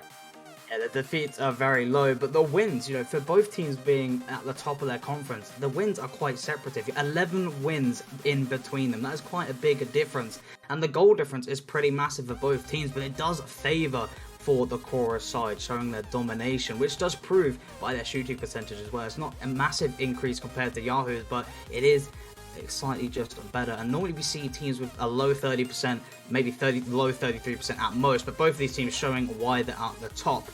As we go over to the player stats, the players we've got to look out for. We saw Yahoo earlier on stream. They took a game 5 onto Neptunium and they got the victory, which was a very tough matchup for them. But Twisted with 66 goals with 57 games. He's getting over a goal a game. And even with the saves as well, 97 saves, looking nearly getting that triple digit. He probably has if obviously playoffs did count towards it. But Panic, Dreed and Vapids all getting respectable stats. Vapids probably not getting a lot of assists, but he's getting the goals and saves when needed. And Blue Wolf, looking at this Chorus side, who should we look out for? I mean, I can already see one juicy number here. Well, what would that juicy number be? It wouldn't be the 95 hanging out with Tomo. That's a crazy number to come out with. Almost a century of goals. He could well have hit that century in the previous playoff matches. Either way, it's still a massive number. 77% win. Looks really impressive. Big Pig a little bit higher on 81. He won't be playing today though. It will be the other 3 taking custody in the server. Some excellent stats though. Big Pig as well had more goals than games, as well as Tomo. That's crazy stuff. My tech's not really that much behind as well. 54 and 43. Some great saves coming out as well. My text is the clear leader in that with 56. So loads of players. Twisted as well, almost at a century of saves. This is just going to be like a clash of the titans. What else can you really say? It's the 2 heaviest hitters across the 2 divisions, and probably this could just be a replay of the final, unless the Pyromancers or Neptunium can pull off an upset in what would be the game after this one on the A stream. Yeah, for sure. Being in the upper final, it has the potential. This could be a rematch in that grand final. But the winner of this series, they go into that grand final with the advantage. They only have to take 1 series. As of course, the lower bracket runners, they have to make that bracket reset. So both teams definitely going to be looking for the victory here. But as we wait for the players to join up, I just want to talk about the bracket. Chorus, they got the 3-1 victory onto Orcus, and Orcus, they were a pretty strong side. Finishing a very high seed in their conference, very respectable from them. But obviously they do take it onto Orcus, which is a very good result for them. But Yahoo, a 3-2 on Neptunium, and I've got to say here, Blue Wolf, a lot of people expected Neptunium to take this series against Yahoo. Well, considering Neptunium, they went on to win their lower bracket game, it shows that maybe Yahoo, they had a more difficult opponent, considering Orcus, they went out to the Pyromancers in that lower bracket just an hour or 2 ago. So both of these teams, I mean, there's no easy teams in playoffs. Now they've shrunk it down to 6 teams in the playoffs. No easy games at all. Every single team deserves to be here. They've played a minimum of 72 games to put themselves in this position, and they're just both excellent sides. Who are you going to favour for this one? I think people in chat, and I think me personally, I'm going to go Chorus. What about you? Some people might say it's a little bit biased because Vapids is my boy. He's my homie. But even without Vapids being on this roster, I've got to go for Yahoo. I've got to respect their performance all season long. But it's not going to be an easy one off the post. They're facing a strong side Chorus, but I think Yahoo, they're going to take it. But I think it's going to go to Game 5 again. I really think Yahoo are going to be Game 5 Warriors today in the playoffs. It's always an easy prediction going for the Game 5 one, as it is going to be a decent start for both teams. Just getting comfortable here. No early goals being conceded as of yet. That's almost awkward though. Mytix ends up taking that one backwards a little bit. Assault in the air, not getting a good touch on as this blue side, of course, maybe not as comfortable as they looked early doors here. Tomo trying to save things, push them forward, try and find that early goal to break this Yahoo side. Settled into this one pretty well. Dreed in the air to launch that ball away. Twisted will try and chase. Keeps it flicking on. It's going to be Salt to bounce it nicely over him. DA just going to sit off that one, let that one slide on back as Dreed's going to pass it out to him. Takes it off the air, plenty of boost to work with, goes around another defender, but the ball does not cross that halfway line. It's a midfield battle here at the moment. Neither of these 2 teams really being able to get on top. Yeah, we're already approaching that 1.5 minute mark. No goal scored just yet. Both teams being respectable, just knowing it's not going to be easy. But Tomo, he's not going to let that one slip in as I talk about no goals conceded just as of yet. Yahoo still not finding their first shot on the net. It has been Chorus, kind of not too much offensive pressure, but they have got the possession in their favour for now. Saltskega trying to find that info pass, but Vapids with a good demo onto Mytix. It will be a shot, but it's going to fall wide from Tomo. Not going to be any threatening chance just yet. It will be a shot from Mytix, so it is just going to fall wide from the post, though. As I mentioned, Chorus, they're building this pressure. They've got the attackive domination so far. It's all down to Yahoo. Can they convert this? They're not struggling in the defense. They're not hesitating, but if this keeps going, then Chorus, they will surely eventually find that first goal. Well, it's a game 1 that so far has been short of the shouting moments that we've come to expect from playoffs. Some excellent players though. Dreed was excellent last season, lower numbers this season in that higher tier. Maybe he could step up here, and what would be the moment to do it? The penultimate game of the season for them, perhaps. Twisted now on the ball, just desperately holding it up. It's a demo come through in the centre. Salt's hit it across, but there's no one there to service it. Salt's done so much work there, but none of his teammates are able to slot that ball home. Dreed once again tests this. It's just a case of banging on the door. No clear-cut chances being created though by Chorus. They're just keeping that ball hanging across the centre, and I do worry the big breakaway potential here as Vapid's had a chance to hit it. It's Twisted to win that 50. It's going to bounce nicely off that side wall. Dreed gets a flick on. Mytex should be able to launch this long. He doesn't get it that far away. Gets it past Vapids though. That should be an easy save for Twisted. The follow-up could be dicey though. It's Tomo up for it. Flicks a go bound. Good bounce off the wall there. Salt's had a shot. It's bounced off the crossbar and in. What a goal to start a series. What a great goal. Tomo beating out that first defender, getting it off that side wall. Vapids gets beat out and it gets blocked by Sultan. I mean, what placement. Dreed, sorry, but you can't do too much about that one. The Chorus, they're going to take that first goal in this series in game number 1, a 1-0 lead. Just under 2 minutes on the clock. Yahoo, they need this equalizer just even to look for an overtime. But yet again, they've still not found that first shot, so that's what they're going to be looking for first to even have an opportunity. Salt's now looking for goal number 2 already, but not going to be anything too powerful. Vapids is going to grab the boost, could have an opportunity here, but he is going to miss the ball. Does get the bump though, but it will be Tomo. He's going to wait for the ball slowly. He's going to go for the read off the wall with that shot, but it is going to go wide. Dreed now, a little bit of time, will get blocked out by Mytex, so he's going to fall into the midfield. Salt's with the demo as well, but no finish will come through. Twisted is going to get the clear downfield, but nothing too threatening for the defense of Chorus. Will be a shot for Twisted, but it is going to go to the backboard and no finish from the second man, Vapids there, and that's something maybe they're going to be missing out on there with just a minute of preaching left on the clock. Yahoo, they need to find something in Mytex, looking for the double, but it is going to be a save from Twisted. Perfect positioning. The patience from him was so good there, and he doesn't rush it, and it rewards them with only staying 1 goal down. Almost an equalizer, but it's going to be cleared out from Tomo, converting now, looking for goal number 2. He's going to pop it up, but Vapids is going to get the touch out into the box shot, but it is going to be saved from Twisted. And Yahoo, they're doing a great job holding this defense, but they still have not found this equalizer. Every time Yahoo go forward, Chorus, they push down the other end of the pitch with a vengeance. That's what they're doing now. Mytex's shot, that's hovering. Dreed's headed into his own crossbar. It's worked somehow, but Tomo comes flying through. The player with the most goals in the server. He might well be over 100. He's definitely one step closer if he isn't now. Yeah, that's a tough one to defend. That's very unfortunate, but Chorus, I mean, you gotta give credit to them. They're doing such a great job just pummeling this pressure shot after shot. I mean, 10 shots from the Chorus side and 9 saves from Yahoo. You know, they're doing really good in the defense, but in Rocket League, if you have so many opportunities, they will eventually score. It could be goal number 1, but it's gonna be saved. And Yahoo, you know, only 2 shots, not getting any possession at all in the blue half so far, but maybe they're going to be looking to regain that in-game number 2 as the clock is ticking down to 0 seconds. Mytex looking for the redirect. It's just going to fall wide. Twisted is going to put it to the side. Vapids now. So take it slow off the backboard. Probably just looking to kill the ball onto the ground, which he does. And Chorus will take your game number 1, 2-0. Yeah, I think we had a situation at the end there where both teams really wanted that ball to hit the ground. As that game won, it's a very interesting one to watch, definitely. It was not what I was expecting at all. 11 shots to the Chorus side, dominating in terms of shots, but it felt like what happened when an unmovable object met an unstoppable force. In the end, the object was moved, meaning Yahoo, they need a change of approach here. They can't score 0 goals against the Chorus side. That will inevitably score. They have so many shots, they're just bound to. This Yahoo side, they need to create more chances too, just isn't going to be good enough going forwards.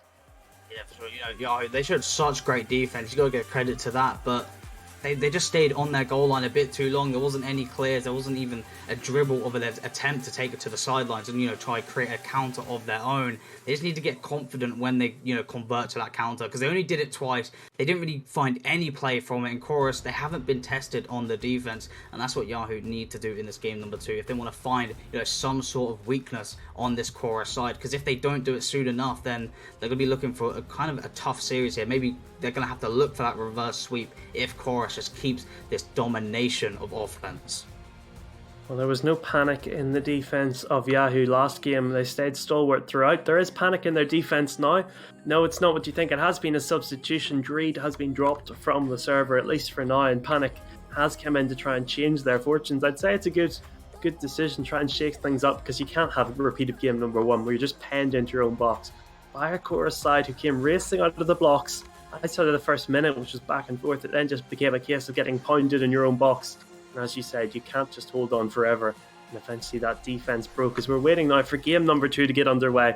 This is the turning point. Yahoo, you have to come into this series now.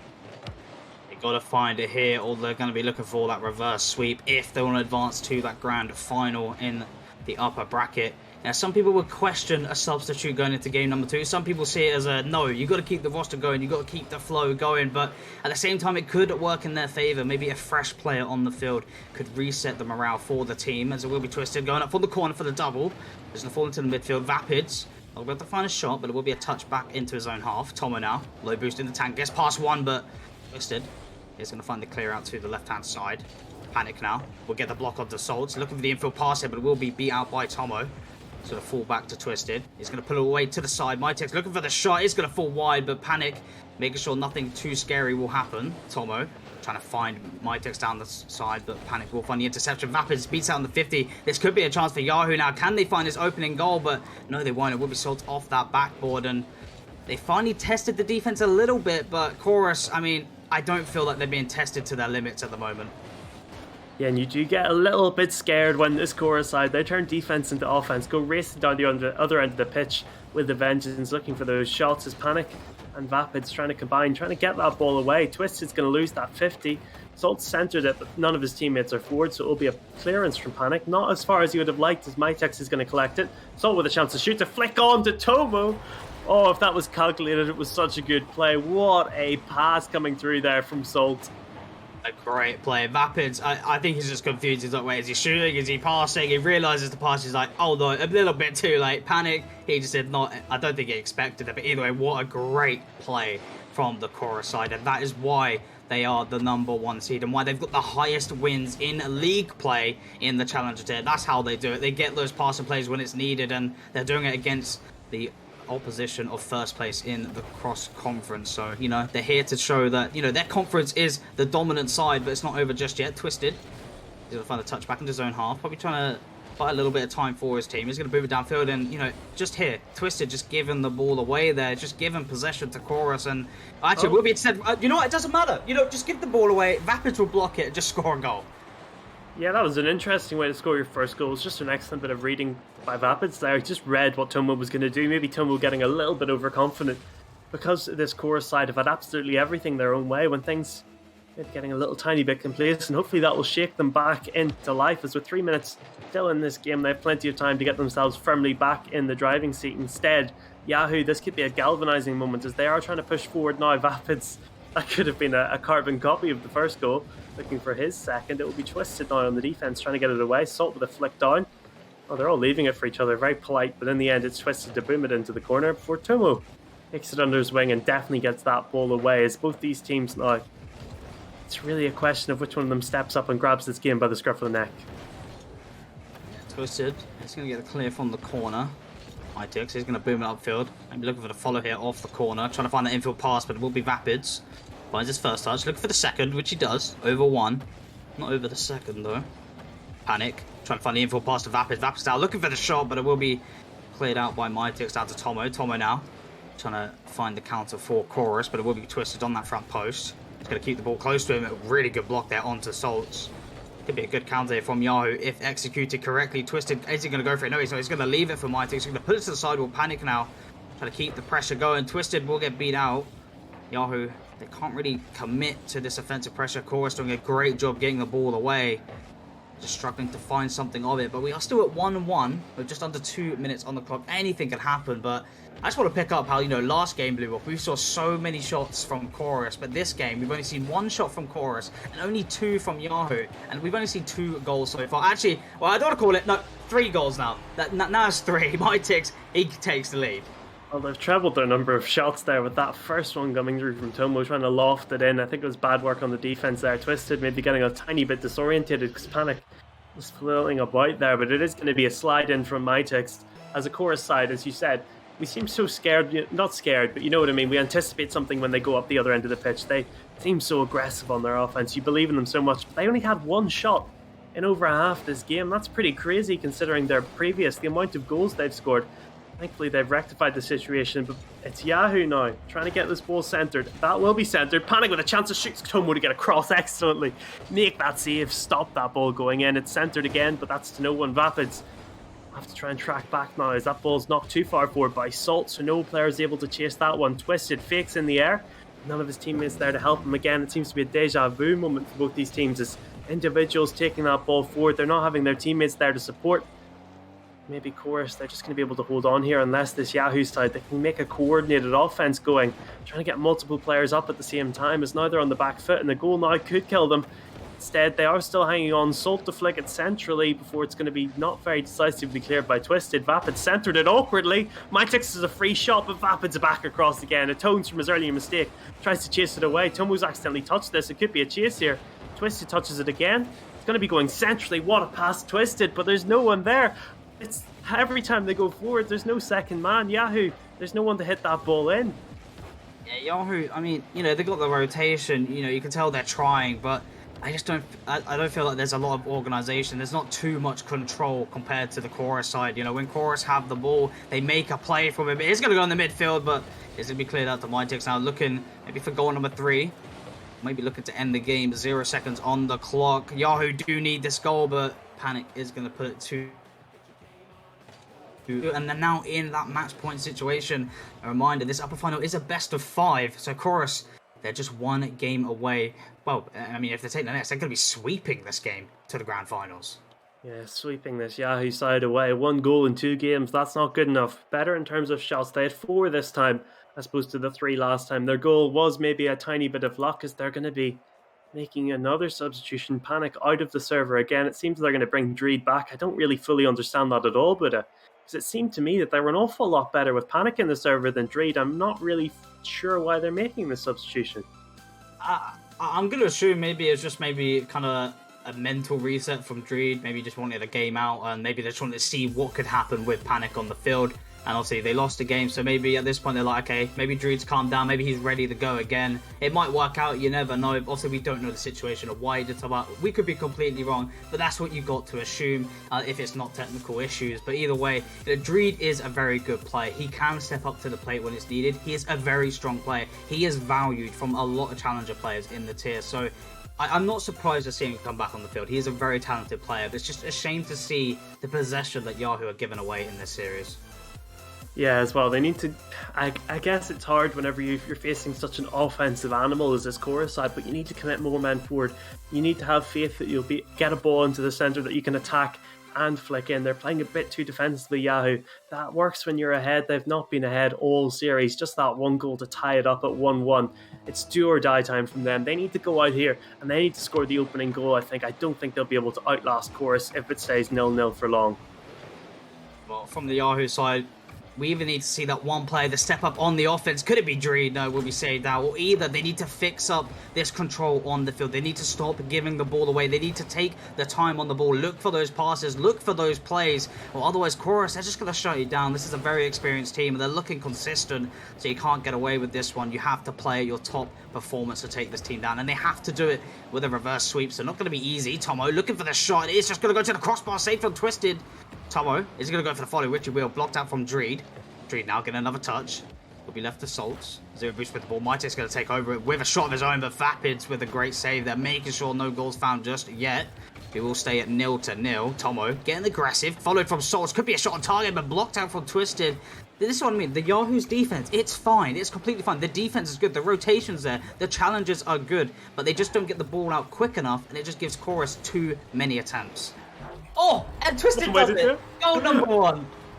Absolutely threads the needle through the defense there. That ball falls to him nicely. His time to pick his placement. It's almost like a free kick. Just absolutely drives it into the ground, bounces it over the first defender and into the back of the net. That's exactly what the doctor ordered. They have the advantage here. Maybe, just maybe, this might be a 1-goal game. Their defense is so strong, as you said. Yahoo, this is where they're best. They can just hold on to this. They obviously, you've got to keep going forward. You can't give this core side room to work with. But they're playing from a position of advantage. Just to be really interesting to see now, as all the pressure is on a Chorus side that weren't scoring that freely in game number 2. Their offense has slowed down, They need to get that animal back up and running. Or maybe it might be Yahoo with the second one. That ball's hanging on the line. Somehow it's not crossed it though. Twisted to pick it up. Will try and recenter, flicks it backwards. Miss in the air comes through. Twisted still hanging on to it though. He might get another chance to flick it. Flicks it centrally. There's no one in the net at the moment. Dreed's going to hit it off the backboard. Here comes Twisted. Oh, it's off the corner. All of a sudden, this Yahoo side, they've come to life. I mean, they're just showing that, hey, we're 2-0 down. We got to go all out, guns blazing. Dreed with a shot, and it is going to go in. There it is. 2-goal lead now for Yahoo. You know, they were on the back foot in the first 2 games, but now they're on the front. 5 shots already. 2 goals. Chorus, what are you going to do? You've got to adapt. If they don't find something to change, Yahoo, I think they might take this game, and it's going to give them that momentum for the series. Yeah, if you're a Chorus side, you're going to be shocked at this performance. You were not expecting this to happen. The substitution of Dreed has been an excellent call. I criticised it. I've been caster cursed there. I might be caster cursed again. Might be a 3rd goal. Oh, Yahoo. Just wide of the post this time. Twisted, the man of the moment, locks that ball centrally. Vapids will be going up for it, looking to get in on that goal action. He doesn't get it. Mytexes does, flicks it centrally where Dreed will pick it up, chases it forward, gets the second touch. Twisted now, looking to try and take it a bit more, will end up leaving it. The scrap going on in that corner. Dreed perpetuating most of it, knocks it centrally to Vapids, whose shot is going to be saved on the line by Tomo. It's this Chorus side, all of a sudden their backs are against the wall. They're just getting absolutely pummeled here. Tomo might get a free shot. He's just about being blocked. Salt has that ball touched away from his bonnet by Dreed. As his Yahoo side, they're suddenly playing superb Rocket League. This is the Rocket League we expect, especially in the playoffs. This is where, you know, you all need to come out on top performance. Could be another goal here. He's going to bounce off the post. Dreed with another one. His 2nd goal. You know, that game that he subbed out for, it's really helped this team. It's made them just get confident and aggressive, and it's really boosted their morale. And, you know, people question, you know, subs game after games, it's going to affect you. But Yahoo have proven, no, this team, they don't care. This is a rotational roster, and they can do whatever they want, and they will prove the people wrong.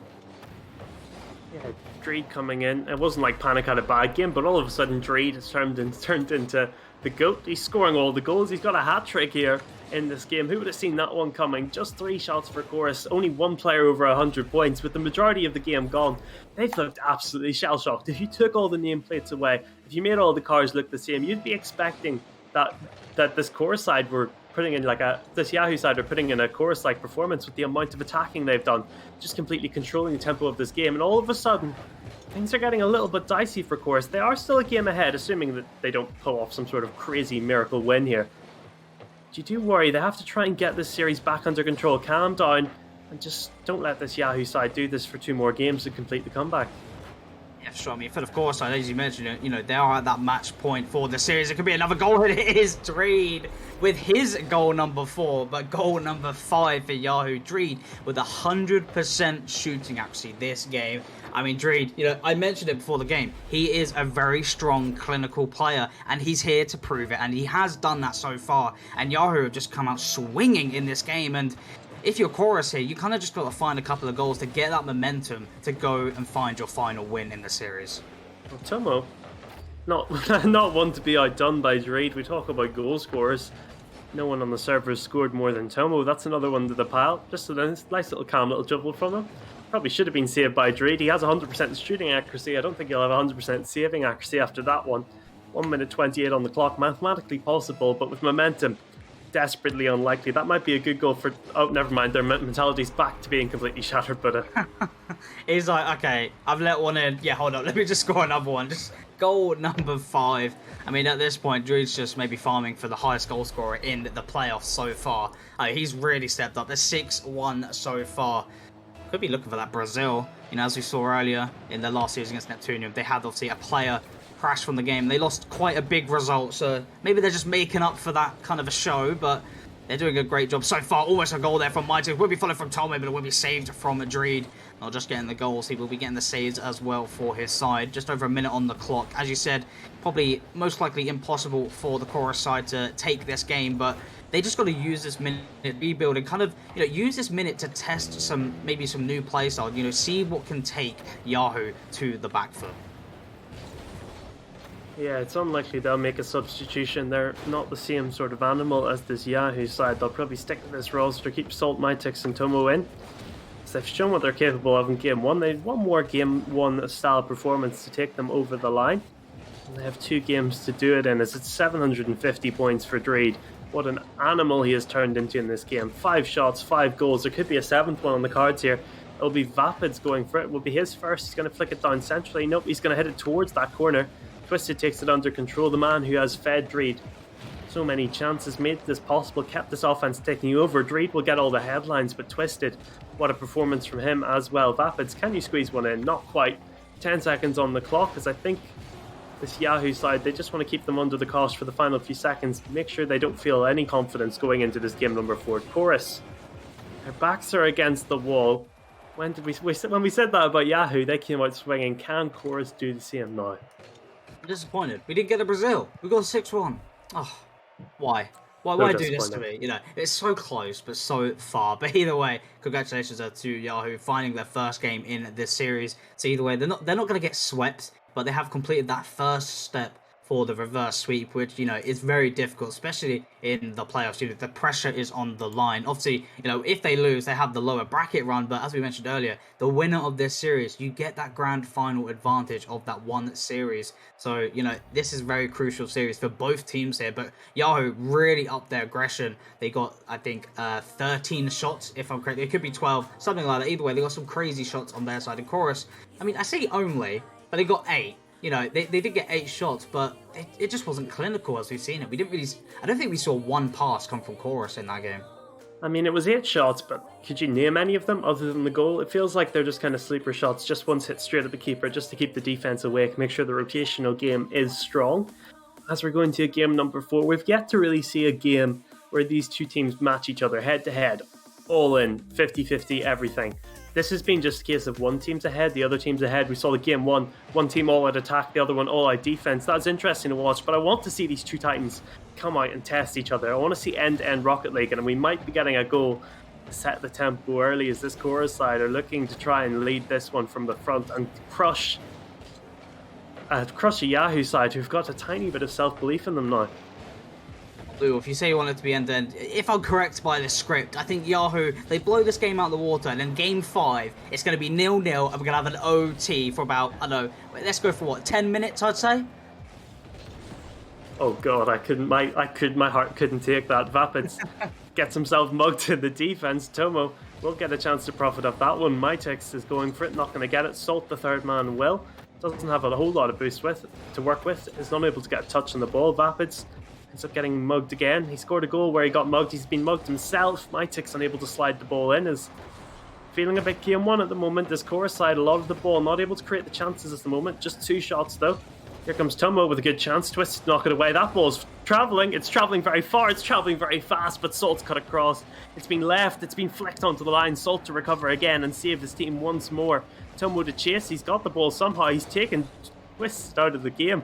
Taken him out of the equation there. Sent him to the shops. Broken both of his ankles. Been pretty an interesting start. But one where Chorus had the lead. But as I say that, Dreed's just cast regards me. This could be it. This could be the end-to-end game I want, but... What a pass from Twisted, and Dreed with the connection on the ball.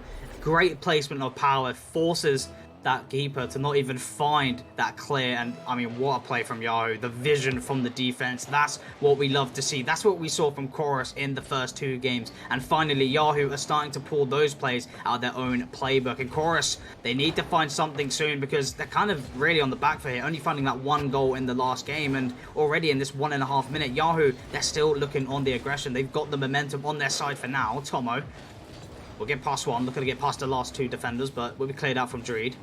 Down into Mytix. He's going to pop it down the field over to the backboard. Twisted, not going to find the touch. Followed from Mytix, but it's going to be put wide. No equalising opportunity there. Twisted off the backboard. Salts now. Is probably going to play it slow. A little bit awkward, but it will be Vapids. We'll get past 1 player in the midfield. Get past 2. Looking to get past the 3rd, but Tomo is not going to let that one go through. He's not letting a 2-goal lead happen, but Twisted with a shot. But Salt securing no offensive goal there from the Yahoo side. And we're just about to approach halfway through the game, Blue Wolf, and Yahoo leading by 1, but maybe not for long. Tomo with a shot, but no, it does not go in. Oh no, Chorus. They're getting close, but just not enough. And it could be goal number 2. No! No! No way! one of these teams is going to be rewatching this VOD with some absolute trauma, having let this series slip through their fingers. So many chances, Dreed, that's going away from the net, but it's fallen for Vapids. He didn't get in on the goal action in the last game. He has done so now. Twisted with the pass, Dreed with the pass. What a passing play. Of course, known for those, but it's Vapids. Slot home for Yahoo. They've doubled their advantage this chorus side.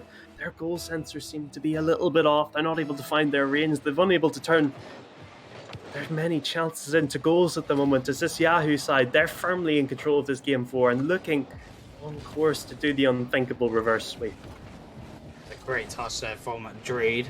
Just over 2 minutes on the clock. That's plenty of time for Chorus. 1 goal a minute, but you know, you can't really be conceding a goal if you're going for 1 a minute, so they're definitely be looking for more to kind of secure that lead or at least go fill that overtime. Twisted.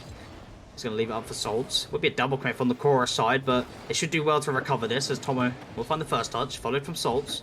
Looking for the second, will be pinched out from Twisted on the sidewall. It's going to fall into the blue box, but Tomo is going to get the clear from the backboard. Dreed now with an opportunity on target, but it will be saved from Salts. Is going to be followed from Twisted, but he will get beat up by Mytix. No goal number 3 will be found just yet. It's off the sidewall, but no one in that midfield to find the finish. Dreed trying to keep the pressure up though. Yahoo, you know, you got to give credit, you know, they're in a 2-0 lead. They're not parking the bus. They're carrying on. They're looking for goal number 3. They sense blood in the water, I feel. They feel like they can push this chorus side, and that's exactly what they're doing. Dreed was up for the aerial there, but Salt is going to intercept that one. Vapids would have cleared it, but he has been demoed. Mytix's shot will definitely be dealt with by Dreed, who might push forward himself. Instead, it's Tomo to slide on in, try to create some sort of centre ball. But Vapid still lead it away. He's looked so good this game. Wasn't really present in the offense in the last one. He's been instrumental in this. As Tomo up in the air will slide a shot in. That could be the comeback. 50 seconds and 2-1 down. Is looking a lot more realistic than 6-1 with a minute and a half. Twisted there. I mean, it is an awkward position for him, but he just has to go straight away just to at least buy his second man defender a little bit of an extra second to kind of read what's going to happen. But it's an awkward position for Yahoo, but it was well executed from Orcus, from Tomo especially, looking for goal number 2. But we'll fall wide to Salts now, leaving up to Mytix. Mytix look for the pass off that backboard, but Tomo not going to be able to turn for that one. Dreed trying to find a pass, intercepted from Salts. Maybe looking for a shot here with 0 boost with a double commit. Can they recover it? But we Dreed to put it back into his own corner. Vapids now, plenty of boost in the tank, gets past one. Could find a really crucial touch here. We'll try to get the pinch on the floor, which he does. It will fall wide, but it still is creating an opportunity for Twisted. Twisted now with the infield pass. It's not going to be used very well. Mytix now looking for the counter. It's going to get bumped out by 1. Salts now putting it to Tomo. Tomo now, can he touch it down, which he does, but it's just going to fall wide. You can see the vision of the play. Just under 10 seconds on the clock. Could it be the equalizer? Twisted with such a crucial save.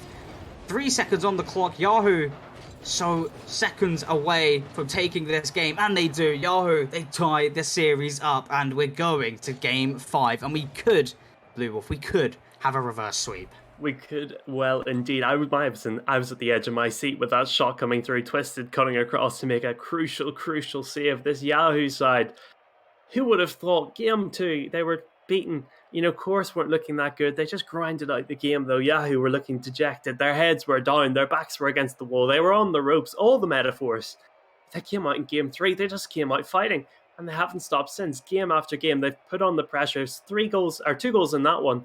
The majority of the shots, 10 plays, 6. This Chorus side, they need to pick themselves up. They were the favourites going into this. They have it in them. That 1 goal from Tombo was very good. We saw passing plays come through, but no shots able to come through. They can do it game 5. They just need to pick themselves up. They need to remind themselves that they are the team that's won the most games through all of league play. They have made it all the way to the upper final. Either of these 2 teams, though, worthy of a place in the grand final tonight. Yeah, well, Yahoo, you know, I predicted them to take it in the game 5. They are the game 5 warriors, as I say, and they have the 100% rate of going to game 5 in the playoffs so far. So they've had the experience of winning a game 5 against Neptunium as well, a very strong side that people expect to kind of run through playoffs except from Chorus. But either way, it's going to be a challenge. It's going to be a very tight one either way for both sides. But with this Yahoo side, they just got to keep their aggression up. You know, when they have aggression on the blue side, it could be a shot, and already there it is. The demo from Vapids, well timed and well placed from Twisted. As we talk about aggression, they prove it there and then. Yeah, Tomo's been the best player for this chorus side. That's one way to take him out of the picture. The demo play coming through, something we've yet to see come into the arsenal of the Yahoo side. Probably one of the only things we haven't seen. We've seen solo plays, we've seen passing plays, now we've seen demo plays. They have the early lead. They took the early lead game 3, retained it, won the game. Early lead game 4, retained it, held the game. They'll be hoping that pattern holds just one more time. They might just extend it here. Dreed with a chance to shoot. Oh, it's wide. He had the whole net to aim at, but he wasn't able to turn it in. Vapids goes for the follow-up. Not going to get it. Assault with the ball. Now Twisted's going to try and steal it. Tom to knock it long, where Dreed will pick it up, flick it awkwardly into the centre. Mytex with not the best touch in the world. But Salt trying to take it through. Is this chorus side? They're just getting penned into their own box here. Yahoo peppering the net with shots. Another one might come through from Dreed. No, Mytex is going to take it first. Almost a double commit in the air. Team that Vapids and Twisted wanted to get in on the action. They both want to chase that ball. They want to get Chorus back into their own box, but they have advanced forward. For perhaps the first time in this game, they've ventured into that red half, looking for a chance to shoot. Mytex has registered a shot. I have no idea why. That looked like it was never going in a million years. That one wasn't either, just wide to the left of the post. Mytex still trying to drag that ball centrally. It's not going to happen. Salt will do so. There's not anyone back here though. Dreed needs to make the touch. He passes it to Twist instead. It's a miss coming through. I think it was Mytex there, just came barreling in, misses the ball and the man completely. It's over the bar from Dreed. That could have gone in. Vapids has missed it. Twisted will shoot. Oh, it's such a poor shot. That was the game on a platter there, perhaps. The second goal was looming, but they haven't taken their chances. Maybe they've given their opposition a gift. It is Christmas after all. That's a gift indeed. And 2 players from the blue defense combined to give Yahoo a 2-goal lead. You talk about a gift, and well, Salt has literally gifted them that goal, getting that misflip and touching it into Tomo, and Tomo being forced off that own goal. And just to pick up, every goal that Yahoo extend their lead just gains more pressure and desperation for the Chorus side. It's all down to Chorus to find this goal quickly to even and go to that next step of the equalizer. But Yahoo, they've got the momentum on their side. They're playing so good. They're playing confident. Look at the goal number 3. Vapids with the angle from the corner. That's 1 goal for every player now on the Yahoo side. And at this point, I don't think they're losing it, but there is plenty of time to go. Yeah, the Chorus side, they're crumbling now. Everything sliding through their fingers. They were one hand on the playoff final and maybe half a hand on the trophy perhaps, but now they're looking like that lower bracket run is inevitable, facing one of 2 very good teams in Yahoo. All of a sudden they're turning into, I don't know, the best Rocket League team in the world at the moment, just having all the shots, being able to bang them all in. As Tomo will have a chance to shoot here, you can't give him those opportunities. Instead he bangs it high, cuts inside, that ball's still hanging, will bounce off the backboard. The defense isn't in a great place to clear it away, but Twisted's recovered well. Mytex hits it into the corner. Dreed will try and gather. It is intercepted. Twisted has an awkward one, but is able to pound it away. Salt will try and chase it. Not going to happen. Now Chorus, they need to bang the door. We saw a reverse sweep. We need a comeback in this game, almost like a reverse sweep in just this game number 5 would be needed for Chorus to be able to put themselves into this grand final right here, right now.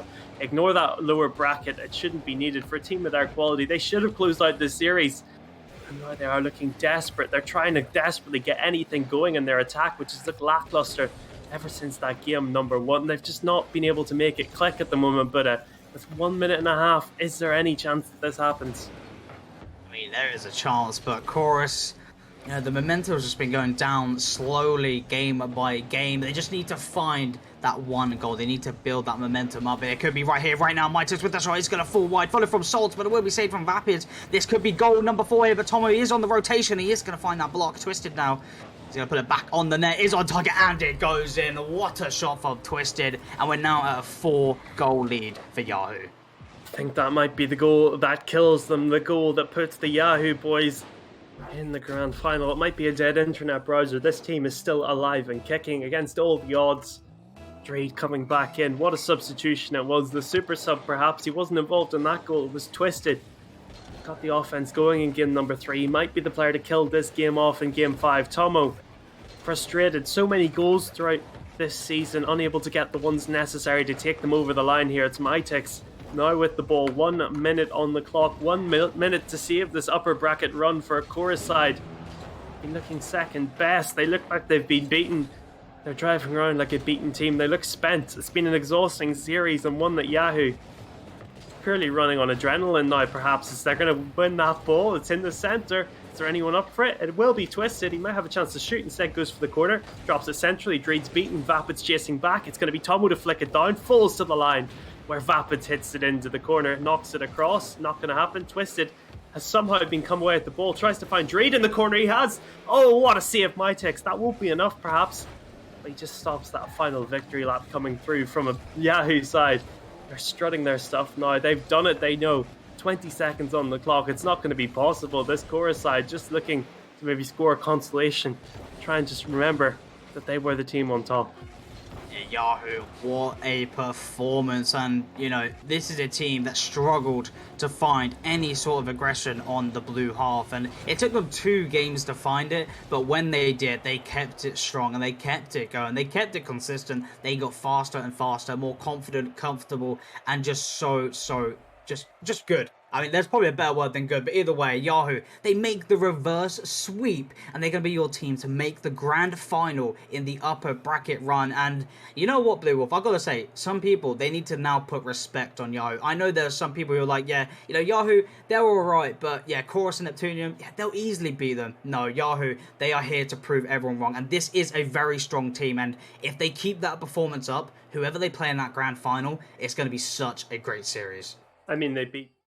Welcome back for one of the semi-finals. We are currently with only 4 teams left in the Challengers playoffs, and only one of them can win. In the lower bracket, with a little bit of a worse standing currently, are the Pyromancers and Neptunium. Pyromancers coming out from the play-ins, beating Orcus, and Neptunium dropping out of the lower bracket and coming into the lower bracket now.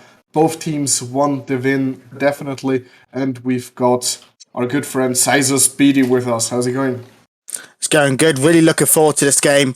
Both of them in the same conference throughout the season, and we've seen this matchup a couple of times already, and all been close games. Going to be really hard to see which way this goes. Definitely, and you have previously just watched Neptunium win on the mainstream, and I want to ask, do you think they are prepared for Pyromancers? Well, if they keep up the pace they just had in that game, they definitely can take the W again. They were really fast all the way through the game. I'm not sure how Pyromancers did in their game. Obviously, it's on this side, so I'm not sure what really happened in it, but if Neptunium keep up the way that they did in that last game, then I really do think they can kind of go all the way, because the pace they were playing at was just outstanding and really didn't give the opportunity to the other side through the game.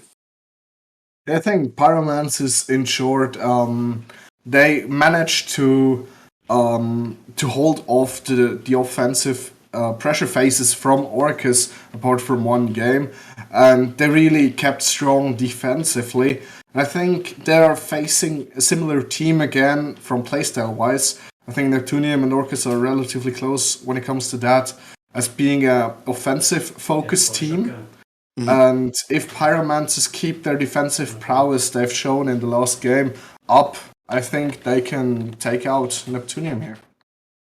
Yeah, definitely. I don't see Pyromancers as a massively great mechanical team compared to the Neptunium side. That's what personally I think they might be able to just edge it out, the Pyromancers, if they be able to just get their rotations and defensive plays away as the first game does get underway. And I really do think that the Pyromancers can take it if they do get the defense on lock and just shut out this Neptunian side as they start this match. Absolutely. And Neptunium, obviously, having lost the series in the upper round, had a little bit of a mentality recovery in the lower bracket, going in and defeating their opposition in Epsilon. I think that really helps out if you have an early loss and then in the lower bracket start winning. That might be a mentality shift to the positive. Yeah, definitely, and it can keep you going through the game if you're just getting that mentality going, get the morale up, get some wins through the game, and it can really bring you all the way through that lower bracket if you can keep this going from the start till the end. And as strong as this Neptunian side is, I feel like they can do that. It's just probably their biggest opponent so far is this Pyromancers side, as they've been solid all the way through the season so far. Don't think they even lost a league game when they was playing. Drew a lot though, and these are the sort of games that they need to show up and get those wins. They definitely do, and seeing that 3 out of 4 teams still in the Challenger playoffs are from the Ignis side, it seems that Ignis has been a stronger conference in Challenger this season. Yeah, definitely. I thought this most of the way through it, watching it. I do love the look of the top teams in Ignis, the top 3 teams. They've always been solid all the way through, and every cross-conference, every match they've had, they've always looked great. Just hope they don't crumble when it comes to these sort of games. I think that's what might have happened to Neptunium, a bit of pressure coming out in that first game they had, and hopefully they could grow into the series as it goes on and more games are played. Absolutely, and now Neptunium trying to get an early lead, or the first lead going on here, but the Pyromancer's defense stood strong as they did in the last series, and it's still 0-0 and it could go both ways. And I think we haven't made predictions so far. Who do you think is gonna move into the lower final? For me, it's Pyromancers. If I feel like they could be solid defensively, they always seem to come out clutch in against the big games. And obviously, I'm a Dark Magic boy myself, so I'm gonna have to go Pyromancers for this one. That's understandable. I will go with Neptunium. Contrary to yours, I think Neptunium comes in as the first seed, as the second seed from Ignis, and I think they are gonna win this. Yeah, definitely going to be a close game. Whatever the thing is, I would not be surprised if this goes down to a game 5. This start of this game been back and forth so far, not been massive opportunities. I feel like they're just feeling each other out. Last game I watched this Neptunium side, definitely a little bit faster pace. I think the Pyromancer team is really shutting them down at the moment and not giving them the opportunities that they had. And as I say that, of course, an opportunity is given to turn, and all the way through that last game, he looked so fast on every mistake he was on top of, and once again in this match, he's on top of another mistake and being able to finish it off. Absolutely, and I think, excuse me, that is the strength of this Neptunium side, that even though Pyromancers can hold them off for a long time, they just keep on pushing, keep on grinding, and eventually that will pay off. Yeah, definitely, and they got extremely fast players. If they could keep up and keep the pressure going, it's going to be a struggle for this Pyromancer side, but coming out on this, I think the Pyromancer is going to have to really get their rotation on point and really close down those mistakes they make. They can't be making those sort of mistakes in these games because this Neptunian side is so fast and so quick at getting in defense like that. They're going to have to be a little bit fast themselves and really shut out some mistakes that they're putting out at the moment. Definitely no small opponent trying to bring a mid or this Pyromancer side to tie this game up to get maybe into overtime, but the defense of Neptunium stays strong so far. Tori now puts it backward. No one there to follow though. Epic Ninja puts it backward again. Again, no one there to follow, and the Pyromancers get the ball. Yeah, I think it's a bit of a struggle at the moment for the Neptunium side. I think they're just a little bit apprehensive to go on that ball once it gets put into the other half of the pitch. But if they do start getting on the end of that, I feel like they can actually start bringing up the pace and getting the ball in the back of the net. But only the one goal so far coming from the mistake. Hopefully they can start picking up the pace. This Pyromancer team looking solid so far, but just on the attack, I think they're just lacking a bit of inventiveness. You know, just something to bring something together, some demos, just a bit of passing play, because they're really struggling to get out their own half at the moment. With the last 4 seconds left, they're trying to make something happen in the middle of the pitch. King Casey picks this up on the right-hand side. Can he pop that in the middle for a teammate? He can, but just put down in the first game goes to Neptunium. It does, and one goal sometimes is enough to get a win. And I gotta say, I think what we've seen most this game is strong defensive plays from both sides. Both sides have really shown that they don't like to be scored on, and then one goal is mostly enough. Yeah, definitely. I think they've both looked solid defensively, but it can also be their downfall. I think so far at the moment they've looked solid defensively, but going up the field, just lacking that second man in the middle, just a bit of passing play to really open up defence. And that's why it's only been a 1-0, because of just a bit of a mistake and someone's gambled on it, put it in the back of the net, and that's what opened it up for Neptunium. But so far for Pyromancers and Neptunium, just a bit apprehensive. I think they're both a little bit scared, maybe just feeling each other out at the moment, and hopeful for this next game that they start pushing up, start seeing some attacking plays like I know that they could bring out. Absolutely. And now we're going to head into game number 2. And maybe Neptunian is going to get themselves 3 match games, or Pyromancers is going to come back. Stay tuned to find out what's going to happen. Yeah, it should be a massive game. This is I think Pyromancers need to get their mental checked in this match. Coming into this, need to start getting some pressure on this Neptunian side. Didn't really see any attacks coming out, as I hope straight from the kickoff they come straight into this, as it looks like King Casey takes up the left-hand side. Can he find someone in the middle? Doesn't look like he can, as Toad just keeps the pressure up once more for this side, and Epic Ninja keeping it up even more. Can he put this in middle for a teammate? That's the question being asked at the moment, but no real pressure coming out, because no one's really putting that pressure in the middle for a team at the moment, and that's the mistake Pyromancers were looking for, but not able to capitalise. That's straight on the counter. Epic Ninja be able to put it in. I wanted to see more attack, but that's not really what I wanted to see, as they just got beaten out for a ball and a nice open goal there. Absolutely, and that's just a pure defensive mistake. If you've got nobody back and get an open net scored, that's your fault in, let's say, 99 out of 100 cases. Yeah, definitely, and I like the way that they tried to get on the attack there, but you gotta think of the defence, but there's just some brilliant team play. I was seeing this in the last game, just some passing plays as Evan Ninja just bangs out the pitch, and he's already there waiting for the redirect, and that's what you'd love to see in these playoff games, and really coming in clutch there. Absolutely, and again, Neptunium have a lead, and they've got now even a 2-0 lead. They really put pressure onto this Pyromancer side, who now need to step up, who now need to get away from those feeling of just winning against Orcus and get into the groove of being able to win against this Neptunium side. Because if this continues this way, it's going to be a sweep. Yeah, definitely. Really struggling at the moment, Pyromancers. They really need to go on the attack. Ball getting in there. This is the sort of plays we want to see. The demo's coming out, but just fumbling over each other, being able to just put it in the back of the net. King Casey. Beautiful demos, and he come back to help out his fellow teammates, being able to put that in the back of the net for him, putting it 2-1 in this game.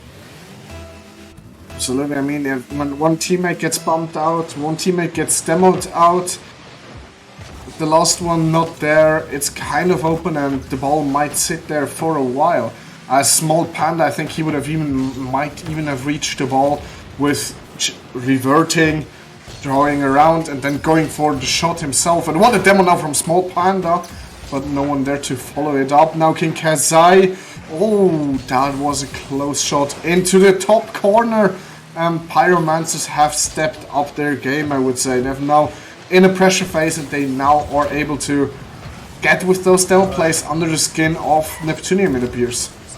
Yeah, definitely. These demo players are coming in clutch at the moment and really putting the pressure on Neptunium. If they could keep this going, keep the demos up, they're definitely putting themselves as one of the favourites to come out in this game. I know they're 2-1 down at the moment, but really the pressure is all on Neptunium to keep this lead. And if they keep the demos up and keep this pressure on, I feel like they'll be able to finish off some of these chances. Exactly. Yes, now good shot here coming out from Neptunium, but no problems for the defense of Small Panda, and Neptunium seems to be getting a little bit of a breather from that Pyromancer's pressure that has been coming out in the last few minutes, and are trying to get another 2-goal lead going, but this ball is a little bit wide and Ohio can't clear it out, so it goes into the top corner and onto the other post. Neptunium is back in here. Yeah, definitely looking solid back into this game. Really was struggling for a minute there, but looking like they're being able to get the pressure once again as more demos do come out for this Pyromancer side.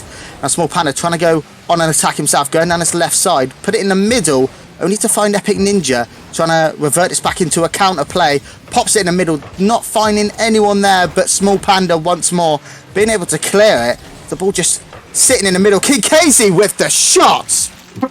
What a pass down there by, I think that was Ohio. What a pass down straight to King Casey, and a nice simple shot in.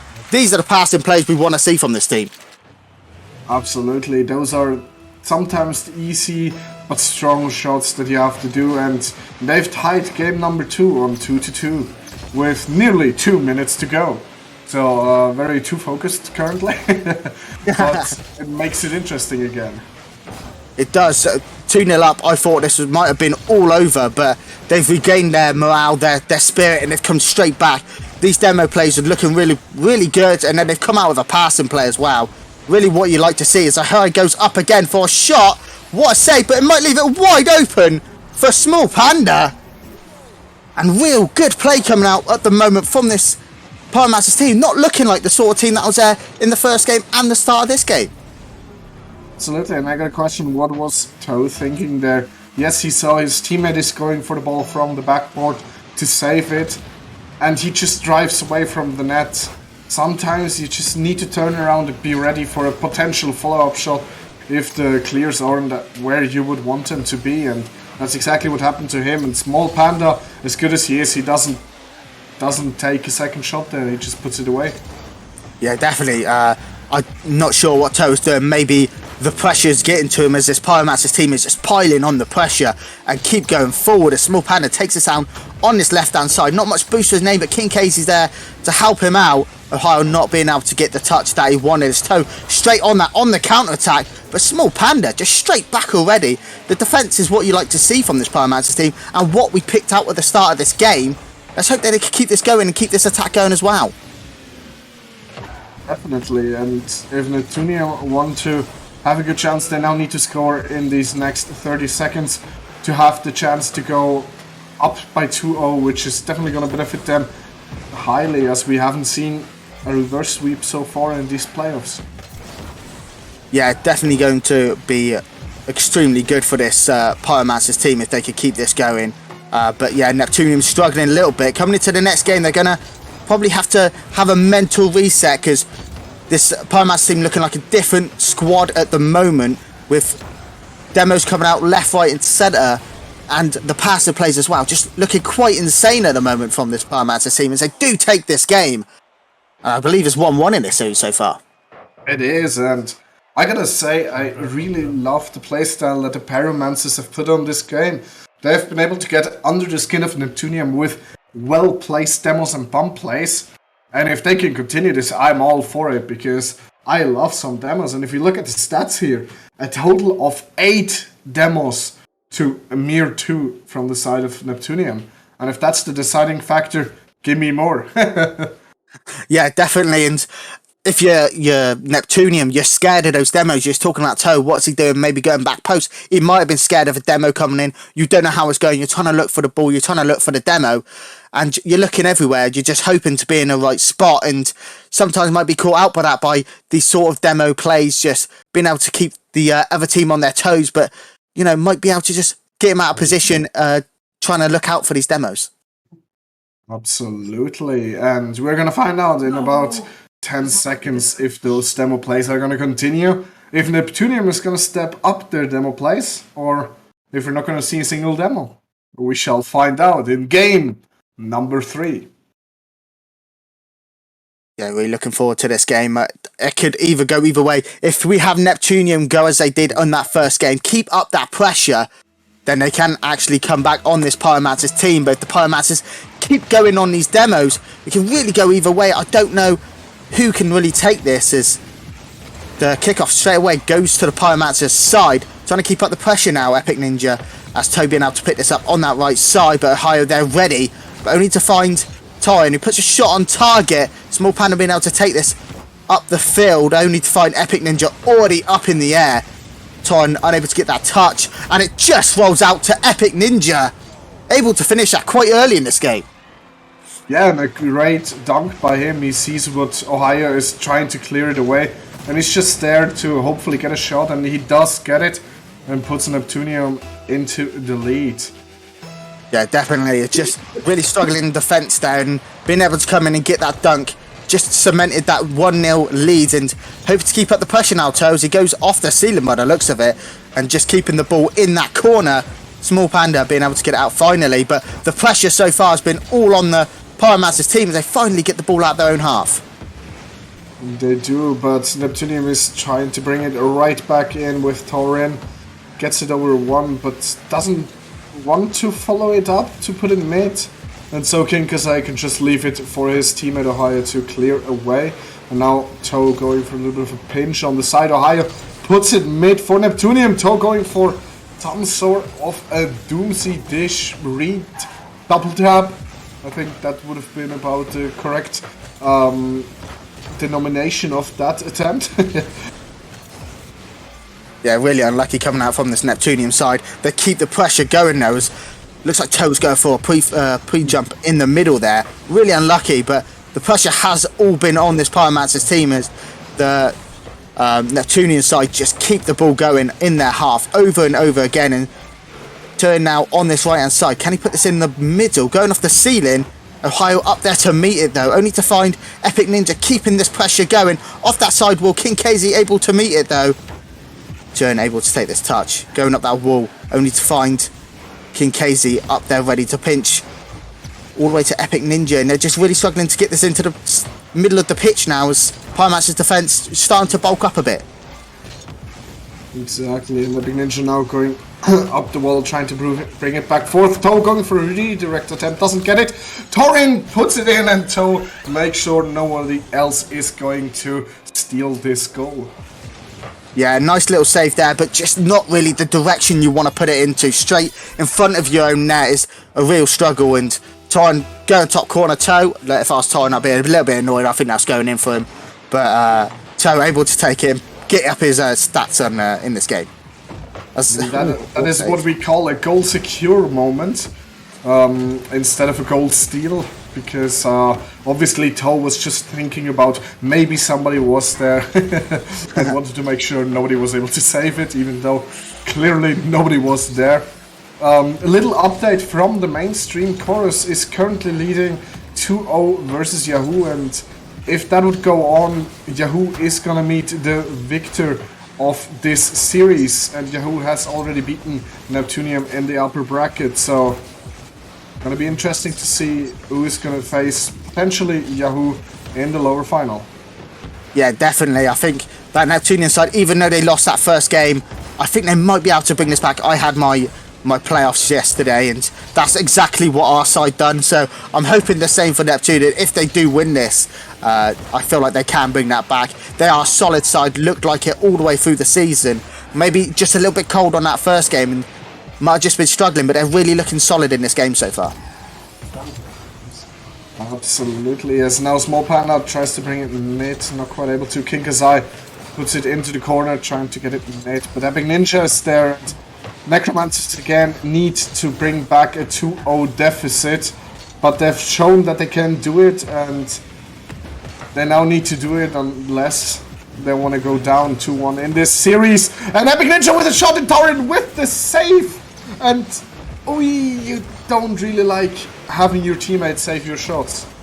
Yeah, definitely not. I think he might have been getting back because he's angry at Toe there for maybe putting in his goal, so he's just blocking Epic Ninja's shot, but this is the opportunity given to Pyromancers. Can they now take that opportunity given to him? It doesn't look like they can, and Toe being able to bury that really puts a nail in this coffin, and a real struggle to come back now for the Pyromancers, as that just kind of buries them in this game.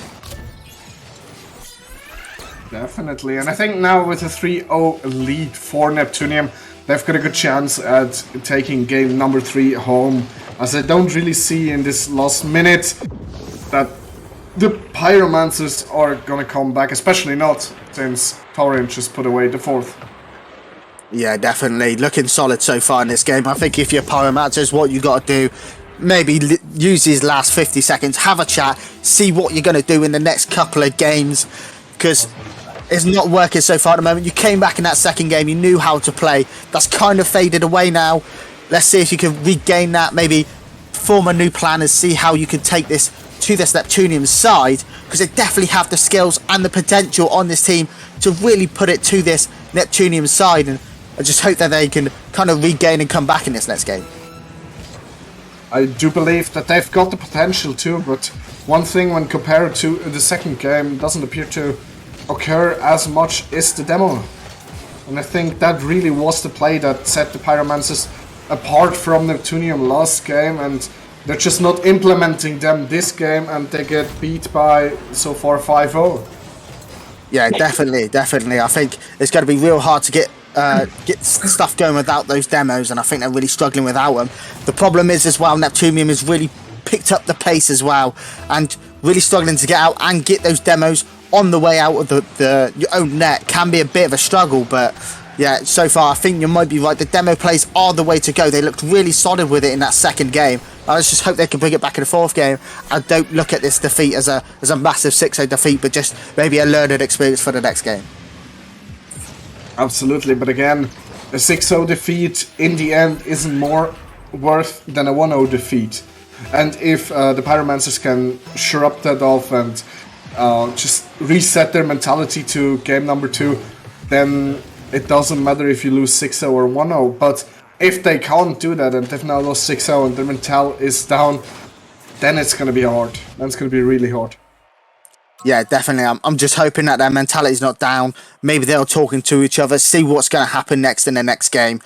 Just if it's dead silence in that call, it's going to be a struggle for this Pyromancer side, because they're going to have to regain, get some demos in the next game, and just hope that they can pull together, because their attack so far kind of looking lackluster compared to the Neptunian side. I know the Neptunian side scored that 6th goal, but the Pyromancer side definitely looking more solid in defense than they do in attack, and the demos were really opening up that attack, and with the lack of that in that last game really made it struggling going on the attack. Absolutely. And whilst my throat is about to die after 2.5 hours of casting, I excuse myself for all the coughing in the middle a little bit, but we are going into game number 4 in a few seconds. And now Neptunium has the opportunity to move up into the lower finals and potentially meet up with either Yahoo or Chorus. And the Pyromancers now fight for their tournament life. Yeah, definitely going to be a solid game this. I think the pressure is all on this Neptunium side. If they could keep this going now and keep the way that they've been playing, they can definitely take this game, but the pressure's definitely on. They're going to have to get this win, and do they have the mentality to get this win? That is the question in this match. We shall find out in the next 5 minutes, as already the first attack is coming out from Neptunium, but gets shut down by Ohio. King Kazai puts it up front into the other half. Small Panda with the follow-up, trying to put it mid. He even goes for a shot that was on the post. Nearly in Ohio takes the follow-up shot, but what a save by Epic Ninja, but it wasn't enough as King Kazai, the third man, comes in and puts it away finally for the Pyromancers. Yeah, definitely. This is the first bit of pressure we've seen them have in about 5 minutes from the last game to this game. And finally putting the ball in the back of net is going to be a great relief for this team. And hopefully they can step up and keep going, as now the pressure's all on this Neptunium side to try and see this out. And it might be a bit of a struggle coming into this, as they do keep going on the attack straight from kickoff. Small Panda trying to take that. King Casey passing it back to Ohio. Goes for the 50, only to meet Toe going for it. Small Panda pumping it up this pitch. Can he get on the end of that? It doesn't look like he's going for it. Is Epic Ninja passed it down to Toe. Toe down to Toyin on this left-hand side, putting it into the middle. Toe's gone up. Is he being able to meet it? No, because King Casey's there, quicker than him to that ball. And that's what you like to see. Just a bit of pace from this Pyromancer side. Exactly, and now Small Panda trying to extend the lead, gets the dunk after the air dribble, and Pyromancers are in the lead with 2 now. And the question is, what exactly happened in the mentality of both teams in between game 3 and 4? That is definitely the question. I think the difference is at the moment that Neptunium side really feeling the pressure, having to win this game or they're out, really is making them go back and not go for the balls that they used to go for in that last game. And now it's all or nothing for the Pyromancers team. And you can see that as they keep going on the pressure, really putting it to this Neptunium side and picking up the pace in this game. I think that's what's really going their way. But Toe, bringing them back into this is what you want to see from this. Captain himself, pulling him by the scruff of the neck and just saying, we're still in this, we want to win this game. Absolutely. I mean, definitely both teams want to win this game. And I gotta say, it's the exact answer we would have expected from Neptunium. They are down by 2. What's the next logical step? Make the lead go down by 1. Yeah, definitely. And they're still trying to keep that going down to 0 now. Toe gets a bump on goal, but unfortunately can't get the ball in the back of the net. Torren's being able to pick this up in his own half. Popping it up. Can he get that second touch as he gets past King KZ? Now trying to get past Small Panda, and he does, taking it all on his own, on his back. Looking brilliant so far in this game, and that last game as well that I casted. Looking so good in both games, and really looking like the player that I would want to see in this match, stepping up, getting those goals. Absolutely, and he also was, I think, the one who scored the most goals for this Neptunium side in their first game, which was on the B stream. And I gotta say, it's a little bit of a weird goal explosion he's rocking, but kinda nice. Yeah, I think it's in the rocket pass, so you could get that if you want. But yeah, solid goal explosion and solid goal just in general. For solo plays is what you want to see from this team. As Toe pops that into the middle. Unfortunately, no one there for that. Great ball in the middle. King KZ able to get past 2, down to Ohio, and just been able to stick that in. Really unlucky from this Neptunium side. Puts the ball in the middle from Toe, but no one on the end of it, and then a double commit. Leaves it wide open for Ohio to put in the back of the net. Absolutely, and I've got breaking news from the upper bracket. After being down 2-0 in the series, Yahoo has stepped up their game and defeated Chorus with 6-1. They seem to be still alive and going strong. That's a solid result. Does that make it 2-1 in the whole series so far then? Yeah, that's great. If they come back from that, Chorus is a solid team so far, looking solid all the way through the season. And a couple of their players, Tomo especially, is looking brilliant this season. So if you could shut him down, really could be a solid thing. As Ohio comes back in this game, we're talking about the other game, while Ohio's just going to pop off on this one. What a weird touch there by Small Panda, just to be able to lift it up and making it full 2. Those weird plays is what you need to get these wins in the game. Absolutely, and I think Small Panda was trying to go for a ground pinch, messed it up a little bit, but by messing it up a little bit, gave the perfect pass to Ohio, who just knows how to redirect this ball into net. And again, Pyromancers with a 2-goal lead. Yeah, definitely. If they could keep this pressure up as they're going now, really putting Neptunium on the back foot, they win this match. The last game is coming in. They're on the high ground. They're winning games. They're coming into this. They know how to win the match. And coming into this, 4-2 at the moment, 1 minute 30. Can you see Neptunium coming back in this game? Absolutely. I gotta say, I think my throat is not gonna like us going into game number 5, but just for the entertainment of those two great teams showing off what they're capable of doing, it's gonna be amazing to see game 5 going on. Yeah, definitely. And I just want to see how this two teams come up against each other, different styles, how they play, and the way Pyromancers keep adapting each game is looking so good so far. Every game they come into is just a different sort of team, it seems like. As this Neptunian team is just piling on the pressure constantly, all the time. And I just want to see what comes out of them in this game 5. Absolutely, and I mean, we're not yet in game number 5. This Neptunium side might still get this back, but if they want to get this back, they need to start very soon, as the time is running in Pyromancer's favor. But this ball is going into the side of them. Oh, what a miss by Torren, not quite able to get it, but Epic Ninja on the follow-up gets the 4-3, and now they've got 30 seconds to equalize this game and go into overtime. Yeah, we're talking about game 5, but Neptunium still want to win this one. 30 seconds remaining, 1 goal. Definitely doable with the players they got on the pitch. Just need Pyromancers just to hold out, get the solid defence going. Couple of whiffs coming out, maybe hopefully they can gain control, slow down the pace of the game and just see this one out. Exactly, now Ohio with Zero Boost tries to fake a shot on target here. Toe tries to get it out, but Small Panda's there, keeps it in the half. of Neptunium, keeps it as far away from their own net as possible. And the time is running in favor for Pyromancer. Nearly an own goal there by Epic Ninja trying to save it.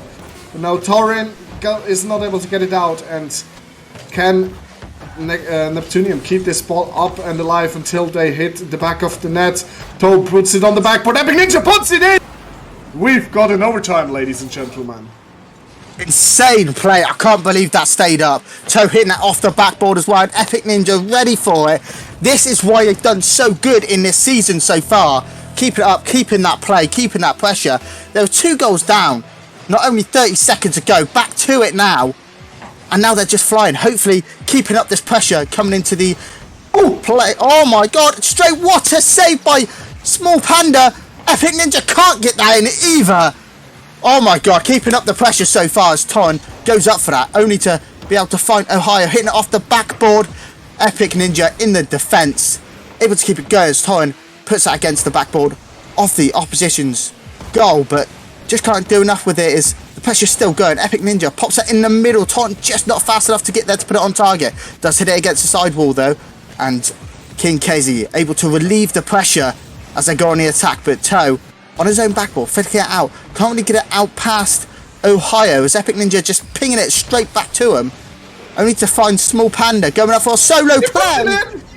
And what a goal. And this is what you want to see. Still keeping up the morale after going 2 goals up, losing that 2 goal with a 0-second goal. And then makes it 5-4, 50 seconds into the overtime. Great play by Pyromancers there.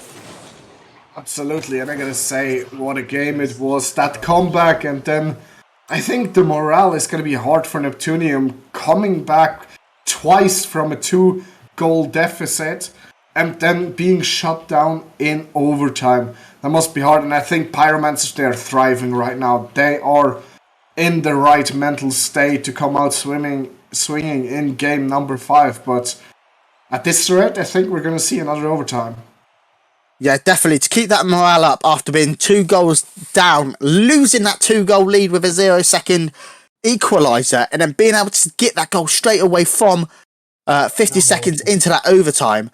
Unbelievable play from the Pyromancers, and if they could keep that going, keep that sort of morale up, then they definitely come into this last game as my favourites, to be honest. I think they've been looking outstanding through the game. They've been changing up how they've been playing against this Neptunian side. As Neptunian really just keeps that pressure up as they play. They keep it going. They have the odd team play. If they need to go for this, I think they need to go for a couple of demos, couple of other ways of playing, because the solo plays and stuff like that are not massively working at the moment, I think. Yeah, I would have to agree on that. And I think the momentum, the mental is currently in the favor of the Pyromancers. But we can't forget that Neptunium have had a few great games so far. And they've already shown that they are capable of winning against this Pyromancer side. So let's give it to the teams to decide who is going to move on into the lower finals. And breaking news again from the upper final. Currently it's a 2-2. They're also going into game 5. Yahoo about to reverse sweep, or is Chorus gonna take their favorite role and move on into the grand finals directly? Yeah, that's a huge comeback for the Yahoo side. Going 2-0 down and coming back up.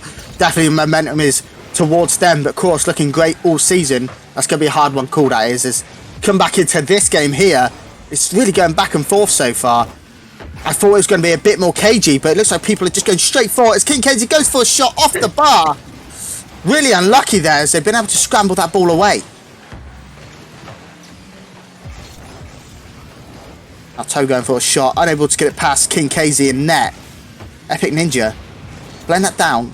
No one there except for Small Panda, just banging up that pitch. Looks like King KZ's going for a couple of demos. But the ball unable to go in the back of the net as it just floats across the goal of Neptunium. Unable to get on the end of that as Ton going for a solo play, going up on to that backboard, able to get it down. King KZ's able to read it though as he goes down this left hand side, gets beat to it by Epic Ninja, only to find Ohio. King KZ takes that touch, goes up the pitch, unable to get that touch. Is massive disappointment is Epic Ninja going for a shot into that corner, and Ohio unable to connect. what a finish. 1-0 so far to Neptunium in this game. Absolutely, and beautiful shot by Epic Ninja, well placed and strong enough that Ohio can't reach it in time. And those are the shots sometimes needed to get that lead going. Yeah, definitely. And the speed coming out from this team at the moment is really top class. And I think it's the difference at the moment is how fast some of these players are going. Just beating out this Pyromancer's team to the ball sometimes. And seeing if Ohio can change this with a shot on goal. And it just sneaks in. I'm not sure what happened to the defence there. But it's 1-1 in this game now. It is, and I'm, as you, not quite sure what happened to the defense there, as I thought Epic Ninja was there in time, but he was not, and that's one problem we can always kind of point out. If you go for boost over ball, it might lead to goals for the opposing team, which exactly happened to Epic Ninja. It just wasn't in time back to make the save after going for the boost. And now double commit by the Pyromancers. Taurin looking to profit from it, gets a fake of sorts going toe, coming to help out, but in the meantime the Pyromancers have sorted themselves back out and we're back in defense. Yeah, definitely looking good for Pyromancers at the moment as they try to push this on. Going for a shot there and just flies in. I'm not sure what's happening to this Neptunian defence. It's not like this shaky all the way through the series, but at the moment it's just open goals for this Pyromancer side. It is, and again the question is what is going on with the defense of Neptunium. They now had a rotational mistake and a boost over ball mistake, and I don't think they've realized that they can't allow themselves to play that sloppy in defense, as they've had 4 games already against this Pyromancer side and should know that they are capable of being good attackers. Yeah, definitely, and if they're going to give opportunities like that, they're not going to give them away, and I think this Neptunian side need to regain and really start putting pressure on this Pyromancer side as they're doing now, trying to hit that backboard, but Toe unable to get a connection. Looks like King KZ able to get that out, going down this left-hand side. Can he get another touch? He can't. Toe unable to take it, pops it over Ohio, just gets a touch onto that backboard. A nice little touch, gets it away. Keeping the pressure up though, looks like Toe can't put it in the middle. Small Panda, can he get past Epic Ninja? He can't as he goes on this left wall, pops it into the middle, round Ohio. Looks like he's leaving that over to Toe, goes in the middle for a second touch. Can he get this on target? He can, and it's round the whole defence, making it 2-2 in this match. A beautiful play by as well Epic Ninja, as Toe. Epic Ninja taking out the defender and then leaving the ball for Toe, knowing he's got no boost, he's got no chance to create something dangerous here. Puts it halfway up the wall, Toe is going for it, gets the air dribble and just puts it in, and I gotta say that's great team play. Indeed, great team play and great solo play as well by Toe, putting that straight in the back of the net. That's the mechanics you want to see at this level. Go 2-0 down, bring it straight back up. It's all on Pyromancers now. Can they get it back? Small Panda trying to do it himself. Unable to, as King KZ puts a shot on target as well. Only to find Toe in net. Now Ohio going on this left-hand side. Can't get past Epic Ninja. Just flings it straight back out to King KZ. Smashing it against that waterfall. And able just to sneak it in with the dunk. 3-2 to Pyromancers, bringing it back into the lead. With 1 minute 13 remaining. Exactly, and now Neptunium are under pressure. Now their tournament life is on the line and they do want to meet up with either Chorus or Yahoo, which currently looks like it's going to be Chorus actually moving down into the lower bracket. But in the meantime, Pyromancers are trying to ensure their place in said lower bracket against potentially Chorus, who are currently 4-0 down with 1 minute 20 to go. Yeah, definitely. It's going to be a struggle, but not if Toe's putting in shots like that. Just a bit of a mistake here, I think, from the Pyromancers team in this corner. As King KZ can't get that touch. Ohio just a little bit awkward until able to finish that off. 52 seconds remaining, 3-3. It's going to be real tight in this match. It is, and it wouldn't surprise me if we were going to see a 10-minute overtime in this game. I'm not sure what the amount of goals going in. It's 3-3 at the moment. It's going all over the place. Defence is flying. Goals are going in. I can't imagine it going past 10 seconds myself, to be honest. But coming down to Ohio now, popping that into the middle, unable to find a teammate as Ton able to get that away, but only to find Small Panda pops that into the middle. Toe able to pick it up. Tries to fake out Ohio there. Does get a nice little touch away though. And Small Panda trying to pick this up on the left. Not much boost to his name. And it just trickles over to Toe. And just feeding each other out at the moment. No real shots coming out of the last like 30, 40 seconds at the moment. So really struggling to really get a grip in this game.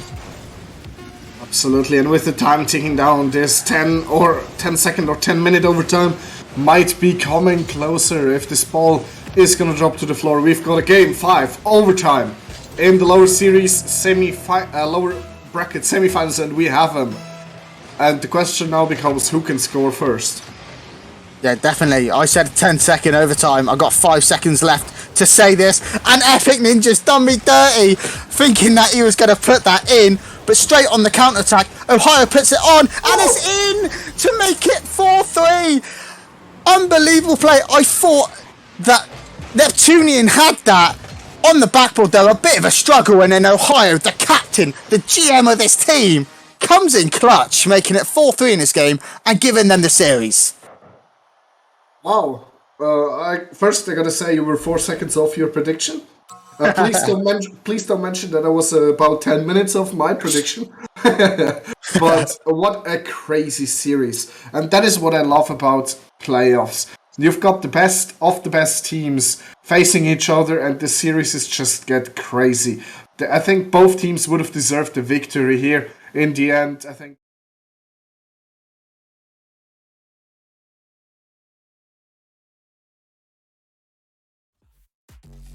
Hello everyone and welcome back to the RSC Season 8 Challenger Playoffs. We've just seen an absolutely electric upper final where Yahoo somehow got a reverse sweep against a pretty dominant Chorus side. It's their first defeat from this season, but now they have another chance to turn it around and get back into that rematch in the grand final against Pyromancers. They've come all the way from the plains. They've got into this lower final, but with me for it is Vector.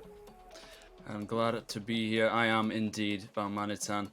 I saw over the grand final of the Prospect playoffs last night, and that was a great way to start off this postseason that we have in Season 8. But now, quickly moving on to the Challenger playoffs in this lower final, Chorus versus Pyromancers. Now, Chorus being the darling of Ignis this season, of almost the entirety of Challenger, having the most amount of wins and the highest goals scored, in fact, at 212. Tomo taking the majority of that. I think it was just below 100 after league play. Now he's definitely broken that record. So a fantastic performance from Chorus until that upper final against Yahoo, where they just lost out in that best of 5. And now coming off a loss against Pyromancers on the up and up, but they themselves have also come off of a best of 5. So are we looking at two teams that could go to the distance, or do we just expect Chorus to take this with the fact that they've been quite strong in Ignis this season and Pyromancers just didn't quite manage to clinch that upper bracket? It's tough question. It's such a tough goal. I mean, yeah, that reverse sweep. It's so tough to look past. I don't think we've had a single other reverse sweep this play-in or playoff season just yet. So, I mean, it's a real mentality crusher. You see Dreed come back in and just play much better than he did in the first game. So, you know, I'm edging towards Pyromancers. I didn't back them to even get through the play-ins. I thought Scorn were going to take it, but I think they just have the edge here. I in that interview with Tomo on RS Cast, he said that Pyromancers were like their big trouble team. They were really worried about them, and they've already defeated one of the top 2 from Ignis. So, you know, it's tough to look past them. But they've done so well, and you know, there's plenty more opportunity for Ohio to throw yet another final. Yeah, there is, of course, plenty of opportunity, and it's looking like it could go down to the wire. Obviously, Pyromancers, only team so far. We are only in the Challenger playoffs. To come in as a play-in team and get to this lower final, a big opportunity here to take out Chorus, who they just about got beaten by in that league play situation. Stuck to 3rd for like since the 4th week or something like that. So they've been chomping at the bit to try and get a chance to beat Chorus, and this is the best opportunity they have. They're on a run of form, obviously coming from a victory, going against a team that might be knocked a little bit in confidence. I can't wait to see how they perform, because although they are a team that looks like they have upset potential, they could be that dark horse. Apprentices, in fact, with this season, touted to be that dark horse that could make a playoff run. and Yahoo themselves being predicted champion. Whoever wins this this series could go to face them, and Chorus will have to do it again in a best of 7, in 2 best of 7s, in fact. So for Pyromancers, this is a big scalp, and I can't wait to see how they perform. Yeah, absolutely. So as you said, it felt like in that league play situation, Pyromancers just waiting week after week. Maybe this is the week where we get the chance to overtake one of these top 2 teams in Chorus or Neptunium, but it never happened for them. They always had to settle for 3rd, but this is what it all comes down to. This is the situation where they can finally change that, get themselves into the grand final and do what Neptunium and Chorus could not. As we get kicked off with the first game of the lower final, anyone not aware, of course, still a best of 5 situation. We'll only play best of 7 in that grand final. Whoever gets there first, we shall have to see. Small Panda on his hood for a little while there. Both teams just trying to take a couple shots across the bow, see what they're made of. Small Panda with the first one here, and it's hit perfectly, slammed straight off the crossbar. Big Pig was not big enough to stop this one, sailing past him. And a very early lead for Pyromancers. Chorus looking a little shaky. The 4-time RSC All-Star in Small Panda is certainly trying to prove that title once again, trying to get back up to that All-Star status, because that is an outstanding shot. With such little time passed, you think these teams maybe needed a little time to settle. Not at all the case, as he gets straight up off of his hood, as you said. He was lying there for a bit, gets the shot on net, and it's a great start for Pyromancers. Sure, exactly the start they will have hoped for, maybe dreamt for. It's tough in league play to get over this Chorus side. Now in Elimination Rocket League, the true metal is tested. Tomo beating out 2. Not able to get past the 3rd. Potter here himself, or Ohio as he prefers to be known. Now, Small Panda attempting to play off of his assist, but nowhere for them to go. Chorus looking like they're struggling to clear the ball out a little bit in these opening moments. They don't seem to get past the midfield line for very long, and every single time Pyromancers go past it, they get a shot on target, and this one finds its way past that defense. Just a miscommunication here. Big Pig expecting Salt to be there, and it's an open net. Yeah, and maybe that reverse sweep that they just had to come off is still lurking on their minds, because this is not at all the Chorus we've come to expect. You know, it's an unbeaten team in league play. They lose their first one, and all of a sudden it might be 2 in a row for them, because Pyromancers have dominated the proceedings so far, only a minute and 20 seconds in. So, you know, those proceedings maybe not quite as long. You'll have to do plenty more work to keep that up. But at the moment, they definitely have the upper hand. But this might be the first time Chorus are able to strike back. Doesn't quite come off for them. Maybe just for Salzgegger, but Ohio leaves himself plenty of time. Great positioning from him. They do not provide any chaos in defense just yet. Looking pretty solid, the Pyromancers. Chorus, whilst consistency in league play is all well and good, you do get quite a bit of break between each match, unless you schedule them right after one right after the other, as quite a few teams do tend to do. But on playoff day, it's exactly when you need to bring your best Rocket League, when you need to be well rested and comfortable. Chorus looking exactly the opposite of that right now, as pass between Small Panda and Ohio does find its way back. Cheeky 1-2 that wasn't all that composed, but almost found its way towards the net. Kinkazé with another chance, attempting to get that 3rd goal, approaching the halfway mark of this game. Not seen much from Chorus, only 1 shot on target. They're going to get another one here, and unless Kinkazé can clear it out. They're really quick on defense, Pyromancers. They recognize the threat early, and they cut it out, except for here where Small Panda just drops it directly in front of Big Pig. Tomo waiting on that front post, knows it's rolling in, and they bring a goal back. This is the Chorus we're expecting to see. Yeah, just undoing all of Pyromancer's great work in defense with that 1 slip up from Small Panda. You cannot afford that against Chorus. Yes, it seems like maybe Chorus aren't quite ready to really take control of this series, but they're still going to be so quick on any loose balls, and they prove it there. They've gotten 1 back, and they'll be just waiting to get that 2nd one, to get that equalizer. Kinkazé backwards here, flipping it up to Big Pig, who had plenty of space. Cannot find the power necessary to beat that Pyromancer's defense that's held so strong for so long. Still 2 minutes left to go, and a 1-goal game. Salzgegger allowed time to dribble this, taken out by the first man, and Big Pig looking for his 3rd in that midfield. He does beat him out. Tomo's dropping down. He's going to get a free shot over Kinkazé. Cannot read that ceiling touch whatsoever, and they brought this back to an equal game. And is this something we were expected to see, Barman? Obviously, they started a little bit slow, and as you said, that reverse sweep would affect anyone, the best of the best. So is this where they come back to life? Certainly seems to be the case. You know, you see them really struggling in the first half of this game in the opening exchanges where Pyromancers are just all over them, but now they're really making the most of any little Pyromancer slip up and making them pay for it. 2 goals in quick succession, and both of them, you know, reasonably avoidable from Pyromancers, but that's the thing, if you don't avoid it, Chorus will make sure that you're punished for it. They will get the goals, and they're looking to get the third already. Fake from Saltskager, it's almost in, it's off the post, is anyone there? It's just Small Panda, makes up for their prior, you know, gifting of a goal, and will get that one clear, and that's what you want to see. You don't want to see Pyromancers collapse in defense now. They need to get back up to what they were running on in the first half, and really make sure that they keep themselves solid. Chorus luck running out ever so slightly on that last play. Got a perfect demo on the last man. They had no opportunity to clear. Couldn't find the angle. Kinkaze and Hoheo looking to find an angle of their own, but stopped just at this final hurdle. Hoheo himself gets it off the back ball. Smile Panda to take a shot, but Big Pig waits for his moment and takes his time. Perfect patience from him allows him to clear that out. It was a bit of a pre-jump save as well, and somehow keeping them in this game. That could have been the final notch for Pyromancers to take game 1, but they're starting to falter a little bit on defense. They did manage to clear this one out, but Saltskager keeps it alive for them. Small Panda tries to get back to the ball. He's a bit low on boost, and Tomo finds the pass in field, allows Big Pig to take a shot, but it's far too far away and nowhere near the target. Ohio attempting to keep this alive, go on that counter. There's still 2 people back. They leave the ball for quite a while. Small Panda throws away possession, attempting to get it through the corner. He does have a chance for Kinkaze. It was a little too low, but it has popped back into the mid for Big Pig to take a shot, and it's floating tantalizingly close for Pyromancers to take a strike, but Chorus managed to keep it level. We have OT in game 1. No big surprise here. No big surprise at all.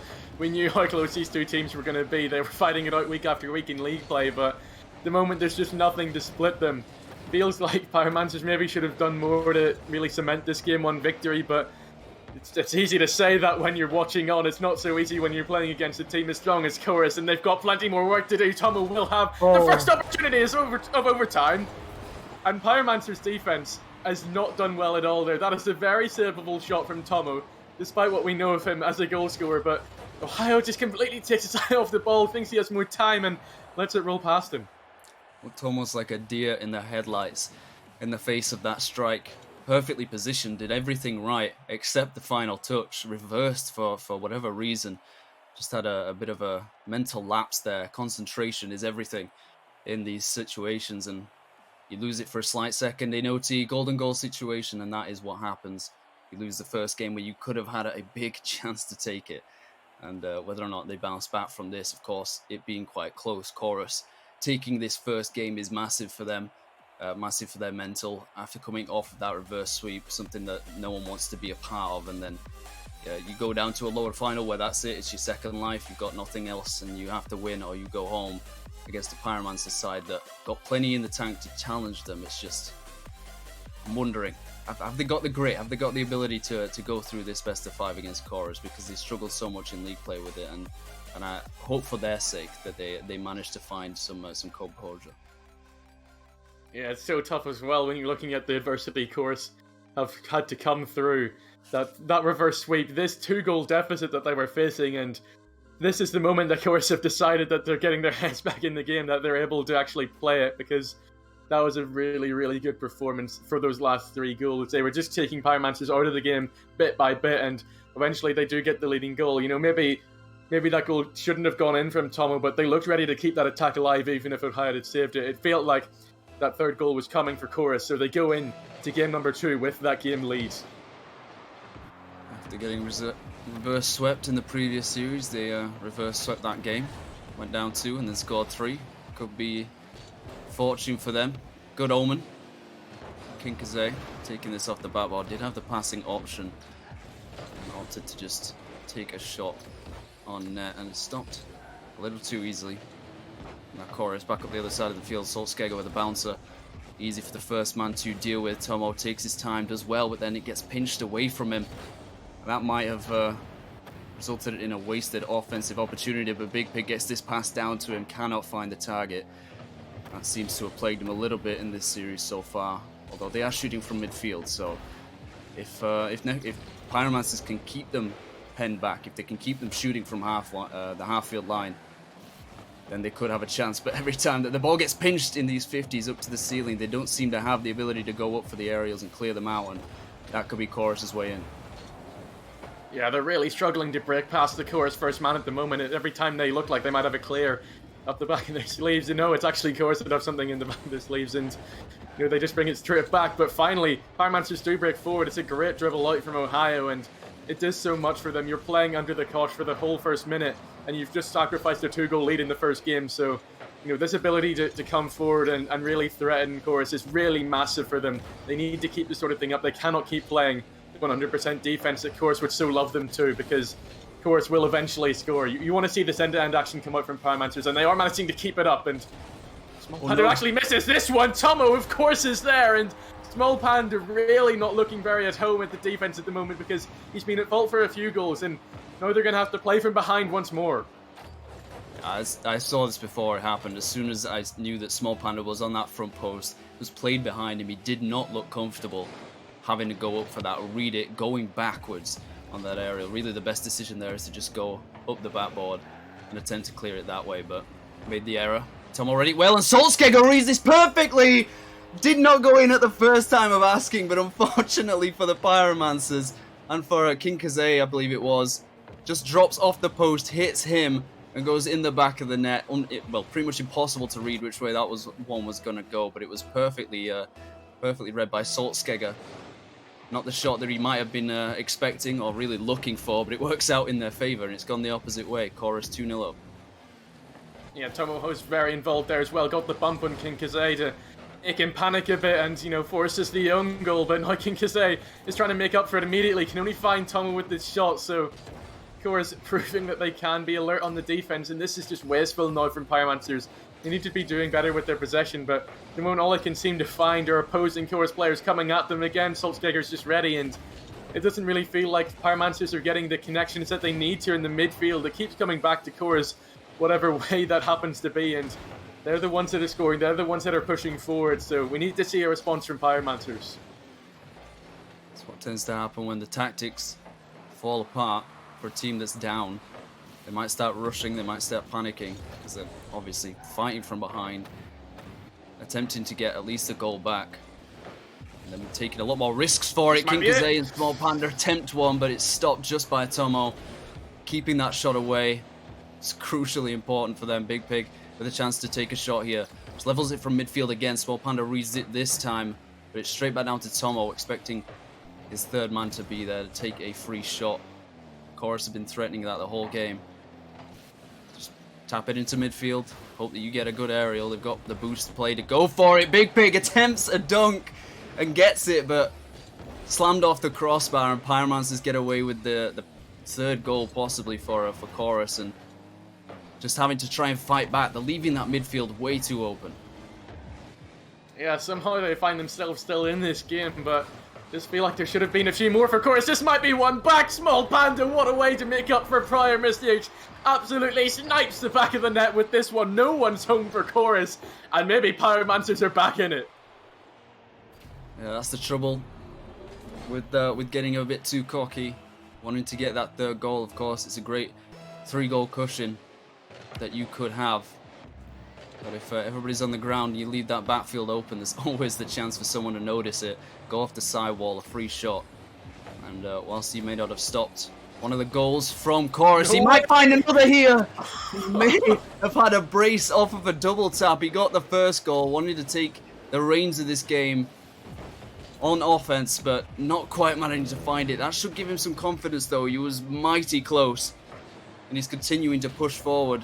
Try and keep the ball in that midfield. Attempt to give his teammates some chances as well. He's taken 3 shots now, the only ones that Pyromancers have had.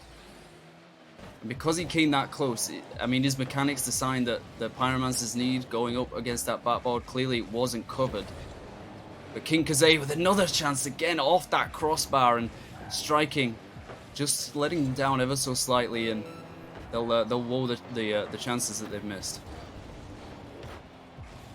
Chorus, they keep it up though. They're not happy with 2. They want the 2-goal cushion back restored. Might come off with them here. Big Pig almost takes it away from Tomo, but the Pyromancer's defense crumbles once more. There's double commits galore. Small Panda actually does get a touch away, but the Chorus player was just waiting for it. And this should be the game 2 in the bag now, and you know, they've already got 1. They might get 2, and they might be forcing they might be tempting fate here by opening up this reverse sweep opportunity once more, but surely they don't throw it again. They might get a 4th, but King Kasei is just about back for that one.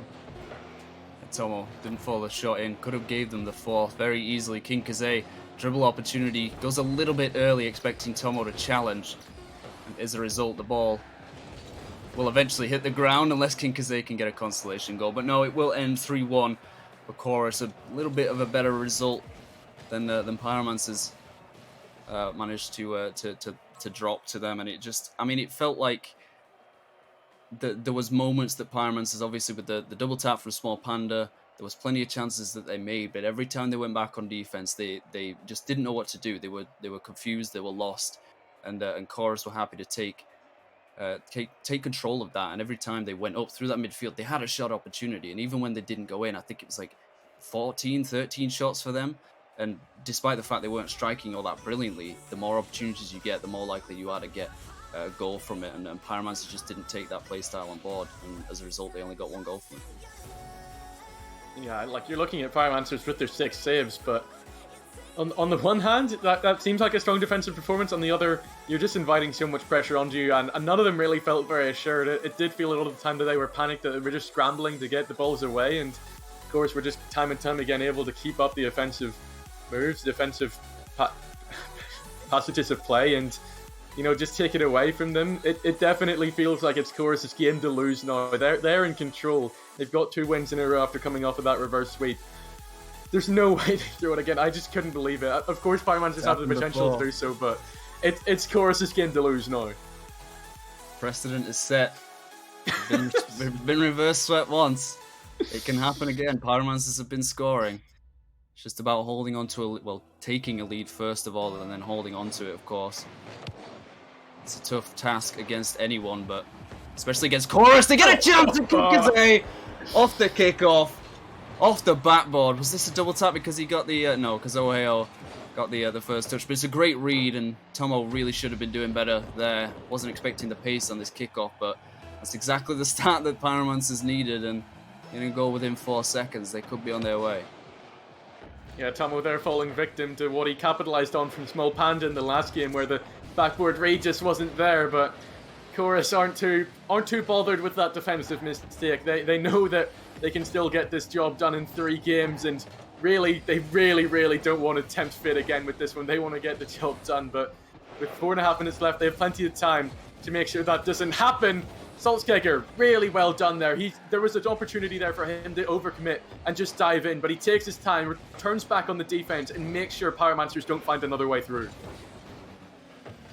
So far in these playoffs, sweeps have been few and far between. We saw it from Kindling last night, where they went 8-0 after 2 games. Could have got the sweep, but still didn't manage to do it. Now Chorus, a much more precarious situation, having already been reverse swept. A 3-man counter-attack here is taken by King Kasei. There was lack of communication. It led to the loss of the ball, but they've somehow managed to get it back. King Kasei have to use a lot of boost to get up to this one, and Saltzkeger just throws it back again. Both of them waiting for a gap to exploit, to take a shot at Tomo. With not the best touch, he does draw 2 up, and he drops back down! Oh my goodness, he drew 2 players, the bait and switch. This should not go in. He's just so tough to read. I mean, again, I'm going to mention it. His goal of the season was a double fake, which just proves how much defenders are worrying about him, how much they know he is potential of taking away from them. Again, he takes away Pyromancer's hopes and dreams, but Big Big cannot do so. And you know, I think this was a substitution, because when I was casting them earlier, Matixis was playing, Big Pigs come in, and you know, in an opportunity to try and get themselves back into the lead, he doesn't take it, and you know, maybe Matixis is waiting on the sidelines here, waiting to come back in, and if Big Big doesn't manage to find the back of the net with goals like that. Yeah, massive opportunity, a completely free open net, and he's just skied it into that backboard. And no red player was. Small Panda having to rush to get this away, and Saltskager's going to beat out Ohio, not finding the angle. Tomo waiting his second in line to take one, but Kinkaze cuts him out. Big Pig with the rotation. Small Panda is forced to jump off of the threat of that bump, and Saltskager comes across. Ohio just about gets in the way and keeps this one even. Mostly in favor of Chorus so far, just as the last game. Plenty of shots and only one for Pyromancers. Moment of magic going to be needed from Small Panda once again, but this time they have a chance to open it up. Ohio did bump out that third man and then gets another chance to shoot. But it seems like it's just back and forth. Both sides, they're getting an opportunity in that aerial box, but then just stopped out by a lone defender. And the tightest of margins so far. Yeah, trickling on down past the halfway mark, and we said this 1-all scoreline. Of course, Pyromancers, they need a goal in this 2 minutes because one more game defeat and they are out. They do not want that at all. They fought so hard to be here, but it doesn't really matter if you cannot get it going, and when it matters most in Chorus, they're just able to take it away from them again. And there is something to be said about this substitution. It doesn't always happen in playoffs where teams make substitutions. Usually they stick the same the whole way through, but they do look a little bit renewed after they bring in Big Pig. And you know, for the first matches he's played all night, he certainly looked strong in the first two. Just needs to make sure he can keep that up going into a third game where they really need to get it done. They really cannot be affording to give up anything else to Pyromancers, because they will jump on it. They will take anything that is given to them. Right now on the precipice, force back, all three defenders waiting for that. And then just throw away possession to Big Pig. It's going to drop off the backboard. No one's going to be there. Thankfully for them, Kinkase just about reads. Tomo coming in to slot that one away and take his brace. Small Panda, again, they just throw possession immediately. As soon as they get the ball, they give it back to a blue player. They need to take their time. They need to be patient. Recognize they've got some space. They're not constantly under pressure. Small Panda does well here to keep it under his spell, but then cannot follow the ball again. Attempts to bump out Big Pig in midair. This one's over Kinkaze. Tomo's going to be there, but not fast enough to prevent the save from Ohio. And it's as close as you like. They're going to have to look for a counter by the looks of things. Pyromancers, this one's dropped down nicely for Small Panda to take a shot, but lack of power allows an easy clear. And Kinkaze, perfect 50. He's managed to kill the ball. He's chopped back into. Oh, that could have gone very badly for that front man. Saltskager did not expect that one to bounce ahead of him. But every time that Pyromancers go on attack, they don't consolidate. They don't get aggressive enough to keep that pressure up and keep that consistent rotation. I mean, you got to give it to them. They don't want to risk that quick counter attack or just a long shot from Chorus. But if they go into overtime, I mean, a lot of people won't back them because they did lose the first game. Yeah, they'll need to maybe take a couple risks. This is certainly a risky situation for them. Small Panda has to get there. It is just about guaranteed their place in overtime. Maybe not yet. Saltskager keeps it alive for Tomo. So an approaching player, Saltskager's up. Kinkase has to deal with this one in the defense. And Pyromancers, will they get there? They will. It is grounded. They just about find themselves into this OT where they're one goal away from being eliminated, but certainly have opportunities. A bit of bumping coming out. Kinkase is there. They're still in it. They win game number 3. Chorus, they have more work to do because Kinkase is hurdling Pyromancers into game 4 and keeping their playoff hopes alive. We had 5 minutes to tear these teams apart. It was 1-1 for so long. And it just takes 5 seconds. Just one simple kickoff. Ohio wins it out. Brute forces his way through. In fact, gets bumped. He gets bullied off of that ball. Still manages to get it flicked on past that last defender. And Kinkase taking his brace and taking Pyromancers to a very important game win. Still a match point. Still a very precarious situation, but this should give them some confidence. They managed to hold Chorus for a very long time. And they'll need to retake that lead and hold on just a little bit longer. I think for just a couple more games, of course. This going 2-1 in the series. And I mean, do we see Pyromancers be able to do this? Obviously, they had a lot of shots, but they've had to handle so much pressure, so much offense from Chorus that they always look like they're about to concede. Like this ship is sinking, and I just wonder if they could shovel out the water fast enough.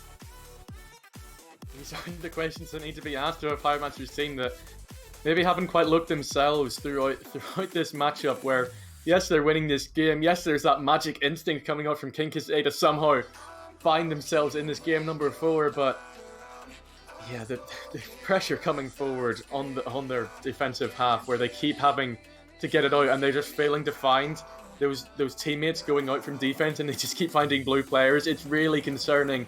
Really feels like Chorus should be able to take this one if they just clamp down on it, but we just have to keep looking back at that reverse sweep and worrying for Chorus themselves. You know, they've been so strong, they definitely could have sealed it up in game number 3, but they didn't do so. They leave Pyromancers with the door open and Pyromancers are trying to force their way through. I think one or two of the players are having some intermittent connection issues. Not affecting them all that much so far, but it may come into play. Early chance for Chorus goes begging. Solskjaer got another one, 2v1. He throws away possession, expecting a lot more power on that shot, and Big Pig having to retreat from an encroaching Small Panda. Does very well to pitch this forward. They lose possession as a result, and Ohio going for the shot puts it wide just as the first chance. A little bit earlier. Kinkazay through the corner, but it just seems like we've carried on from the last game, Barman, where neither side wants to risk too much and they don't send 2 men. They keep 2 back and hope that it works out. Kinkazay attempts one here, just about stopped by Saltzgeger, and it's still as tight as ever. Yeah, there are a few double commits coming out from Chorus on their own half, but yeah, they're well into their own half when they do that, so they have time to recover and get back into position, even if those slight mistakes come through, and it's worked out for them in this opening minute. They keep Pyromancers at bay, do not let anything through. They've had to play a lot more defense in this game than they had in the openings of the other 3, but they've dealt with it well. They might have an opportunity here, but Tomo is alone on the offense, and where were his teammates? That was a wide open net. That was a wide open opportunity for them to slam it home, but Tomo wasn't able to do it all himself, and it means that Pyromancer's got it clear yet again. Oh yeah, decent clear. Gets killed for the trouble and Big Pig off the backboard. No one there once again for Pyromancers. They keep getting away with that. I feel like eventually they will get punished unless they take the first lead. Big chance there for Small Panda, just narrowly wide, and Saltzgeger again throws this over Ohio. It's going to drop down, no one's going to be there. Small Panda won't either. Ohio misses, Big Pig doesn't expect it, and Tomo with the shot. Finally someone hits the ball. Saltzgeger puts it down to Tomo, crossbar bouncing down on the line, and Ohio takes it away. Still precarious, still a chance for them to finish it off, and that gives Ohio 4 saves here, approaching the halfway mark, keeping his team alive. Now an assist opportunity, passes it into the mid for Small Panda, but just about stopped. And it's just hard defense right now. Barmanitan somehow keeping it alive, and Ohio gets his 5th. Unbelievable defense. Unbelievable is exactly the word that I was about to use, and you know, they're not done with it yet. They just cannot get the ball clear. They cannot find anything going forward, and it means that they keep having to be equal to Chorus's attack, but they certainly proved it here. You know, Tomo, somehow that one didn't find its way over the line, and Pyromancer survived. Maybe this is their first opportunity in quite a while, but no, Big Pig just brings it forward once more. This might be a good clear for Kinkazay, but I mean, Pyromancers are somehow still, is this one in? Just not quite the first game goal that they wanted, but eventually Kinkazay picks up the pieces, gets it in, and Pyromancers are unbelievably into the lead in game number 4. Both nets going to be needing a new coat of paint after this one.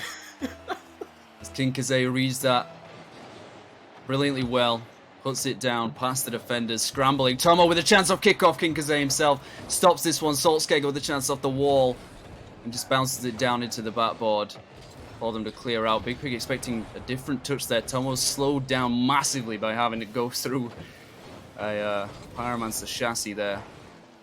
Does not get his shot away. Still floating tentatively in the mid. Big Pig bouncing it once more. Ohio and Kinkazay. Late link up. Yeah, it just seems like they go for that quick shot through the midfield, hope that the defense makes a mistake instead of trying to build an offense. Most of the time, Kinkazay does have a pass option. It drops down to Small Panda. It's a little bit too much pace, and both players miss it. As Chorus could have gone on the counter, but they seem to have tripped over themselves. Gotten in the way of each other, and Ohio through that corner. Does pop it across. Saltzgeger didn't expect that. It's dropped for Kinkazay. It's a bouncer. It's not clean, but it does give Pyromancers their 2-goal lead in a very late stage of this third game. And this is all a reward of the wonderful defensive performance they've been putting in. Chorus could be 3 or 4 goals ahead at this stage, but no. Pyromancers, they kept them out. They keep their, for the moment, clean sheet, and it just opens up those opportunities when Chorus are feeling so defeated because they just couldn't find a way through. Oh. This one will find its way through. It is their first goal of game number 4. They've realised now that King Kazay scored 2. They need to get back into this one. They cannot go into another game 5 reverse sweep potential. So Tomo, he gets one back, and Pyromancers again are well, maybe surprisingly are the ones now looking over their shoulders and realising that they are the ones that have to be staying strong and keeping hold of a lead. Pinpoint, back post, banger, and another one could be coming here, but Small Panda stops it in its tracks early. Exactly the kind of defense they need. Small Panda, in fact, the only one without a save on the Pyromancer's side. Ohio with a double hat-trick, 6 saves, avoids the demo, tries to get it past one, he's slow playing it. The last man was killed for the Pyromancers, and Tomo could have taken a little bit more time with that, maybe didn't read it. Saltskager drops it down to Big Pig, who will be beaten, and it's a 1v1 for King Kazay to beat Tomo. He does it, but he loses possession. It allows them time to rotate. It's off the backboard, but he drops it down for Ohio, wasn't expecting it. That could have been the death knell. That could have been the nail in the coffin, but as it stands, still a chance. Big Pig drops it off the side while Tomo takes it very early, drops it off the ceiling, doesn't read it quite as well, and Big Pig does not get beaten, or does get beaten, in fact, by Ohio, and they managed to hold on just long enough to keep it a 1 goal game, but 2-1. They've done it again, Barman. This could be a reverse sweep. And I just don't know how we keep finding ourselves in game 5s tonight, because it feels like there's been so many one-sided matchups that just completely turn on their head, and we somehow go into the game 5 anyway. So Chorus, they get one back there. They try to replicate their game 1 success where they got that, single game reverse sweep, but it's not the case here. Pyromancers, they keep it up. They keep the defensive life alive, and you have to look to Chorus now. Their offense has been so dominant. They have 10 shots in this one to Pyromancer's 8, so they do have just about the edge of the pressure there, but they're just being too predictable. Pyromancers seem to have their number now. They're getting up to everything that they have to throw forward, and now it feels like Pyromancers came to win. It certainly does. I mean, we talked about Ohio, mentioned it briefly, that it could be the case that he throws this, that he bottles it. I don't know if how true that is. Just, it's a tough thing to get into the playoffs and then lose it all at the last hurdle. It's a tough situation, and Ohio right now, I think, channeling the energy of his franchise, of the majors, the prospect team that got to that grand final, and did so well to get the bracket reset, had the chance, but now they're big brothers doing their damnedest to beat out the top prospect in Chorus. But right now, on the precipice of a reverse sweep, the 2nd in a row for Chorus. And they're going to have to do their best to prevent that here on Champions Field. But a good start for Pyromancers. Ohio drops it down for King Kazay. King Kazay, he's had a few bounce shots tonight that have managed to find their way in, but that one just goes a little bit wanted.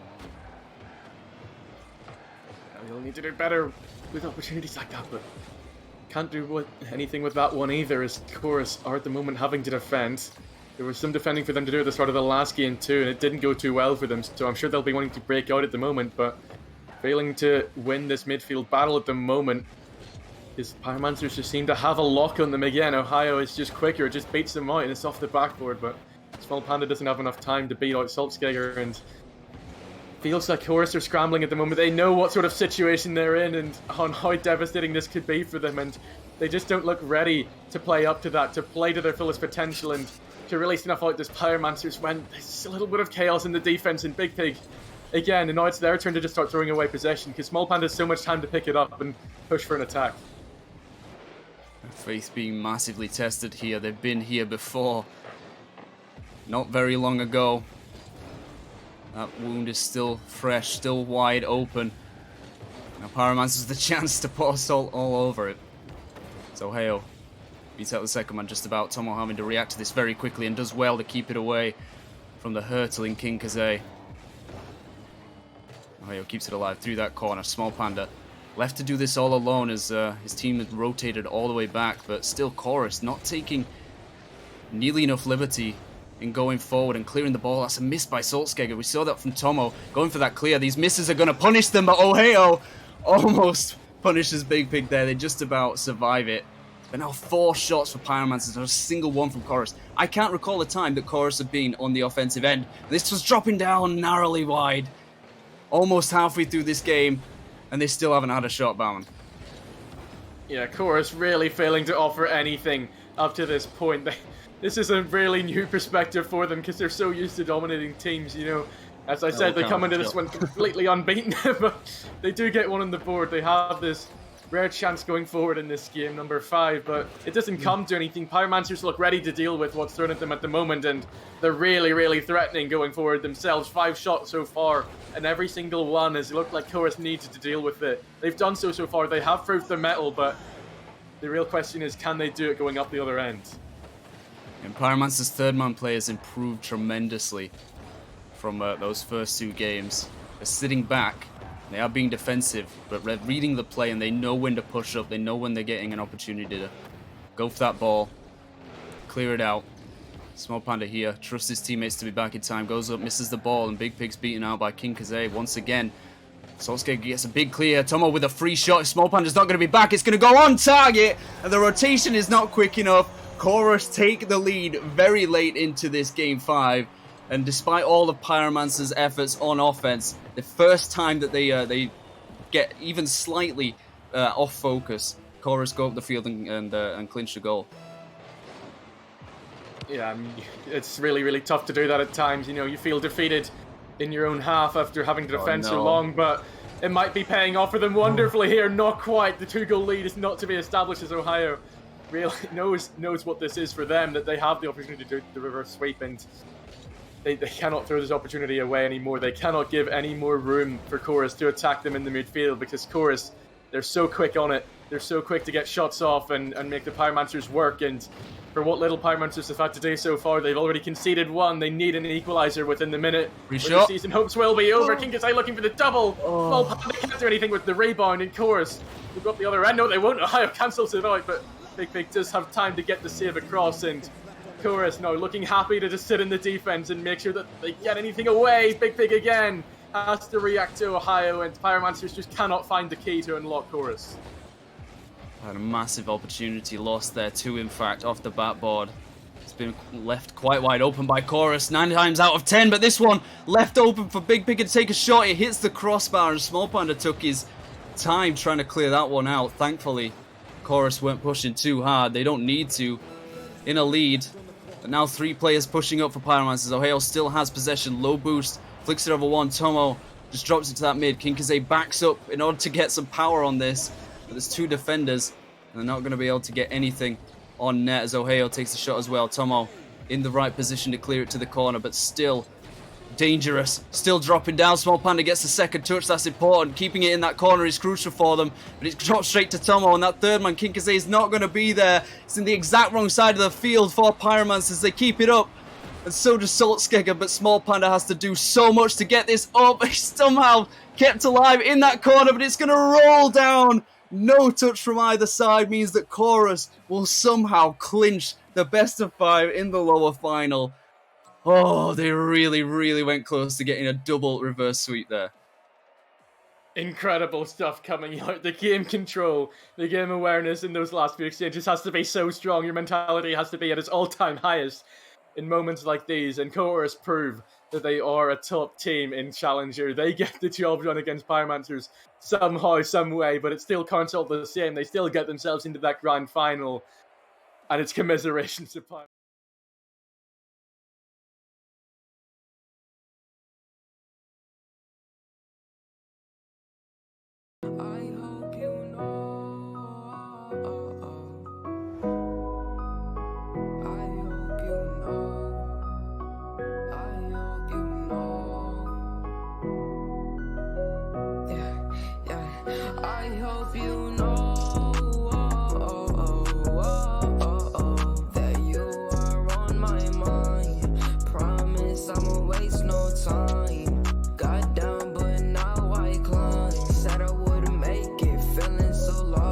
Caught up in the matrix, have to keep waiting.